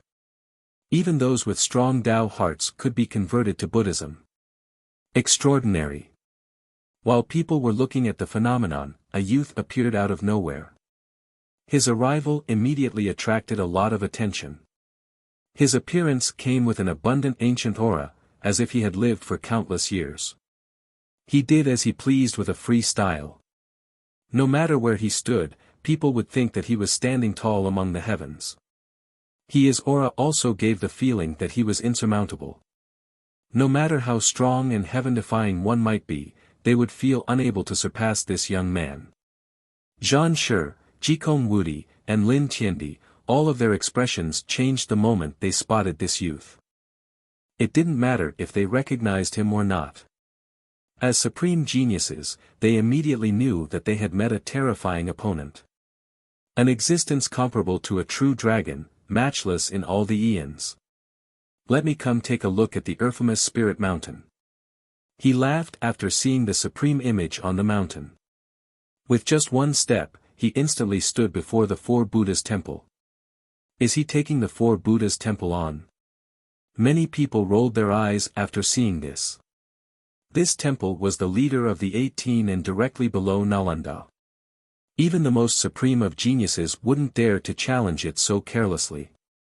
Jikong Wudi was invincible enough. He attained an enlightened fruit, yet he still didn't dare to challenge the four Buddha's temple. Zhanshe had a powerful Tao heart. He challenged it, but only in a scripture heart and not in attainment or debates because he was not confident at all in these two. The young man smiled and declared outside of the temple, "Monks of the temple, listen up. Today, I, South Emperor, have arrived to try your grand diamond formation. Let your 18 Vajras come out now." Everyone could hear his soft-spoken words clearly, for they carried the weight of gold. Challenging the four Buddha's temple with force. The crowd glanced at each other. Some even turned silly after hearing this. In fact, outside of the 3 trials, there was another one. It was something that people never used, a challenge via combat against the 18 temples. No one wanted to use this method because it was well known that the sacred monks in the temples were ridiculously strong. Although Buddhism did not promote violence, the majority of these sacred monks were terrifying beyond imagination before their conversion. Some sacred monks used to be god kings and others were emperor candidates. There was a legend that some sacred monks were actually true gods before they converted. Who would dare to challenge these powerful existences in force? These god kings and emperor candidates had only become even more unfathomable after turning into arhats and bodhisattvas. But now, this youth was not only challenging the temple, he was specifically aiming for the 18 grand Vajras. This made many people's hearts skip a beat. For Buddha's temple's 18 grand Vajras. An ancestor who had been a devout worshipper of the plateau for a long time murmured, "These Vajras are combat warriors." An arrogant god king considered himself to be invincible and went inside the temple alone to fight against the 18 Vajras. In the end, he was captured alive. South Emperor, a lot of people hadn't heard of this name, but they quivered inside. A person daring to proclaim himself an emperor. Outside of the foolish ignorant ones, those who dared to do so were definitely frightening. This youth was definitely not an ignorant person, so he must belong to the latter. Amitabha, benefactor, please come inside. The four Buddha's temple was not afraid of this challenge. With a Buddhist chant, the entire temple lit up with a golden radiance with images of Vajras inside. Good. The youth was very straightforward.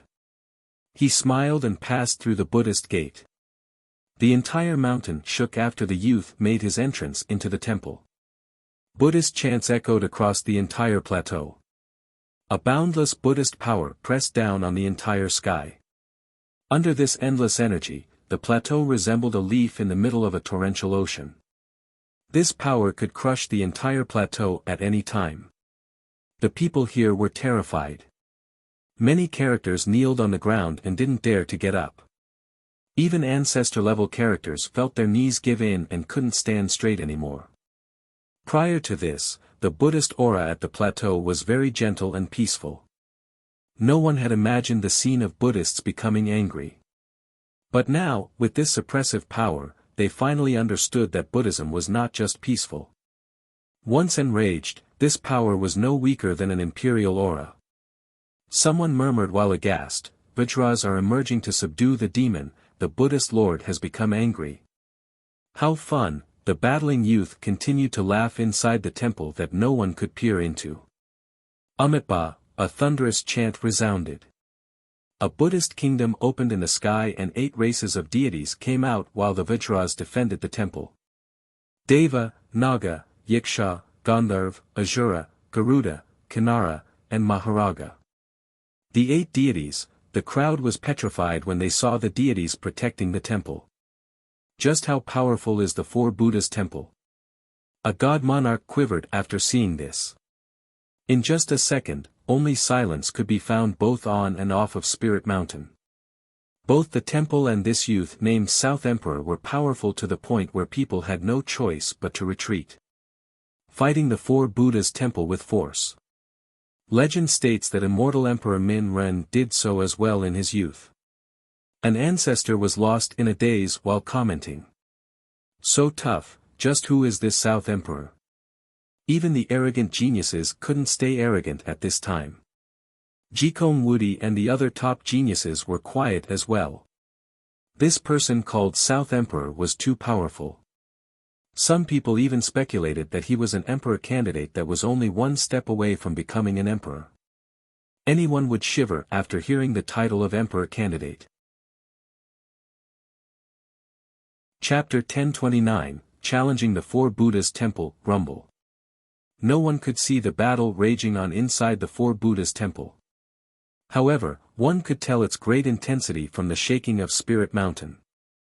Not too many people were able to affect the mountain to this level, but the youth was capable of this task. Although the temple was protected by the 8 deities and Vajras, it still shook all the same, albeit to a lesser extent. Many people gasped at this moment. Jikong Wudi's group was speechless and austere. Even if they were called invincible, they still didn't dare to challenge the Four Buddhas Temple, let alone call out the 18 famous evil-subduing Vajras. The Grand Heaven Temple lost. Someone shouted. While people were astonished by the South Emperor's invincibility, they had forgotten that Li Qie was debating inside the other temple. They all looked back and saw the Grand Heaven Temple turn listless.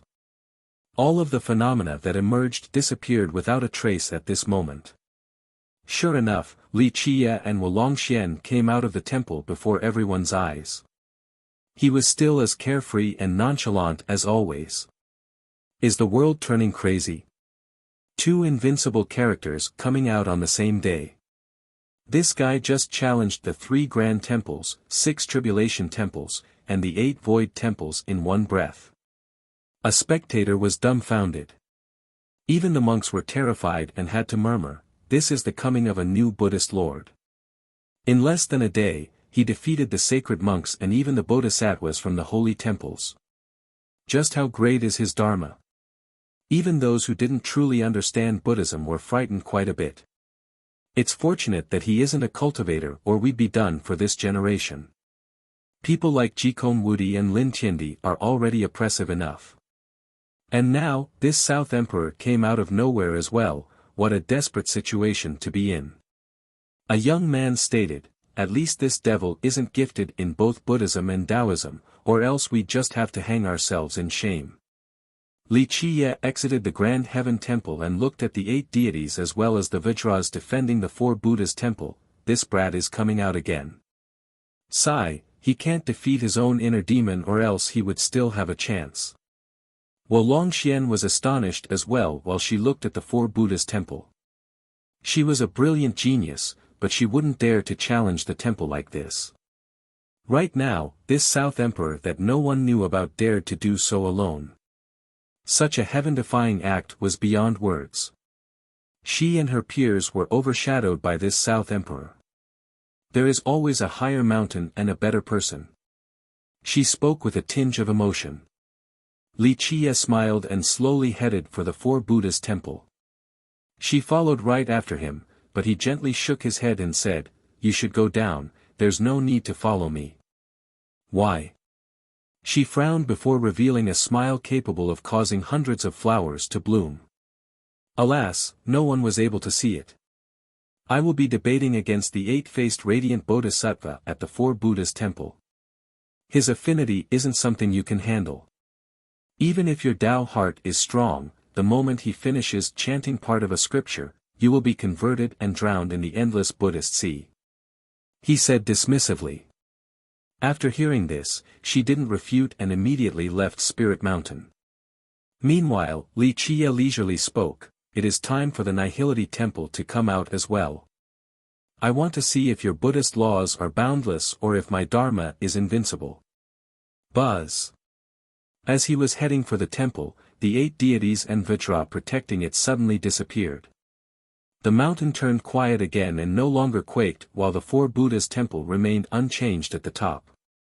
Many people realized it and murmured, "It's over." In just a second, all eyes turned to the Buddhist gate of 4 Buddhas. They wanted to know who the victor of this supreme battle was. Eventually, before the nervous crowd emerged a figure from the Buddhist gate of the 4 Buddhas Temple. It was the young man called South Emperor. Although he appeared quite ragged at this time, he was still spirited as he slowly walked outside. Countless people took deep breaths after seeing him still able to walk. Jikong Woody's group was even more astonished. Some even took a step back. The 18 great Vajras lost, this is too heaven-defying. A monk didn't dare to believe his own eyes after seeing that the South Emperor was still alive and well. Jikong Woody's group all had ugly expressions on their faces. They knew that they had met a terrifying foe in this generation, one that would be very difficult to overcome. Despite his sorry appearance, his overwhelming aura still suffocated and awed people. He saw Li Qiye slowly walking by and walked to him instead of flying. In the blink of an eye, the two of them stood face to face. Everyone outside of Spirit Mountain held their breaths in anticipation. One was an invincible user of the Grand Tao while the other had a boundless Dharma. One was someone of this mundane world while the other was quite otherworldly. Despite coming from two different worlds, both of them were impressive all the same. To be able to defeat the sacred monks and bodhisattvas of the 18 temples required a stunning attainment of the Dharma.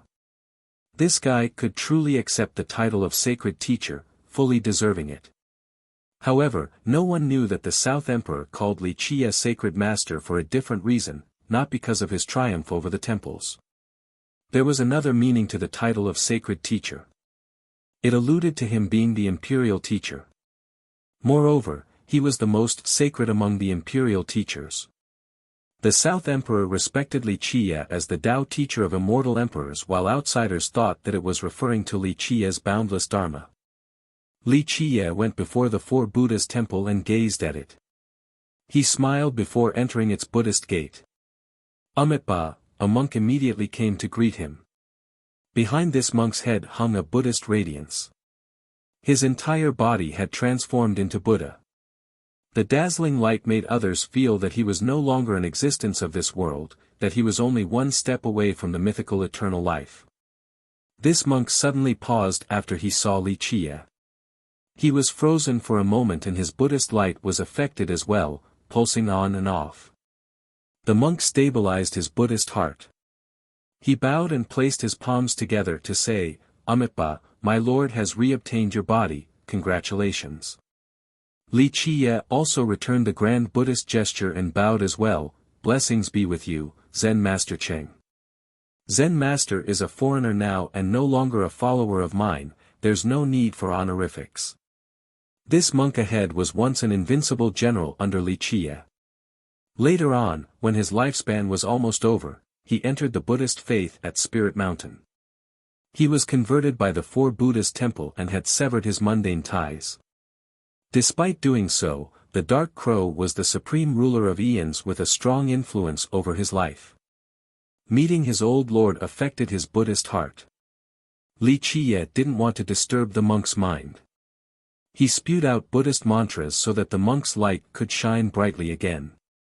That fluctuation from earlier was not a big deal, just a pebble dropping into a flowing stream or a mirror stained by a speck of dust. A gentle brush was enough to cleanse it. Praise be the boundless Dharma, the monk bowed his head. At this time, he had regained his piety and removed all of his ties to the past. He closed his eyes and spoke, "Thank you, sacred Buddha, for enlightening me." Li Qiye gently nodded his head and accepted the monk's gesture. In fact, for tens of millions of years, he had countless generals and wise sages under him. There were many among them who chose to join the Buddhist faith and entered Spirit Mountain in search of eternal life. I will be debating the Nihility scripture with the eight-faced radiant Bodhisattva. Li Qiye told the monk with words as powerful as the Dharma. Please, the Bodhisattva has been waiting. The monk quickly invited Li Qiye into the hall of great strength. Li Qiye went inside, feeling at ease. To him, this was the final battle at Spirit Mountain. After defeating this Bodhisattva, his next stop was the Nihility Temple. This was Li Qiye's ultimate goal in this trip to the Buddhist funeral plateau. He aimed to use the Dharma to defeat the group of monks at that temple. Chapter 1030, eight-faced radiant bodhisattva. After Li Qiye went inside the four Buddhas' temple, everyone outside held their breaths and stared at it. For countless people, this temple was the highest symbol in Spirit Mountain outside of Nalanda. It was unfathomable. Some people said that there were four supreme stone Buddhas protecting it. They came from Nalanda's Buddhist kingdom. Others also said that the radiant bodhisattva was infinitely close to being a Buddhist lord. If Nalanda wanted to change its lord, then the radiant bodhisattva could definitely become the new lord. The temple finally rang its bell. The Buddhist debate had begun. Hearing this bell, many people's hearts slowed down by half a beat. An unbelievably tense atmosphere filled the area. Buzz. It seemed as if this temple was opening the curtains of the Buddhist kingdom. A Buddhist radiance drowned the sky, completely different from the lights of the prior temples. This light gently poured down in an incredibly bright and holy manner. Many people palpitated and wanted to drown themselves in the light. In the blink of an eye, Jikon Wudi, Lin Tiandi, and even the ancestors were shocked. Back off, now. They used their ultimate speed to quickly run away from Spirit Mountain. They chose to spectate from tens of millions of miles away. Although the Bodhisattva has never cultivated a merit law before and only read Buddhist scriptures since childhood, even immortal emperors viewed him with respect. An ancestor looked at the figure above the temple with awe. After hearing this, many people were astounded. Even immortal emperors respected him. Just how frightening was this? At such a level, it didn't matter whether they cultivated or had any fighting power at all. There is a rumor that after immortal Emperor Yin Tian carried the heaven's will, he entered Spirit Mountain to listen to the radiant Bodhisattva's scripture sermon. After he left the mountain, he told all of his generals that none of them were allowed to meet the Bodhisattva. A demon ancestor from the southern region explained, the emperor said that even though the Bodhisattva didn't know a single technique, god-kings were only specks of dust before him. That is too heaven-defying. A youth was shocked to hear this. For them, god-kings were invincible enough, but they were mere specks of dust before the Bodhisattva. These words were too unnerving. At this point, they couldn't help but stare at the temple. Many people didn't expect Li Qiye to challenge the radiant Bodhisattva. He is too confident. Entering the four Buddhas' temple and instantly challenging the eight-faced radiant Bodhisattva who has the greatest Dharma. Just what level has that young man reached? A person commented with emotions. The truth was that not too many people expected Li Qiye to challenge the Bodhisattva right away. Those who knew about the Bodhisattva were aware of just how close he was to being a Buddhist lord. Challenging this existence was nearly the same as challenging someone infinitely close to being a Buddhist lord. Can he win? Another youth whispered. For the cultivators here, Buddhism was not their world. A dharmic battle like this was a realm outside the scope of their understanding. I don't know. Even the older generation and ancestors who knew about the Dharma didn't know. They only shook their heads. If we're talking about force, then it is possible to defeat the radiant Bodhisattva. After all, he only trains in the Dharma. However, to defeat him in a scripture debate. To be frank, outside of the Buddhist lord in the Buddhist kingdom, I can't imagine someone else who can reach this step. Chapter 1031, Invincible Dharma. At the peak of Spirit Mountain, the radiant Bodhisattva was illuminating the sky. Many people held their breaths while watching from the horizon. Meanwhile, worshippers were kneeling on the ground on the mountain. There was no way to return from Buddhism under the shining radiance of the Bodhisattva. Who could know how the debate was going? Though the temple allowed anyone to spectate, no one was willing to go inside due to its great influence. Even those with powerful Tao hearts like Zhanshe would be converted, unable to defend their beliefs. Buzz, 1 second passed by after another. With a soft sound, the light above the temple disappeared along with the radiant Bodhisattva's reflection. How did it go? Someone couldn't help but ask after seeing the lights disappear. No one could answer him. Everyone watched the Buddhist gate of the temple with bated breaths. Time felt particularly slow to the nervous spectators. 1 second lasted a century. Eventually, a person walked out of the gate, causing many eyes to widen. He had long hair with a leisured expression. It was Li Qie, or rather, Chu Yuntian. The radiant bodhisattva lost. Someone murmured after seeing Li Qie. How can that be? The monks at the plateau were aghast and had to take several thumping steps back. Even the radiant bodhisattva couldn't defeat this young man in the debate. This is so incredible, the monks glanced at each other in shock. The radiant bodhisattva was considered the one closest to being a Buddhist lord. Many people were certain that he was next in line at the Buddhist kingdom. But today, he was defeated by a nameless practitioner who still had his hair. Such a scene left these monks in disbelief. To cultivators who knew about the Dharma and the monks at the plateau, defeating the radiant bodhisattva with merit laws and combat was one thing and perhaps understandable. After all, he had only studied the Dharma since youth.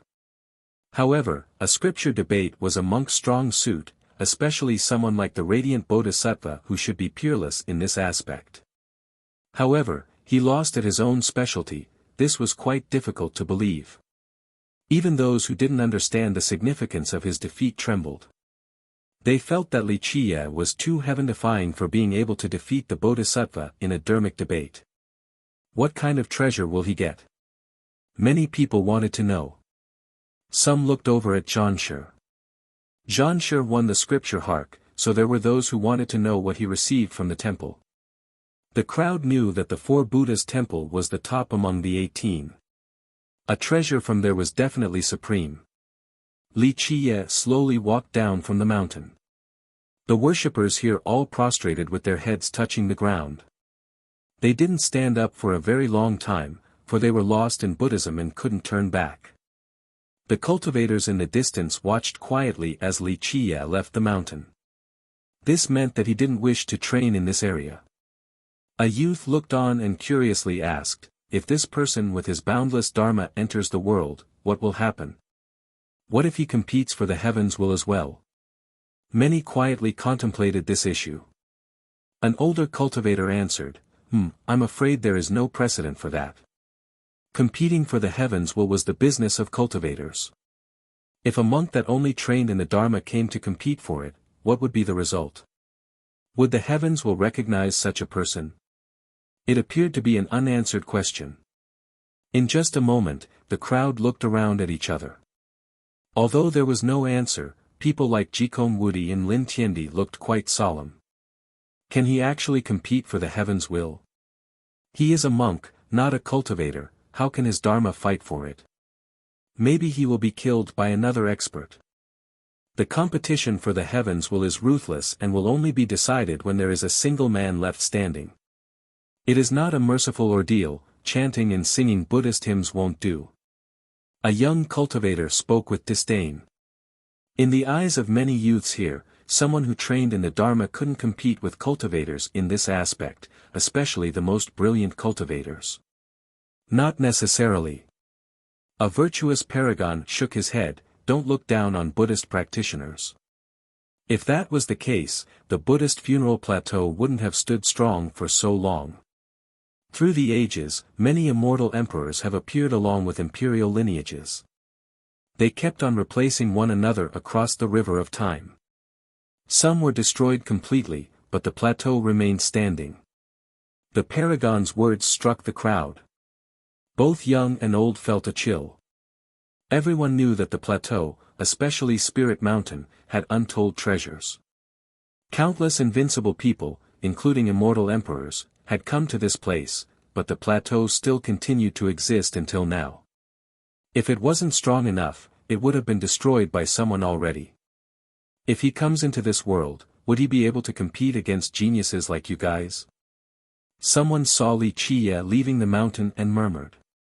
No one wanted to answer this question because the most promising geniuses for the heavens were all in this place, Zhanshi, Jikong Wudi, Lin Tiandi, and the Jewel Pillar Mortal King. I also want to see this peerless dharma of his. Someone spoke with a powerful tone at this time. Even though he didn't emit his frightening aura, his voice alone was quiver-inducing. The crowd looked back and found that it was the Jewel Pillar Mortal King. His eyes were quite profound at this moment as he gazed at Li Qie walking away. Everyone became excited upon seeing his expression. He was known as the war god as well as the war fanatic.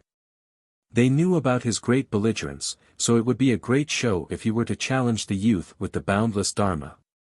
After leaving Spirit Mountain, Li Qie took his time walking away. His Buddhist light was hidden in his aura of normalcy. He felt quite carefree, as if he wasn't a Buddha or Li Qie but only Chu Yuntian. He was quite relaxed. The duel against the radiant Bodhisattva was using a butcher's blade to kill a chicken.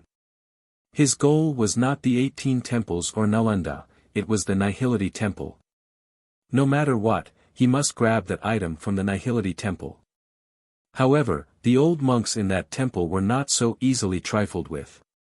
Alas, in this generation, he was confident in his ability to defeat them in scripture debates. He headed for the Buddhist city afterward. Wolong Xian, who ran to the horizon earlier, also came to meet up with him. However, before she could make contact, she was blocked by a group of people. They all had the same uniform with powerful blood energies. They were quite young, and it was clear that they were from the same sect. Robbery. This is the sacred ground of the Buddhist faith. She was not afraid and cheerfully smiled at the group that blocked her. An expert slowly stated, "Girl, take off your veil. We're performing a routine check." She batted her eyes and leisurely said, "Routine check? For what?" Then she smiled at Li Qie who was coming closer. "Master, there is a group of bandits here wanting to perform a routine check, should you enlighten them? Don't you Buddhists have this saying, relinquish your knife to become a Buddha?" Li Qie glanced at the group and idly said, "Since when did the Nantian clan mingle at the Buddhist funeral plateau? With just your clan, you think you are qualified to perform routine checks here?" These people were disciples from the Nantian clan. It was located very far away, yet they came all the way here to perform these checks. This king is the one giving permission, that's their qualification. An arrogant voice resounded as a young man approached with a confident stride. He wore a crown and showed an imperious expression. Many people noticed them the moment Wolong Xian was stopped by this group. They saw this young man, prompting one to whisper, "Isn't that the new crown prince from the Nantian clan?" Back then, Nantian young king from the clan died to Li Qie. Later on, they selected a new crown prince. Their clan is reaching too far above their own abilities. They dare to perform inspections at the plateau. Someone from the previous generation frowned. A lineage from the Grand Middle Territory running to the barren earth and daring to perform these checks. This couldn't be justified. Ancestor, you have just come out so you aren't aware of the current situation. The circumstances are different now. A sect master softly spoke to his ancestor. He glanced over at the mortal king in the horizon and continued, "In the present times, the Nantian clan, the Jiangzhou clan, and the Jewel Pillar Mortal King are very, very close. So close that the disciples from these clans have pledged allegiance to the Mortal King." Such a thing was not strange at all. The Mortal King was very famous at this moment. These clans were optimistic about him and thought that he could compete for the heaven's will. The ancestor gently shook his head and said, "Just this alone is not enough for them to interfere with the barren earth's business." Chapter 1032, Enlightening Ancestor, you still haven't heard about it. The sect master lowered his voice by quite a bit. Recently, the Nantian clan has clung onto an even thicker thigh. They made contact with the Soaring Immortal sect. Soaring Immortal sect. After hearing this, the ancestor felt a chill and had a shocked expression. He didn't dare to say anything else. On the other side, Li Qie smiled at the new young king of the Nantian clan. "I actually am surprised to see the Nantian clan's authority grow to this level. I am representing the Soaring Immortal sect, not the Nantian clan." The new king had a fearlessly smug expression. Clank. He threw a banner down to the ground with the words, "Soaring Immortal," embroidered on it. The level of calligraphy was flawless, it depicted a soaring dragon and a dancing phoenix, resulting in an oppressive atmosphere. "I am working for the Soaring Immortal sect. This banner is the proof." He made a fist towards the sky with complete confidence and pride. Soaring Immortal sect. Everyone was astonished to see this banner. Even experts from imperial lineages trembled with apprehension. The Soaring Immortal sect was an untouchable giant in the mortal emperor world. No one knew where it was located, but none could deny its great influence. It was the only lineage with 5 emperors in all of the 9 worlds as well as the most ancient one. It was created by Immortal Emperor Fei and continued to stand strong to this day. Immortal Emperor Fei was not the first of the emperors nor the first human emperor.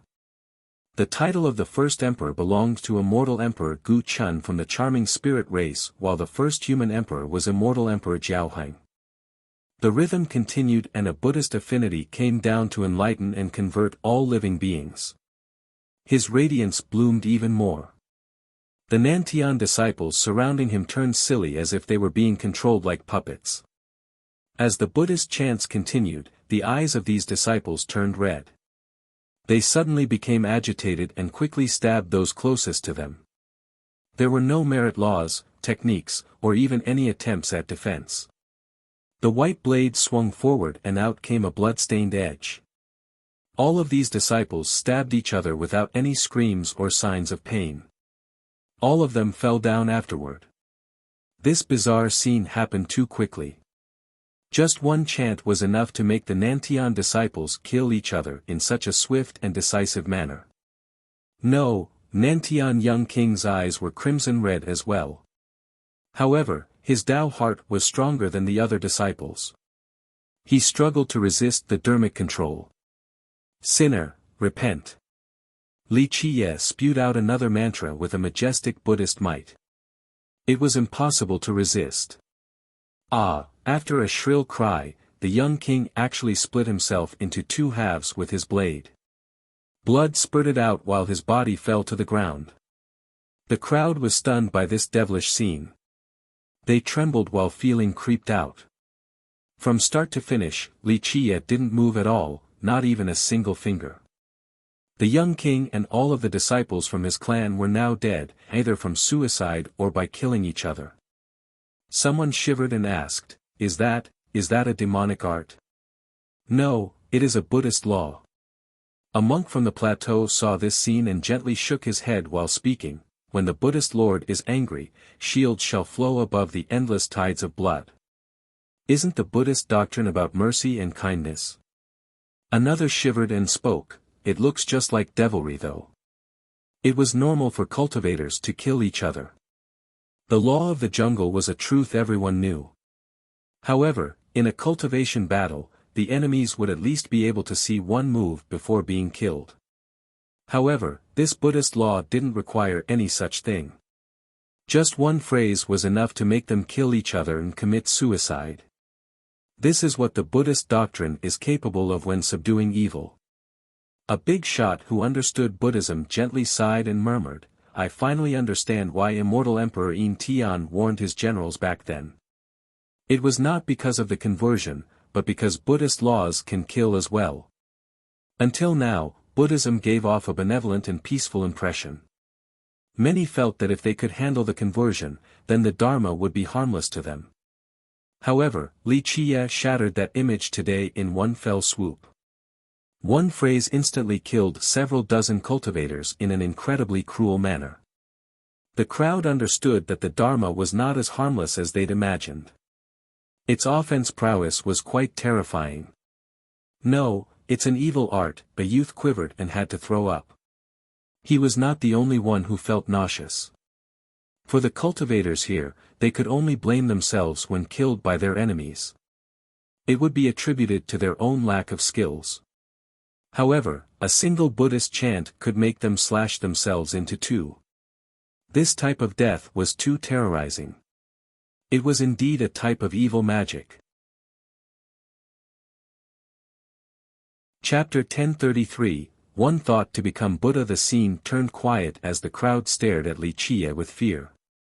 A practitioner who still had his hair as well as an unfathomable dharma, such a person was even more dreadful than unstoppable geniuses. Capable of enlightening beings as well as subduing evil. A virtuous paragon gently sighed, this person is capable of defeating the radiant bodhisattva, just how frightening is his dharma. If he enters this world, it will set off many waves. The first reaction of many people to this paragon's comment was to look at Jikong Wudi's group. At this time, Jikong Wudi, Zhan Shi, and Heavenly Emperor Lin looked quite alarmed, especially Zhan Shi. He knew just how frightening the monks inside the four Buddha's temple were, let alone its bodhisattva. But now, this nameless monk was actually able to defeat the bodhisattva. It was easy to imagine just how profound his dharma was. Prior to this, the group probably thought that since they had strong Tao hearts, they were still confident in competing against this practitioner for the heaven's will. However, after seeing his ability, the group became quite apprehensive. They realized the Dharma was more terrifying than they expected. Buzz, at this point, the mortal king's body emitted a bright light. These bright waves made it seem like he was a god oppressing this world. Each ray was profoundly heavy. He activated the mighty power of his immortal physique. All of the universal laws protected his Tao heart. At this second, even someone as great as him couldn't afford to be careless and was readying his defense. Fellow Taoist, you are going against the natural order. The mortal king came forward and spoke gravely towards Li Qie. Li Qie lazily looked at him and responded, I'll go against the natural order and it's none of your business. Come bite me if you don't like it. Li Qie's current appearance dazzled everyone since he was emanating a Buddhist light and accompanied by all the other visual phenomena. No matter how one looked at it, Li Qie resembled either an arhat or bodhisattva. However, his vulgar words completely contradicted his holy appearance, his words sounded at home in a street market. This attitude was completely different to when he was subduing his foes. Is this what a sacred monk looks like? Someone became slack-jawed from the ridiculousness of the situation. This is a dharma in accordance with one's heart. A monk who truly understood Buddhism murmured, this is the legendary one thought to become Buddha, another to become devil. He has reached a level beyond our grasp. If he were to stay back at Spirit Mountain, he would definitely become the next Buddhist lord. Even the mortal king was jolted for a second. He was ready to fight against the terrifying Dharma, but he didn't expect Li Qie to speak like a thug. This contrast was a little too exaggerated in his eyes. I am the jewel pillar mortal king, I wish to try your supreme Dharma. He shouted and emitted a frightening aura capable of suppressing the heavens. At this moment, his physique had erupted to its maximum level. The immortal physique is quite frightening. The crowd shivered at the physique's might. Amitba, excellent, excellent. Li Qie's Buddhist light lit up as well and illuminated the area. He spewed out mantras and affected the location with his own rhythm. The crowd quickly glanced over at Zhan Shi after hearing this question. He was the only one who participated in the scripture hark back at the four Buddha's temple. They also wanted to know the extent of its terror. Zhan Shi didn't answer this question. He only stared at Li Qie with a profound glare. On the other side, Jikong Wudi didn't say anything either. He looked at Li Qie for a bit before leaving. He had countless methods beyond one's imagination. It could even be said that he didn't care for the mortal king. If he actually used all of his aces, he could still destroy the mortal king no matter who was behind him. Thus, he didn't consider the mortal king to be his strongest rival on his path towards becoming the immortal emperor. But today, he had no choice but to consider this unknown monk as his greatest obstacle. A spirited glimmer flashed in Heavenly Emperor Lin's eyes. He gently sighed and murmured to himself, one thought to become Buddha, another to become devil, this is too amazing. Who can oppose him at the Buddhist funeral plateau? Li Qie ignored the crowd and waved at Wulongxian. They headed for the Buddhist city afterward. Others noticed that nothing else was going on, so they dispersed as well. Some went to other temples, others left the plateau, and a group headed for the Buddhist city. The Buddhist city was the largest city in the plateau. It was very prosperous and was occupied by many races. There were mortals, cultivators, monks. Humans, demons, and bloods were everywhere as well. Some were born in the city while others came from the distant eastern 100 cities. Some came quickly and left just as quick, while there were those who stayed for the rest of their life. There might not be another location in this world with a stronger Buddhist temperament than this city. There were temples everywhere. One could hear chants coming from all four directions. Even the ordinary families who weren't Buddhist still chanted the scriptures. It was a harmonious and peaceful city, full of life and prosperity. Someone once said that there wasn't another location in the 9 worlds that was as peaceful as the Buddhist city for one to settle down in. Though the city was quite mundane in nature, some people thought that it was under Nalanda's jurisdiction. The temple sent bodhisattvas here to maintain the tranquility. Li Qiye and Wulongxian went right outside of the temple. He sighed while looking at the city in the distance. There were things here that made him worry. At this time, a young man could be found standing by the entrance. He had a heroic aura. Even though he was under a disguise, people could still tell that he was a powerful expert. "That's my junior brother. I think the reinforcements from my sect have arrived," Wulongxian told Li Qiye after seeing the youth. After being injured, she sent out a distress call to her sect. However, the Dragon Cliff was located all the way in the north. Even if the ancestors there were very fast, they still needed a long time to reach the Buddhist funeral plateau. After hearing the South Emperor's tales, not to mention others, even the Jikon Wudi's group of geniuses went quiet for a very long time. This South Emperor appearing out of nowhere brought tremendous pressure to them. Someone who had competed with the Empress. No matter the time or place, this type of character was definitely invincible. An evil Buddha and now an era evader. Heavenly Emperor Lin murmured to himself, "This generation will definitely be exciting. It seems like senior brother won't be lonely. He will finally have rivals to compare himself with." Eventually, Li Qiye arrived before an old temple inside the city. It was not grand, only old from being around for too many years. In the minds of the people living here, the doors of this temple had always been closed. They didn't know what kind of monks were training inside either. He quietly stood in front of the temple, calming the indescribable tinge of emotions threatening to rise. For millions of years, groups of followers kept on leaving him. Very few were able to live until now.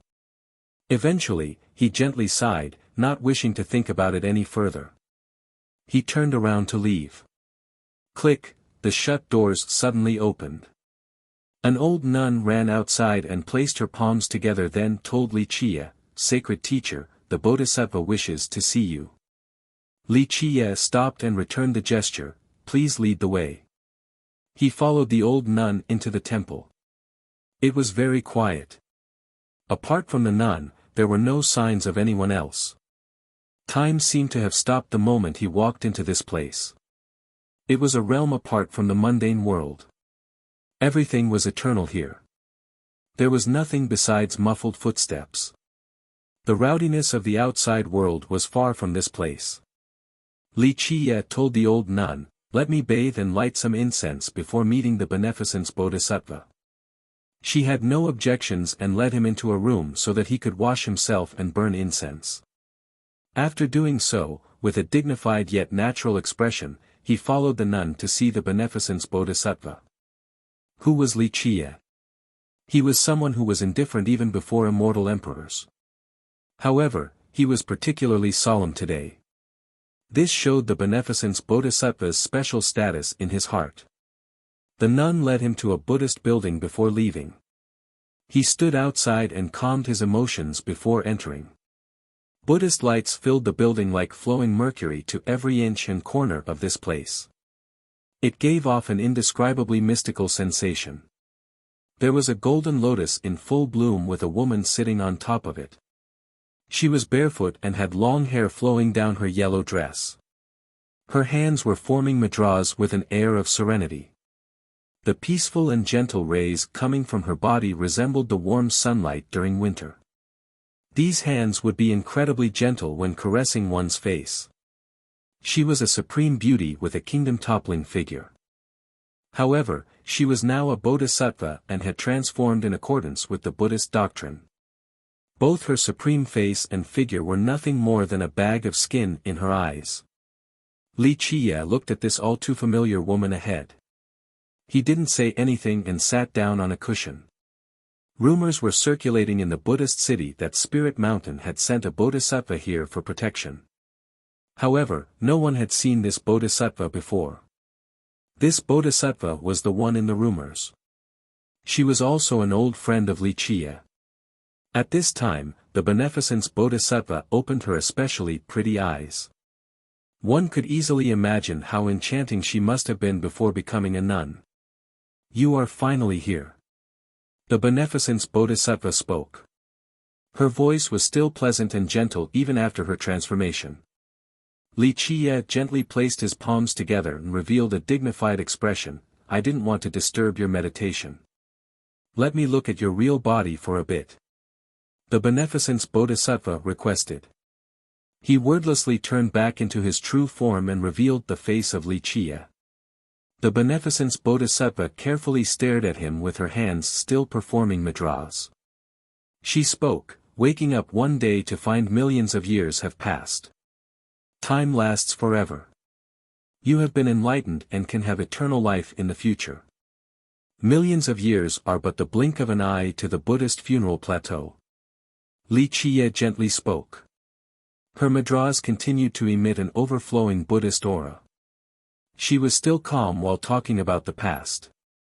Today, she was a bodhisattva, a mortal no more. She softly said, I know you didn't fully agree with us joining the Buddhist faith. Li Qiye gently shook his head, no, this is something that you deserve. Back then, you personally led the Legion to calm the era for me. During the tough times, you were next to me. With one writ of mine, you left several times to carry it out. No matter what it may be, you deserve everything. In the past, each life that followed me, every warrior whose blood washed the battlefield, they were all living beings, the bodhisattva spoke with her Buddhist rhythm. The past was now gone with the wind. Long ago, she was the leader of one of the 4 great legions under Li Qiye. She went on several expeditions for him. From north to south, her illustrious fame was a great deterrence to everyone in the 9 worlds. Chapter 1035, Farewell Forever. Young master, she remained calm while talking about the past and maintained her mudras. I didn't join Buddhism and enter Spirit Mountain for eternal life. The only thing I want is peace in my heart. I know. Li Qiye nodded quietly, war has always been cruel. If you can't even sleep well at night, I will always feel guilty. I am happy that you are able to find peace at the plateau. I chose to escape. I have let you down. She answered softly. He shook his head in response, no, you should have had a normal and happy life. This was all because of me, I was the one who brought you into a world of killing. It is full of fate, karma, and grievances. All of this should have been my responsibility, my hands were already stained with blood. I should have shouldered it all. The beneficence bodhisattva slowly said, just let past causes and effects go. Li Qiye smiled and said, just let it go. Leave it all to me, I will go to the very end at the final world where I shall have my answer. The bodhisattva didn't say anything from on top of her golden lotus. She was peaceful and distant, for she had severed her ties with the mundane world. Today, this will be our last meeting, so I will tell you something. Eventually, she spoke, the Buddhist kingdom has a new Buddhist lord. Li Qiye was caught off guard, this is actually surprising. There should only be 2 candidates for the new Buddhist lord. One is the radiant bodhisattva and the other is you. If the new lord isn't one of you 2, then who can it be? She replied, I haven't been back to the kingdom, so I haven't seen the new Buddhist lord. I only received the message from there. Li Qiye finally bowed his head, then got up to leave. He walked very slowly with a solemn air. The Bodhisattva also quietly watched each of his steps. Farewell forever, young master, she gave him one last look before closing her Buddhist eyes. Li Qiye's heart fluttered. He finally turned back to look at her and imprinted her image into his memories while softly speaking, farewell forever, Genre. With that, he left the room and gently closed the doors. Before he knew it, the corners of his eyes became a little wet. Time was insignificant, millions of years was only a blink of an eye. It felt as if it was just yesterday. There had been many people by his side, but not many were with him for as long as the beneficence Bodhisattva. No matter what, he still respected her choice.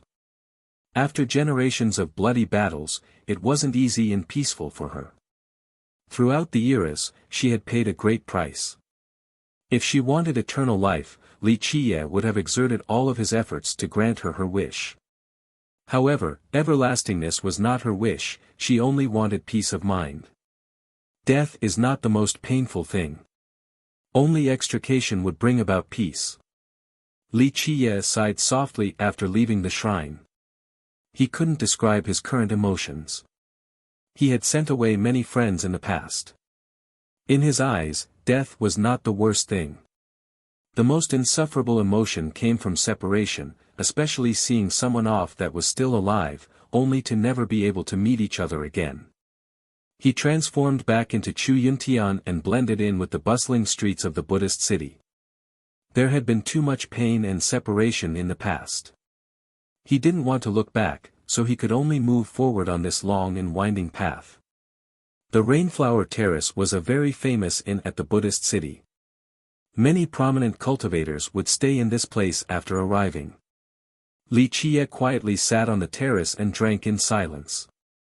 He watched the clouds in the sky and felt the wind. He was staying here to wait for Li Xuanyan's group because they had made plans.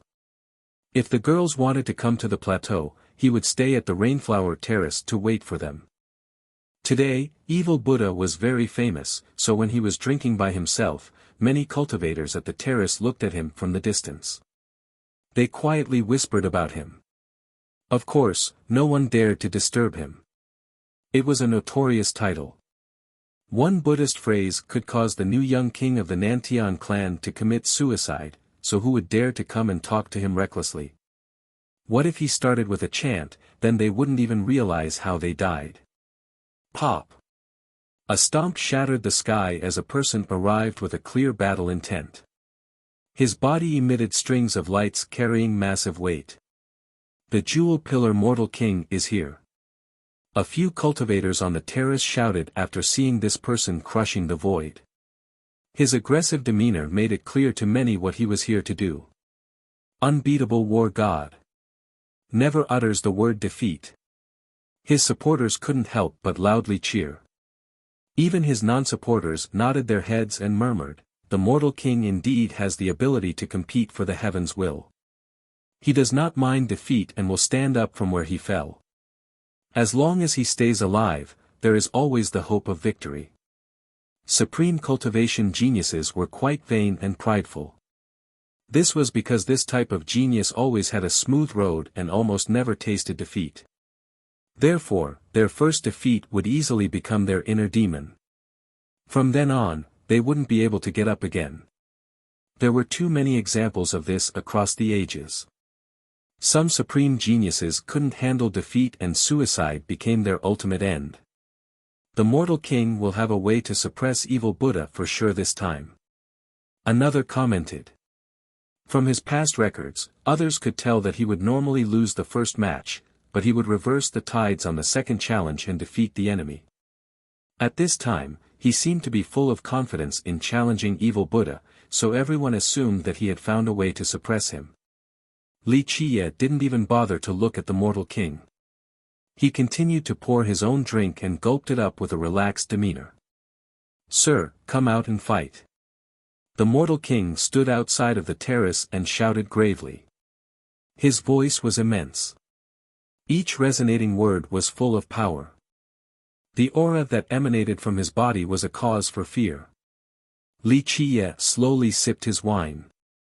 Today, he was in no mood to play with a junior like the mortal king. The majority of the cultivators were holding their breaths anxiously in anticipation of this battle. However, they noticed that evil Buddha was still calm and didn't even glance at the mortal king. They looked at each other and felt that this Buddha was being too contemptuous. The mortal king's expression turned cold. Today, he was able to deter the world. No one dared to look down on him regardless of who they might be. However, this evil Buddha was too lazy to even look at him. This was even more humiliating than his defeat last time. "Sir, do you dare to fight or not?"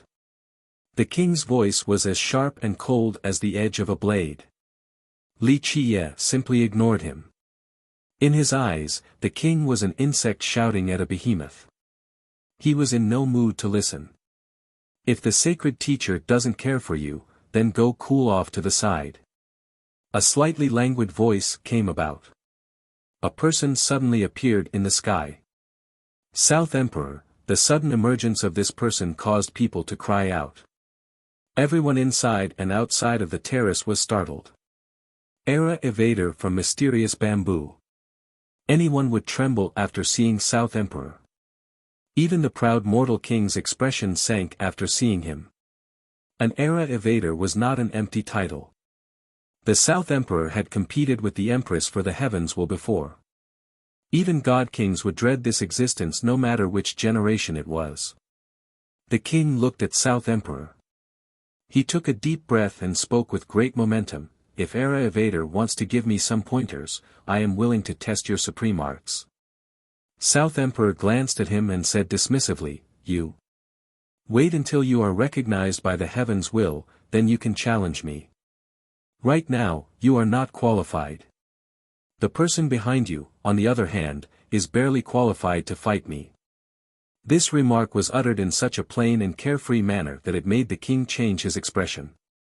Such blatant contempt was humiliating to a genius like him. In his mind, it was an intentional insult. The king was determined and spoke solemnly, "I would like to see Era Evader's supreme arts." I said, "Cool off." South Emperor didn't want to bother with the king. He casually reached out with his finger. However, this simple gesture crushed the stars in the sky. The king was shocked at this oncoming finger strike. He shouted and wanted to use his strongest attack to stop it. However, he was too slow compared to this finger attack that soared across the sky. Bang! The crowd watched as the mortal king was blown away by a single finger. Boom! People in the distance saw the king slam into a mountain. The impact shattered it while the king continued to fly before disappearing into the horizon. Such a scene astounded everyone. The mortal king was among the most outstanding talents in this generation. Even a virtuous paragon from the last generation would treat him with some respect. However, just one finger from South Emperor was able to push him thousands of miles away. This was because the second emperor of mysterious bamboo was groomed by the Dark Crow. At a certain level, the Dark Crow granting a fortune was akin to determining immortal emperor being used right to the heaven's will, so South Emperor hit again. The third time was even worse. The Dark Crow personally became the Tao protector of immortal Emperor Qianli. South Emperor knew better than everyone else that no one would be able to bar the Dark Crow's path. Thus, he evaded another generation. This was his fourth time coming out, and worst turned to worst. The Dark Crow himself came out. Even if he was stronger, he wouldn't have the chance to become the immortal emperor. Having to evade 4 generations was a kind of torture to South Emperor, enough to drive him crazy. Li Qiye laughed and gently shook his head, "Little Gua, this has nothing to do with me. It is all about your inner demon." Li Qiye pointed at his heart, "If you don't come out from the shadow of Empress Hong Tian, how are you going to compete for the heaven's will? Sacred teacher is right, I do have a shadow looming in my heart. South Emperor bitterly smiled, but this inner demon is not from losing to Empress Hong Tian, it is you, sacred teacher. I cannot defeat this inner demon, so when you take action, I can only retreat. Li Qie chuckled and stated, if that's the case, it isn't hard for you to defeat it. Just kill me, then it will no longer loom over your conscience. Sacred teacher, please don't scare me. South Emperor shook his head, even if I wanted to, it wouldn't be my turn. I wouldn't be among the top 10 of those who want to kill you, no, not even the top 50. The number of giants across the ages that want you dead is too numerous to count. South Emperor was very powerful and he went very far back. It could even be said that he was extremely close to being an immortal emperor. However, he knew himself very well. It was impossible for him to kill an existence like Li Qie. Otherwise, the Dark Crow would have disappeared from this world long ago, there wouldn't be a need for him to take action. He became quite sad at this point. He wanted to drink more aged wine to become drunk. Alas, he failed at this too. Sacred teacher, I'm so sad right now. He said helplessly, I have evaded 4 generations, should I do it again or just be satisfied with this one? Li Qie smiled in response, that depends on what you want. Your chance of becoming an emperor is greater than anyone else. If you give up this generation, there will be bigger opportunities later. Avoid me and you can definitely become emperor in the next generation. He spoke forlornly, sigh, but I have given up on so many already. Li Qie replied, era evading isn't anything to be ashamed of. Immortal Emperor Mu Zhuo, Diyu, and Qin He all evaded eras. If you manage to evade 4 generations and come out in the 5th, then it can be considered a miracle. It is not your Tao heart that is lacking, and the same is true for your talents. The only thing I can say is that your luck is quite bad. Sigh, this is why I'm sad, it's as if I was born to be hapless. The emperor smiled wryly, unlucky for 4 generations. Who told you to do so well in your youth? You nearly reached the heavens while at 15 years old, what more do you want? If we were to make a list of all the top geniuses across the ages, you definitely would be among the top 10. Consider this as a test from the heavens. Li Qie laughed. With a painful expression, he moaned, it was indeed smooth early on, but do you need to torture me like this? What do you think? Even though you are among the top 10 geniuses, look at the list. How many of them actually had an easy life or peaceful ending? Li Qie shook his head, the heavens granted you such great talents, so it has to harden your willpower first. Fine then, the old villainous heavens can continue to torture me.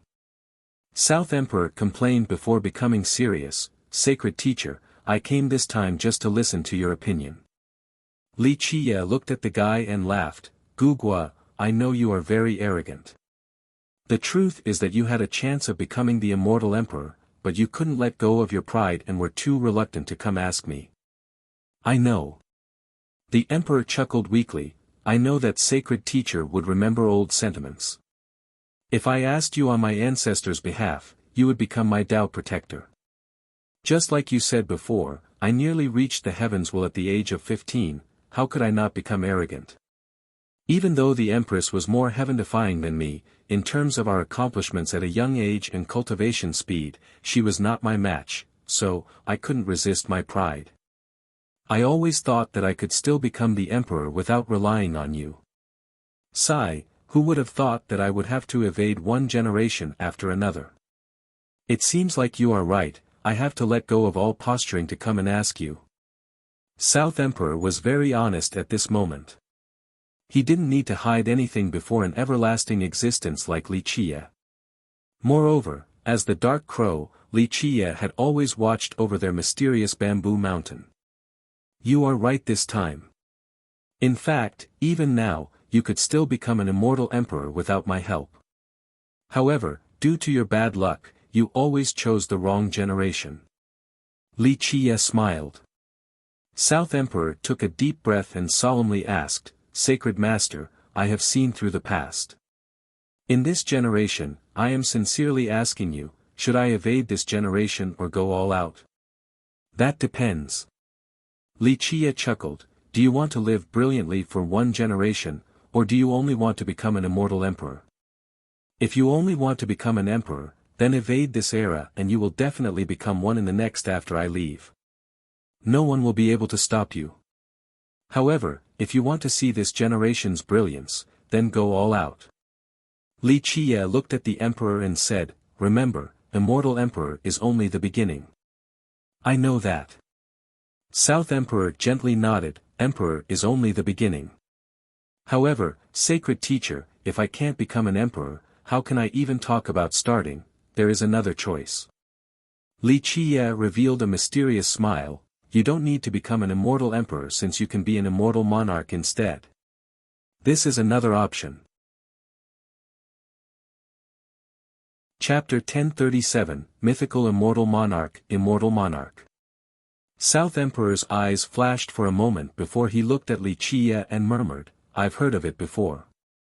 Li Chia gently sipped his wine and leisurely said, what kind of generation do you wish to see? Do you just want to become an immortal emperor, to be at the starting point? South Emperor stared at Li Chia with disbelief, sacred teacher, are you really commencing the plan? You aim on going all out to the very end in this generation. We have been waiting for this day for too long. Li Chia continued to drink, the truth is that I'm a bit tired of living. I want an answer. South Emperor batted his eyes and became a bit excited. There were a few secrets that others did not know. They were not qualified to know. However, he, who was so close to immortal emperor, knew these secrets that even god kings couldn't touch. After a while, he couldn't help but ask, that place, what is it like?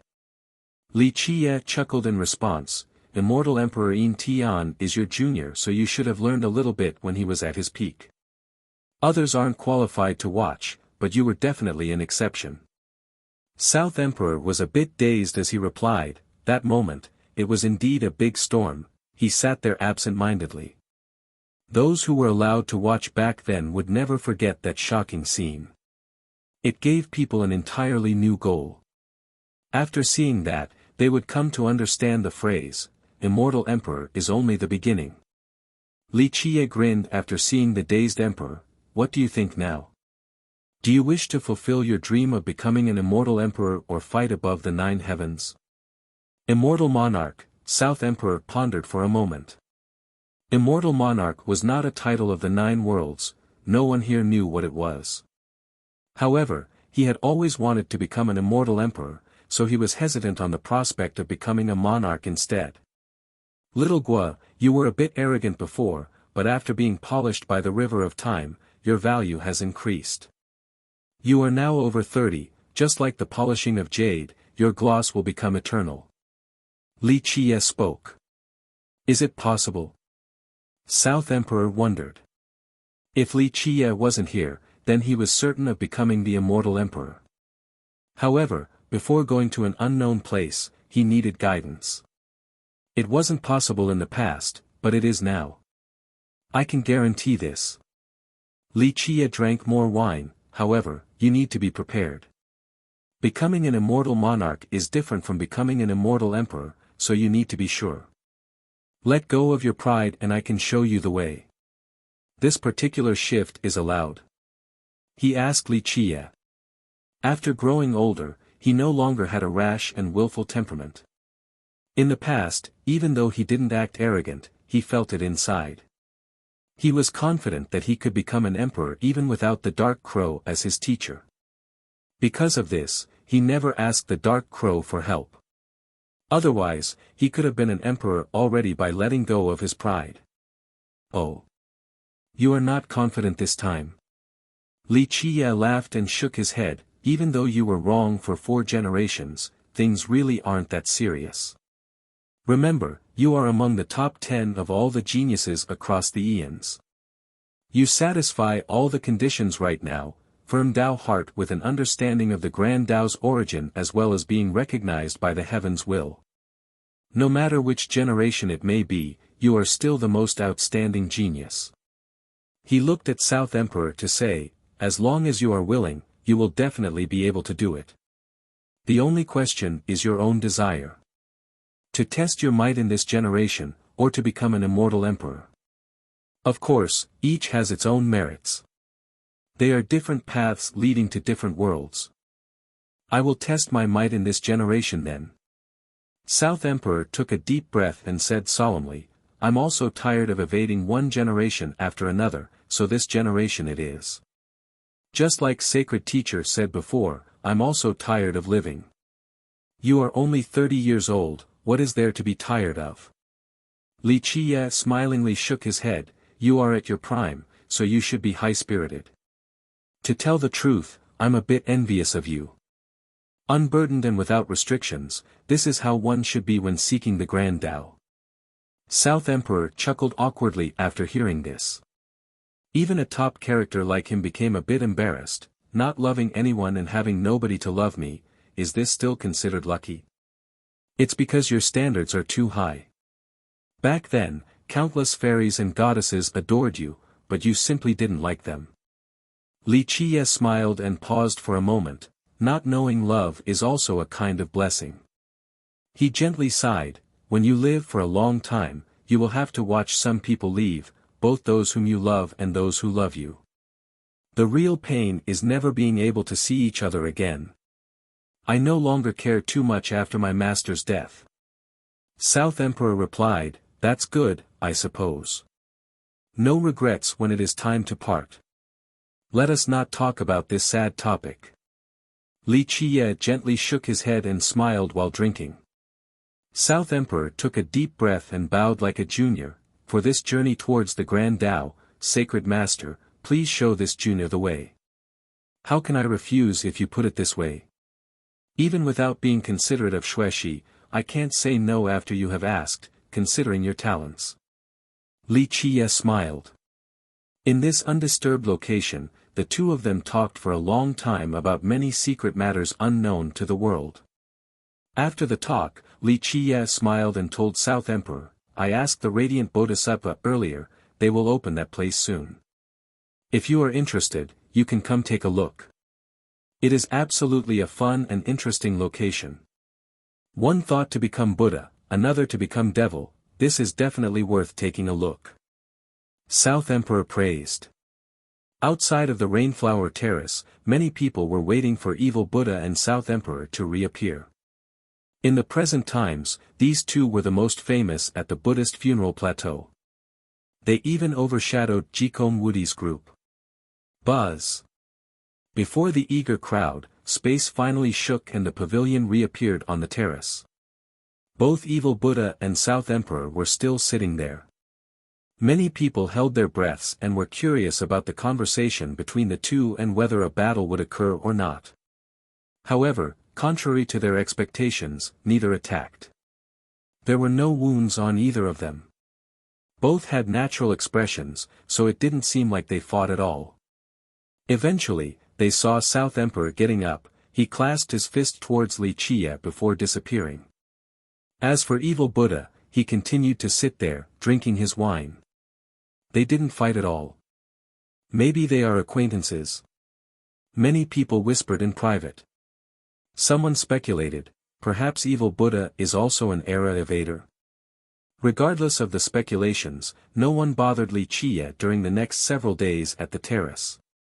Outside of Jikong Woody's group, other people would need to think twice about their own abilities before provoking evil Buddha. Li Qiye waited several days at the terrace, but Li Xuanyan's group didn't come. He gently shook his head and said, it seems like there is some trouble. However, he was not worried. Li Xuanyan and the others were quite skilled now, it wouldn't be easy to kill them. If something big had happened, they would have already asked him for help. He paid for the drinks then left the terrace to enter the streets of the city once more.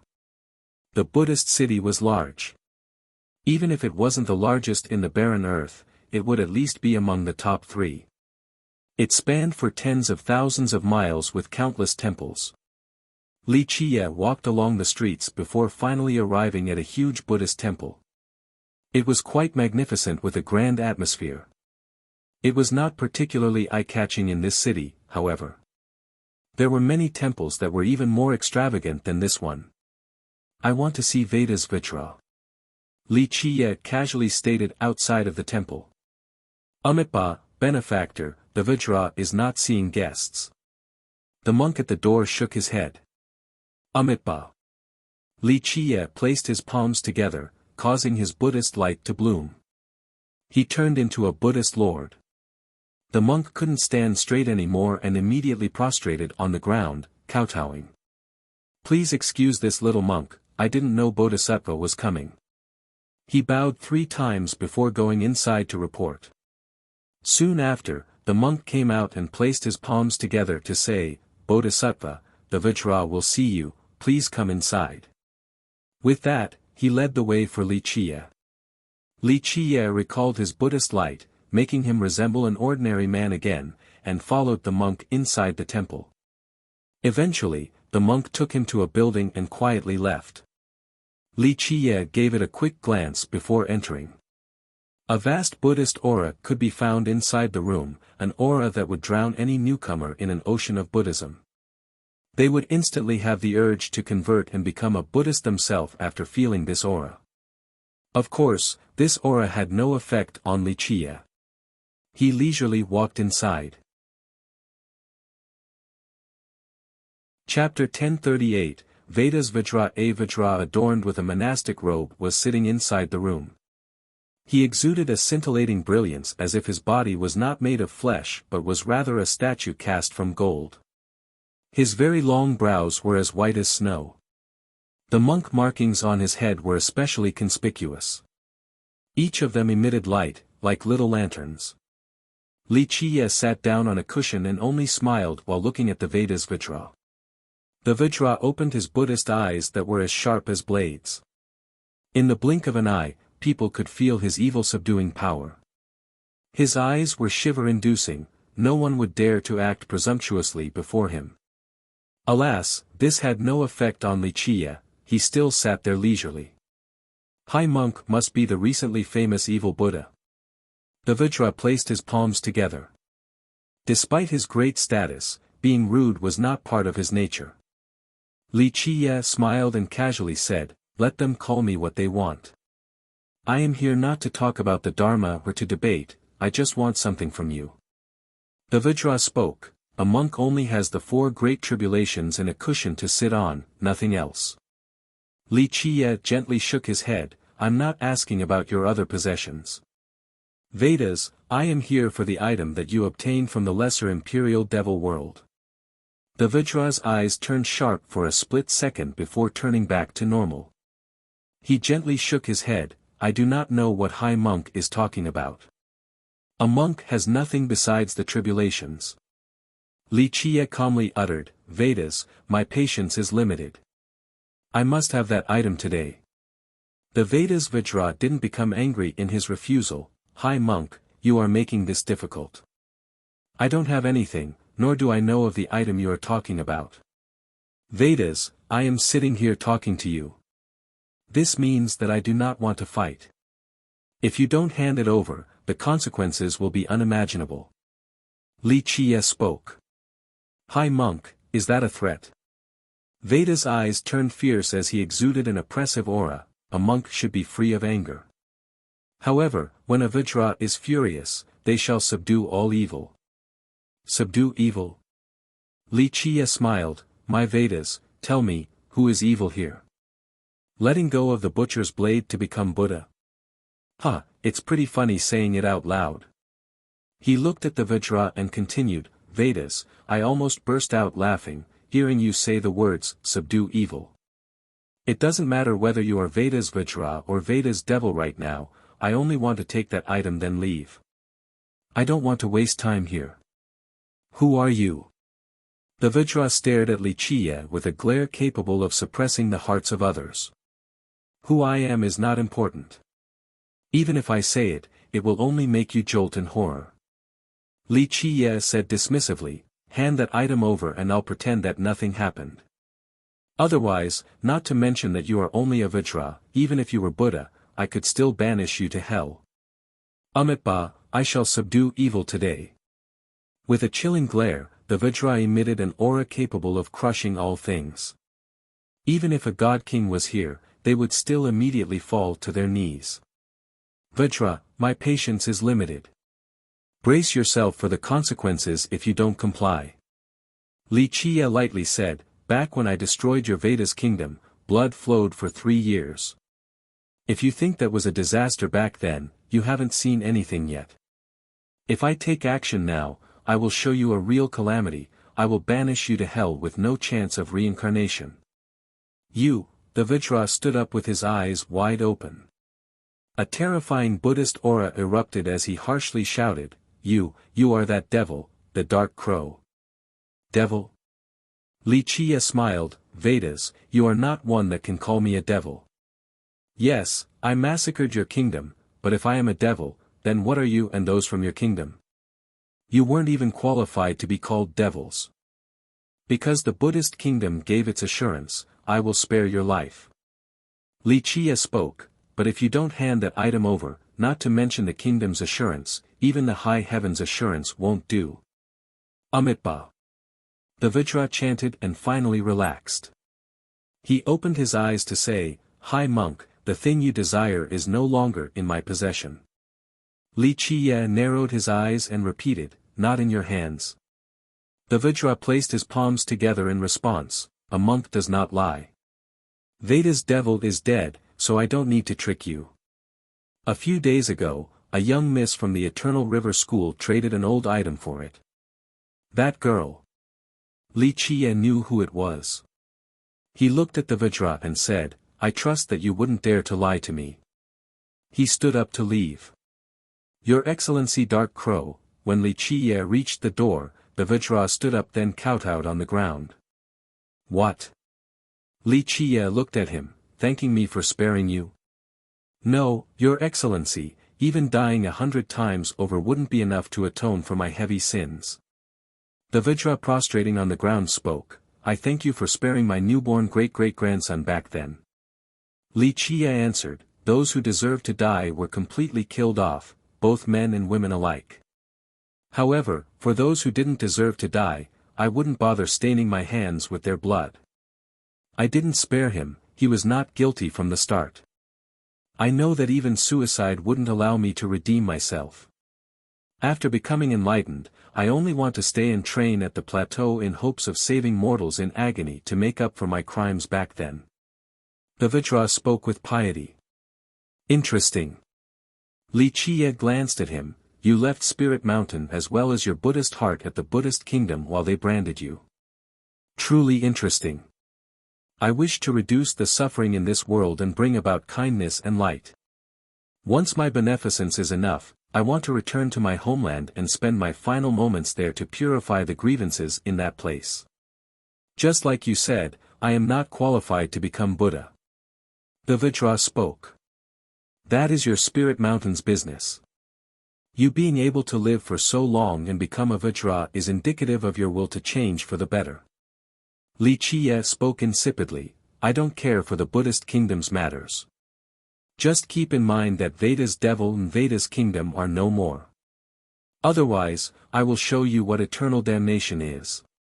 Amitba, the Vajra's forehead met the ground, my sin is immense. Li Chia didn't say anything else and left the temple. Chapter 1039, Seeing Mei Xiao again after leaving the temple, Li Chia went to another part of the city. It seemed to be quite impoverished. It seemed to be a mortal town without anything special. Li Chia entered a house with no one trying to stop him. After taking the first step inside, the scene immediately changed. In this place was a vast realm with bridges and green sceneries that belonged in poems. His intrusion was met with the eruption of several powerful auras. One of them was even of the god-monarch level. Without a doubt, this inconspicuous little house had extremely powerful virtuous paragons protecting it. Immortal Emperor Xiao Shui is truly amazing. Not only did she establish a heavenly grotto here, she also managed to shield it from the Buddhist affinity of the plateau. Such keen insight is truly admirable. He took his time walking through this place to enjoy it fully. The powerful auras surged, their owners wanting to attack Li Qie. However, a voice that resembled an immortal hymn resounded, "He is a guest, do not be rude."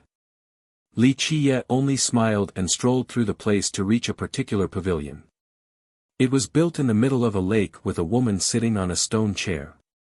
She was looking at the pretty view of the lake. Anyone would marvel at the sight of this woman ahead. She was beautiful beyond words. It was not enough to call her a goddess.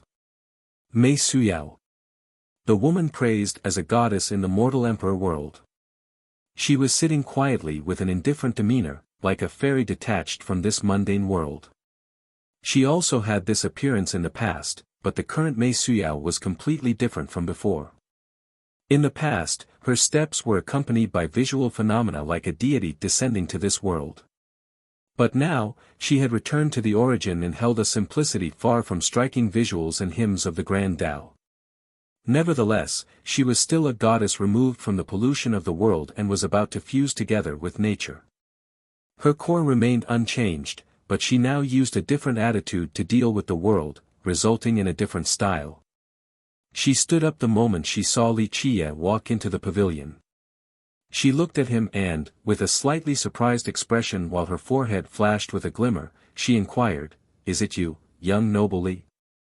She was not completely sure of this either.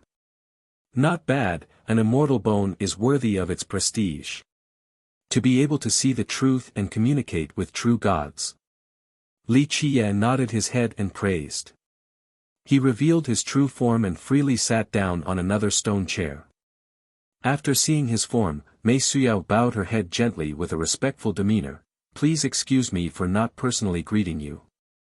He waved his sleeve and interrupted her, "Okay, little girl, there's no need for cumbersome formalities." Goddess Mei Suyao was always the focus of the show regardless of the time and place. Even peerless geniuses like Jikome Woody's group would always show their best side in front of her. Only Li Qie didn't pay her any mind. She was not angry and sat down. She poured some tea into a jade cup for him while speaking, "Please have this simple cup of tea." He accepted her jade cup and took a sip before commenting freely, "It seems like you have finally understood, this is Immortal Emperor Xiao Shui's Alaya Heavenly Fragrance Tao. This is thanks to you. In recent years, I was enlightened and spent time meditating before understanding the profundities within." She spoke with sincerity, "If you didn't wake me up from my dream, my path would have been even longer." Li Qie smiled and enjoyed his tea as well as the charming beauty before him. He was relaxed and carefree, everything else became insignificant. She didn't speak and only quietly kept him company, pouring more tea for him in a demure and natural manner. He closed his eyes to feel the calm rhythm. After a while, he gently nodded, It is this feeling. You have truly understood the core of the fragrant Tao and will be able to enter the heavenly Tao. This will be a grand Tao that belongs to you, allowing you to eventually embark on one that is unique to yourself." Mei Suyao subtly smiled like an apricot bud slowly blossoming. It was quite a scene to behold. Mei Suyao took out an old box and slowly handed it over to him, "One half of the treasure is here, please take a look." Li Qie opened it and glanced at the item inside before nodding his head, "Where is the other half?" "It was taken back by the ancestor." Mei Suyao calmly answered, "My immortal bone still has difficulty understanding this thing, so I asked the ancestor to bring back one half so that the other ancestors could take a look. Maybe they will be able to see through its mysticisms. I have consulted Vedas Vajra as well about this issue." He didn't know either, the only thing he said was that the item is extremely unfathomable. Mei Suyao told the truth. If Vedas Vajra could comprehend it, then he wouldn't be Vedas Vajra. Li Qie said dismissively, "This thing is connected to an ancient mystery. People who don't know about the ancient legends would never be able to understand the item's secrets." She asked curiously, "Young noble is referring to the era before the desolate era? The mythical legendary era?" Coming from the Eternal River School, a sect with 3 emperors, she was an erudite person with few peers. However, she didn't know if the item came from the legendary era. It may be even older.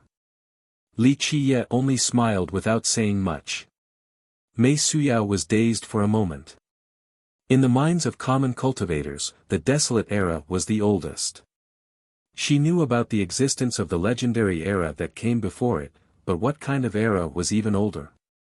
Li Qiye put away the box and said, "I want the whole thing. Half of it is tantamount to trash. Don't worry, young noble.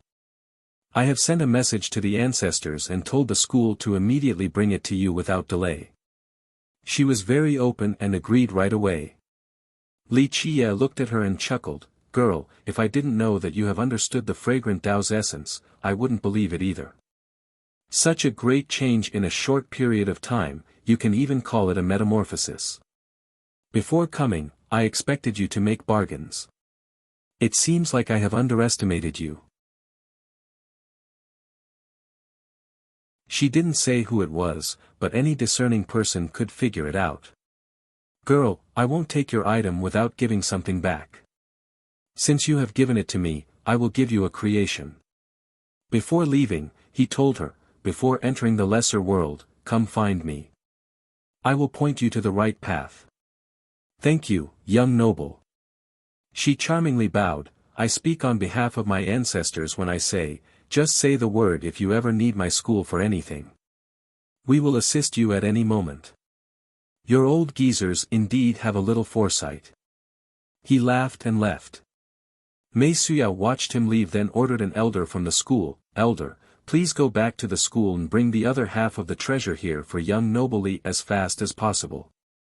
The elder acknowledged this command and immediately went to carry it out. Because Li Shuangyan and the others hadn't come, Li Qiye stayed behind at the Rainflower Terrace again. The moment he arrived, he sent Sikong Taotian a message.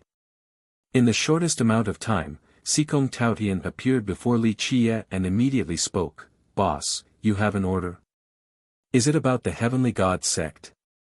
He looked at Sikong Taotian and asked, "Heavenly God sect? What's going on with them?" Sikong Taotian answered right away, "Boss, I received a direct message that there has been some friction between cleansing incense and Heavenly God. This news has yet to reach the barren earth. The Heavenly God sect is quite brave now. They finally can't stay patient anymore." Li Qiye smiled. "Boss has probably heard about it too. Right now, their backing is even stronger than before. It was the Azure Mysterious Ancient Kingdom back then, and now it's the Soaring Immortal sect." Sikong Taotian spoke, "Right now, even the Azure Mysterious Ancient Kingdom has to show the Heavenly God sect some consideration. Not to mention the Soaring Immortal sect hasn't descended yet, even if they did, I still wouldn't give a damn." Li Qiye freely smiled, "They have already started sharpening their blades before Soaring Immortal is even here. Wait until I return to the Grand Middle Territory, the first thing I will do is destroy their Heavenly God sect." Li Qiye was not worried about cleansing incense at this moment. Because of Peng Kang's group, nothing big should happen. Just give me the command and I shall be your vanguard, the first to kill my way into the Heavenly God sect. Sikong Taotian smacked his chest loudly 3 times. Li Qiye gave him a look, "Will you be there to kill or to grab the treasures? I definitely believe that you will be the first to charge into the Heavenly God sect. Their treasury, to be specific." "Ha ha ha, boss, I will be killing and plundering, not stealing." He didn't blush at all and spoke with incredibly thick skin. Li Qiye smiled and didn't scold him, "This time, I didn't call you to tell you to go kill the Heavenly God sect. I want you to do something else. Boss, just say the words. Tell me what you want and I shall carry it out perfectly. You can rest assured when I am the man doing the job." He smacked his chest loudly again and confidently assured Li Qiye. When Nalanda opens its Buddhist gates, the lesser world will be there as well. An old paragon commented, "What's truly interesting is why a powerful existence like Spirit Mountain would allow the lesser imperial devil world to exist. Why is it that they want to open the lesser world every generation? The older generation that had lived for a long time found it quite strange due to Nalanda's stance on the lesser world. The second piece of news quietly spread after this one. I heard people from the soaring immortal sect are about to enter the mortal emperor world. Many sects and cultivators discussed this secret message. Many people, including even ancestors, quivered after hearing this. An ancestor couldn't help but murmur, "Is the soaring immortal sect really coming? It's the only giant in the 9 worlds that can control each generation. It was the only sect with 5 emperors in the 9 worlds. Legend states that among the river of time, it had controlled many generations of the 9 worlds. It had left its mark in history across time itself. I heard the sect has not appeared for at least 3 generations, the era of the Black Dragon King. But now, its sudden appearance, don't tell me it wants to groom the next successor to the throne." A few ancestors discussed it within their group. In fact, anyone would be alarmed after coming up with this possibility because if the sect truly groomed a successor, no one in the contemporary would be able to compete with them. Is a lineage with 6 emperors about to appear? An ancestor absent-mindedly mumbled after thinking about it. Is it true that the soaring immortal sect is coming to the mortal emperor world? Many people didn't believe this because it hadn't shown itself for 3 generations. A well-informed person clarified some points. "It's not certain for now, but an emissary is coming. I heard he went to the heavenly god sect already. Also, I heard that the soaring heavenly saintess has arrived at the Buddhist funeral plateau." Sure enough, on the same day, a rainbow swept over the sky. A golden vessel emerged right outside of the Buddhist city and poured down an auspicious light. It made no effort to constrain its overbearing brilliance. It came into the city with great fanfare and zero restraint. On top of the vessel was a gorgeous woman. She wore a golden robe, making her seem like a golden phoenix perched on a branch. Her brows held an air of arrogance, as if she sat on top of the world. Several old men stood right behind her. They emitted a terrifying aura, making it clear that they were paragons that had entered the path of the grand era. "The soaring heavenly saintess is here," someone cried out after seeing the woman on the ship. Many in the city quickly came out to greet her. Among them were leaders and tyrants. There were even virtuous paragons from the previous generation. At this time, even though Jikon Woody's group of geniuses didn't personally come out to receive her, they still sent their followers to greet her. Even Jikon Woody's group sent disciples to see her. She is quite renowned. Someone was surprised to see this scene. However, others were full of disdain, especially the young geniuses. One of them sneered, "Humph, this soaring heavenly saintess, her talents aren't that bad and can even be considered a genius, but she is still far from being a true genius. Just her alone isn't qualified for this grand act. She is simply borrowing the prestige of her backers." "Shoo, quiet down." His friend immediately stopped him and whispered, "Though the heavenly god sect and this saintess might not be all that powerful, no one can mess with her right now. Her aunt married the emissary and she is partially considered a disciple from the soaring immortal sect. Rumor has it that this emissary wants to take her in as a disciple as well. In the future, she will be part of that sect." "Humph, then how is she not a fox borrowing the tiger's might?" The genius saw her pompous attitude while accepting the reception from the sects and big shots. He became very annoyed and sneered. "We'll just keep this between us." The friend warned him, "I know you're not convinced, but who can provoke the soaring immortal sect? Plus, if she truly joins the sect, she will become a god monarch or even a god king sooner or later with her talents after being taught by the masters there. So, even if you don't like her, don't say it in public lest you offend her. It would be the same as courting death. No one will risk antagonizing the soaring immortal sect to protect you. Your master might be the first one to punish you, got it?" Despite his grievance and disdain towards the saintess, the genius didn't dare to say anything else. The saintess receiving the grand reception of the other sects and Jikon Woody's group made many people envious. Someone spoke with envy, it's so nice to be able to hug the soaring immortal sex thighs, just like a carp leaping over the dragon gate and flying to the 9 heavens. You're tuning into the Han Lee's Wuxia Chronicles YouTube channel. We're so grateful for your support, and don't forget to subscribe to join us on this incredible journey through captivating stories. Your generosity through donations truly makes a world of difference, as it's the primary source of revenue that allows me to expand and enhance this channel for you. Thank you from the bottom of my heart for being a part of this adventure.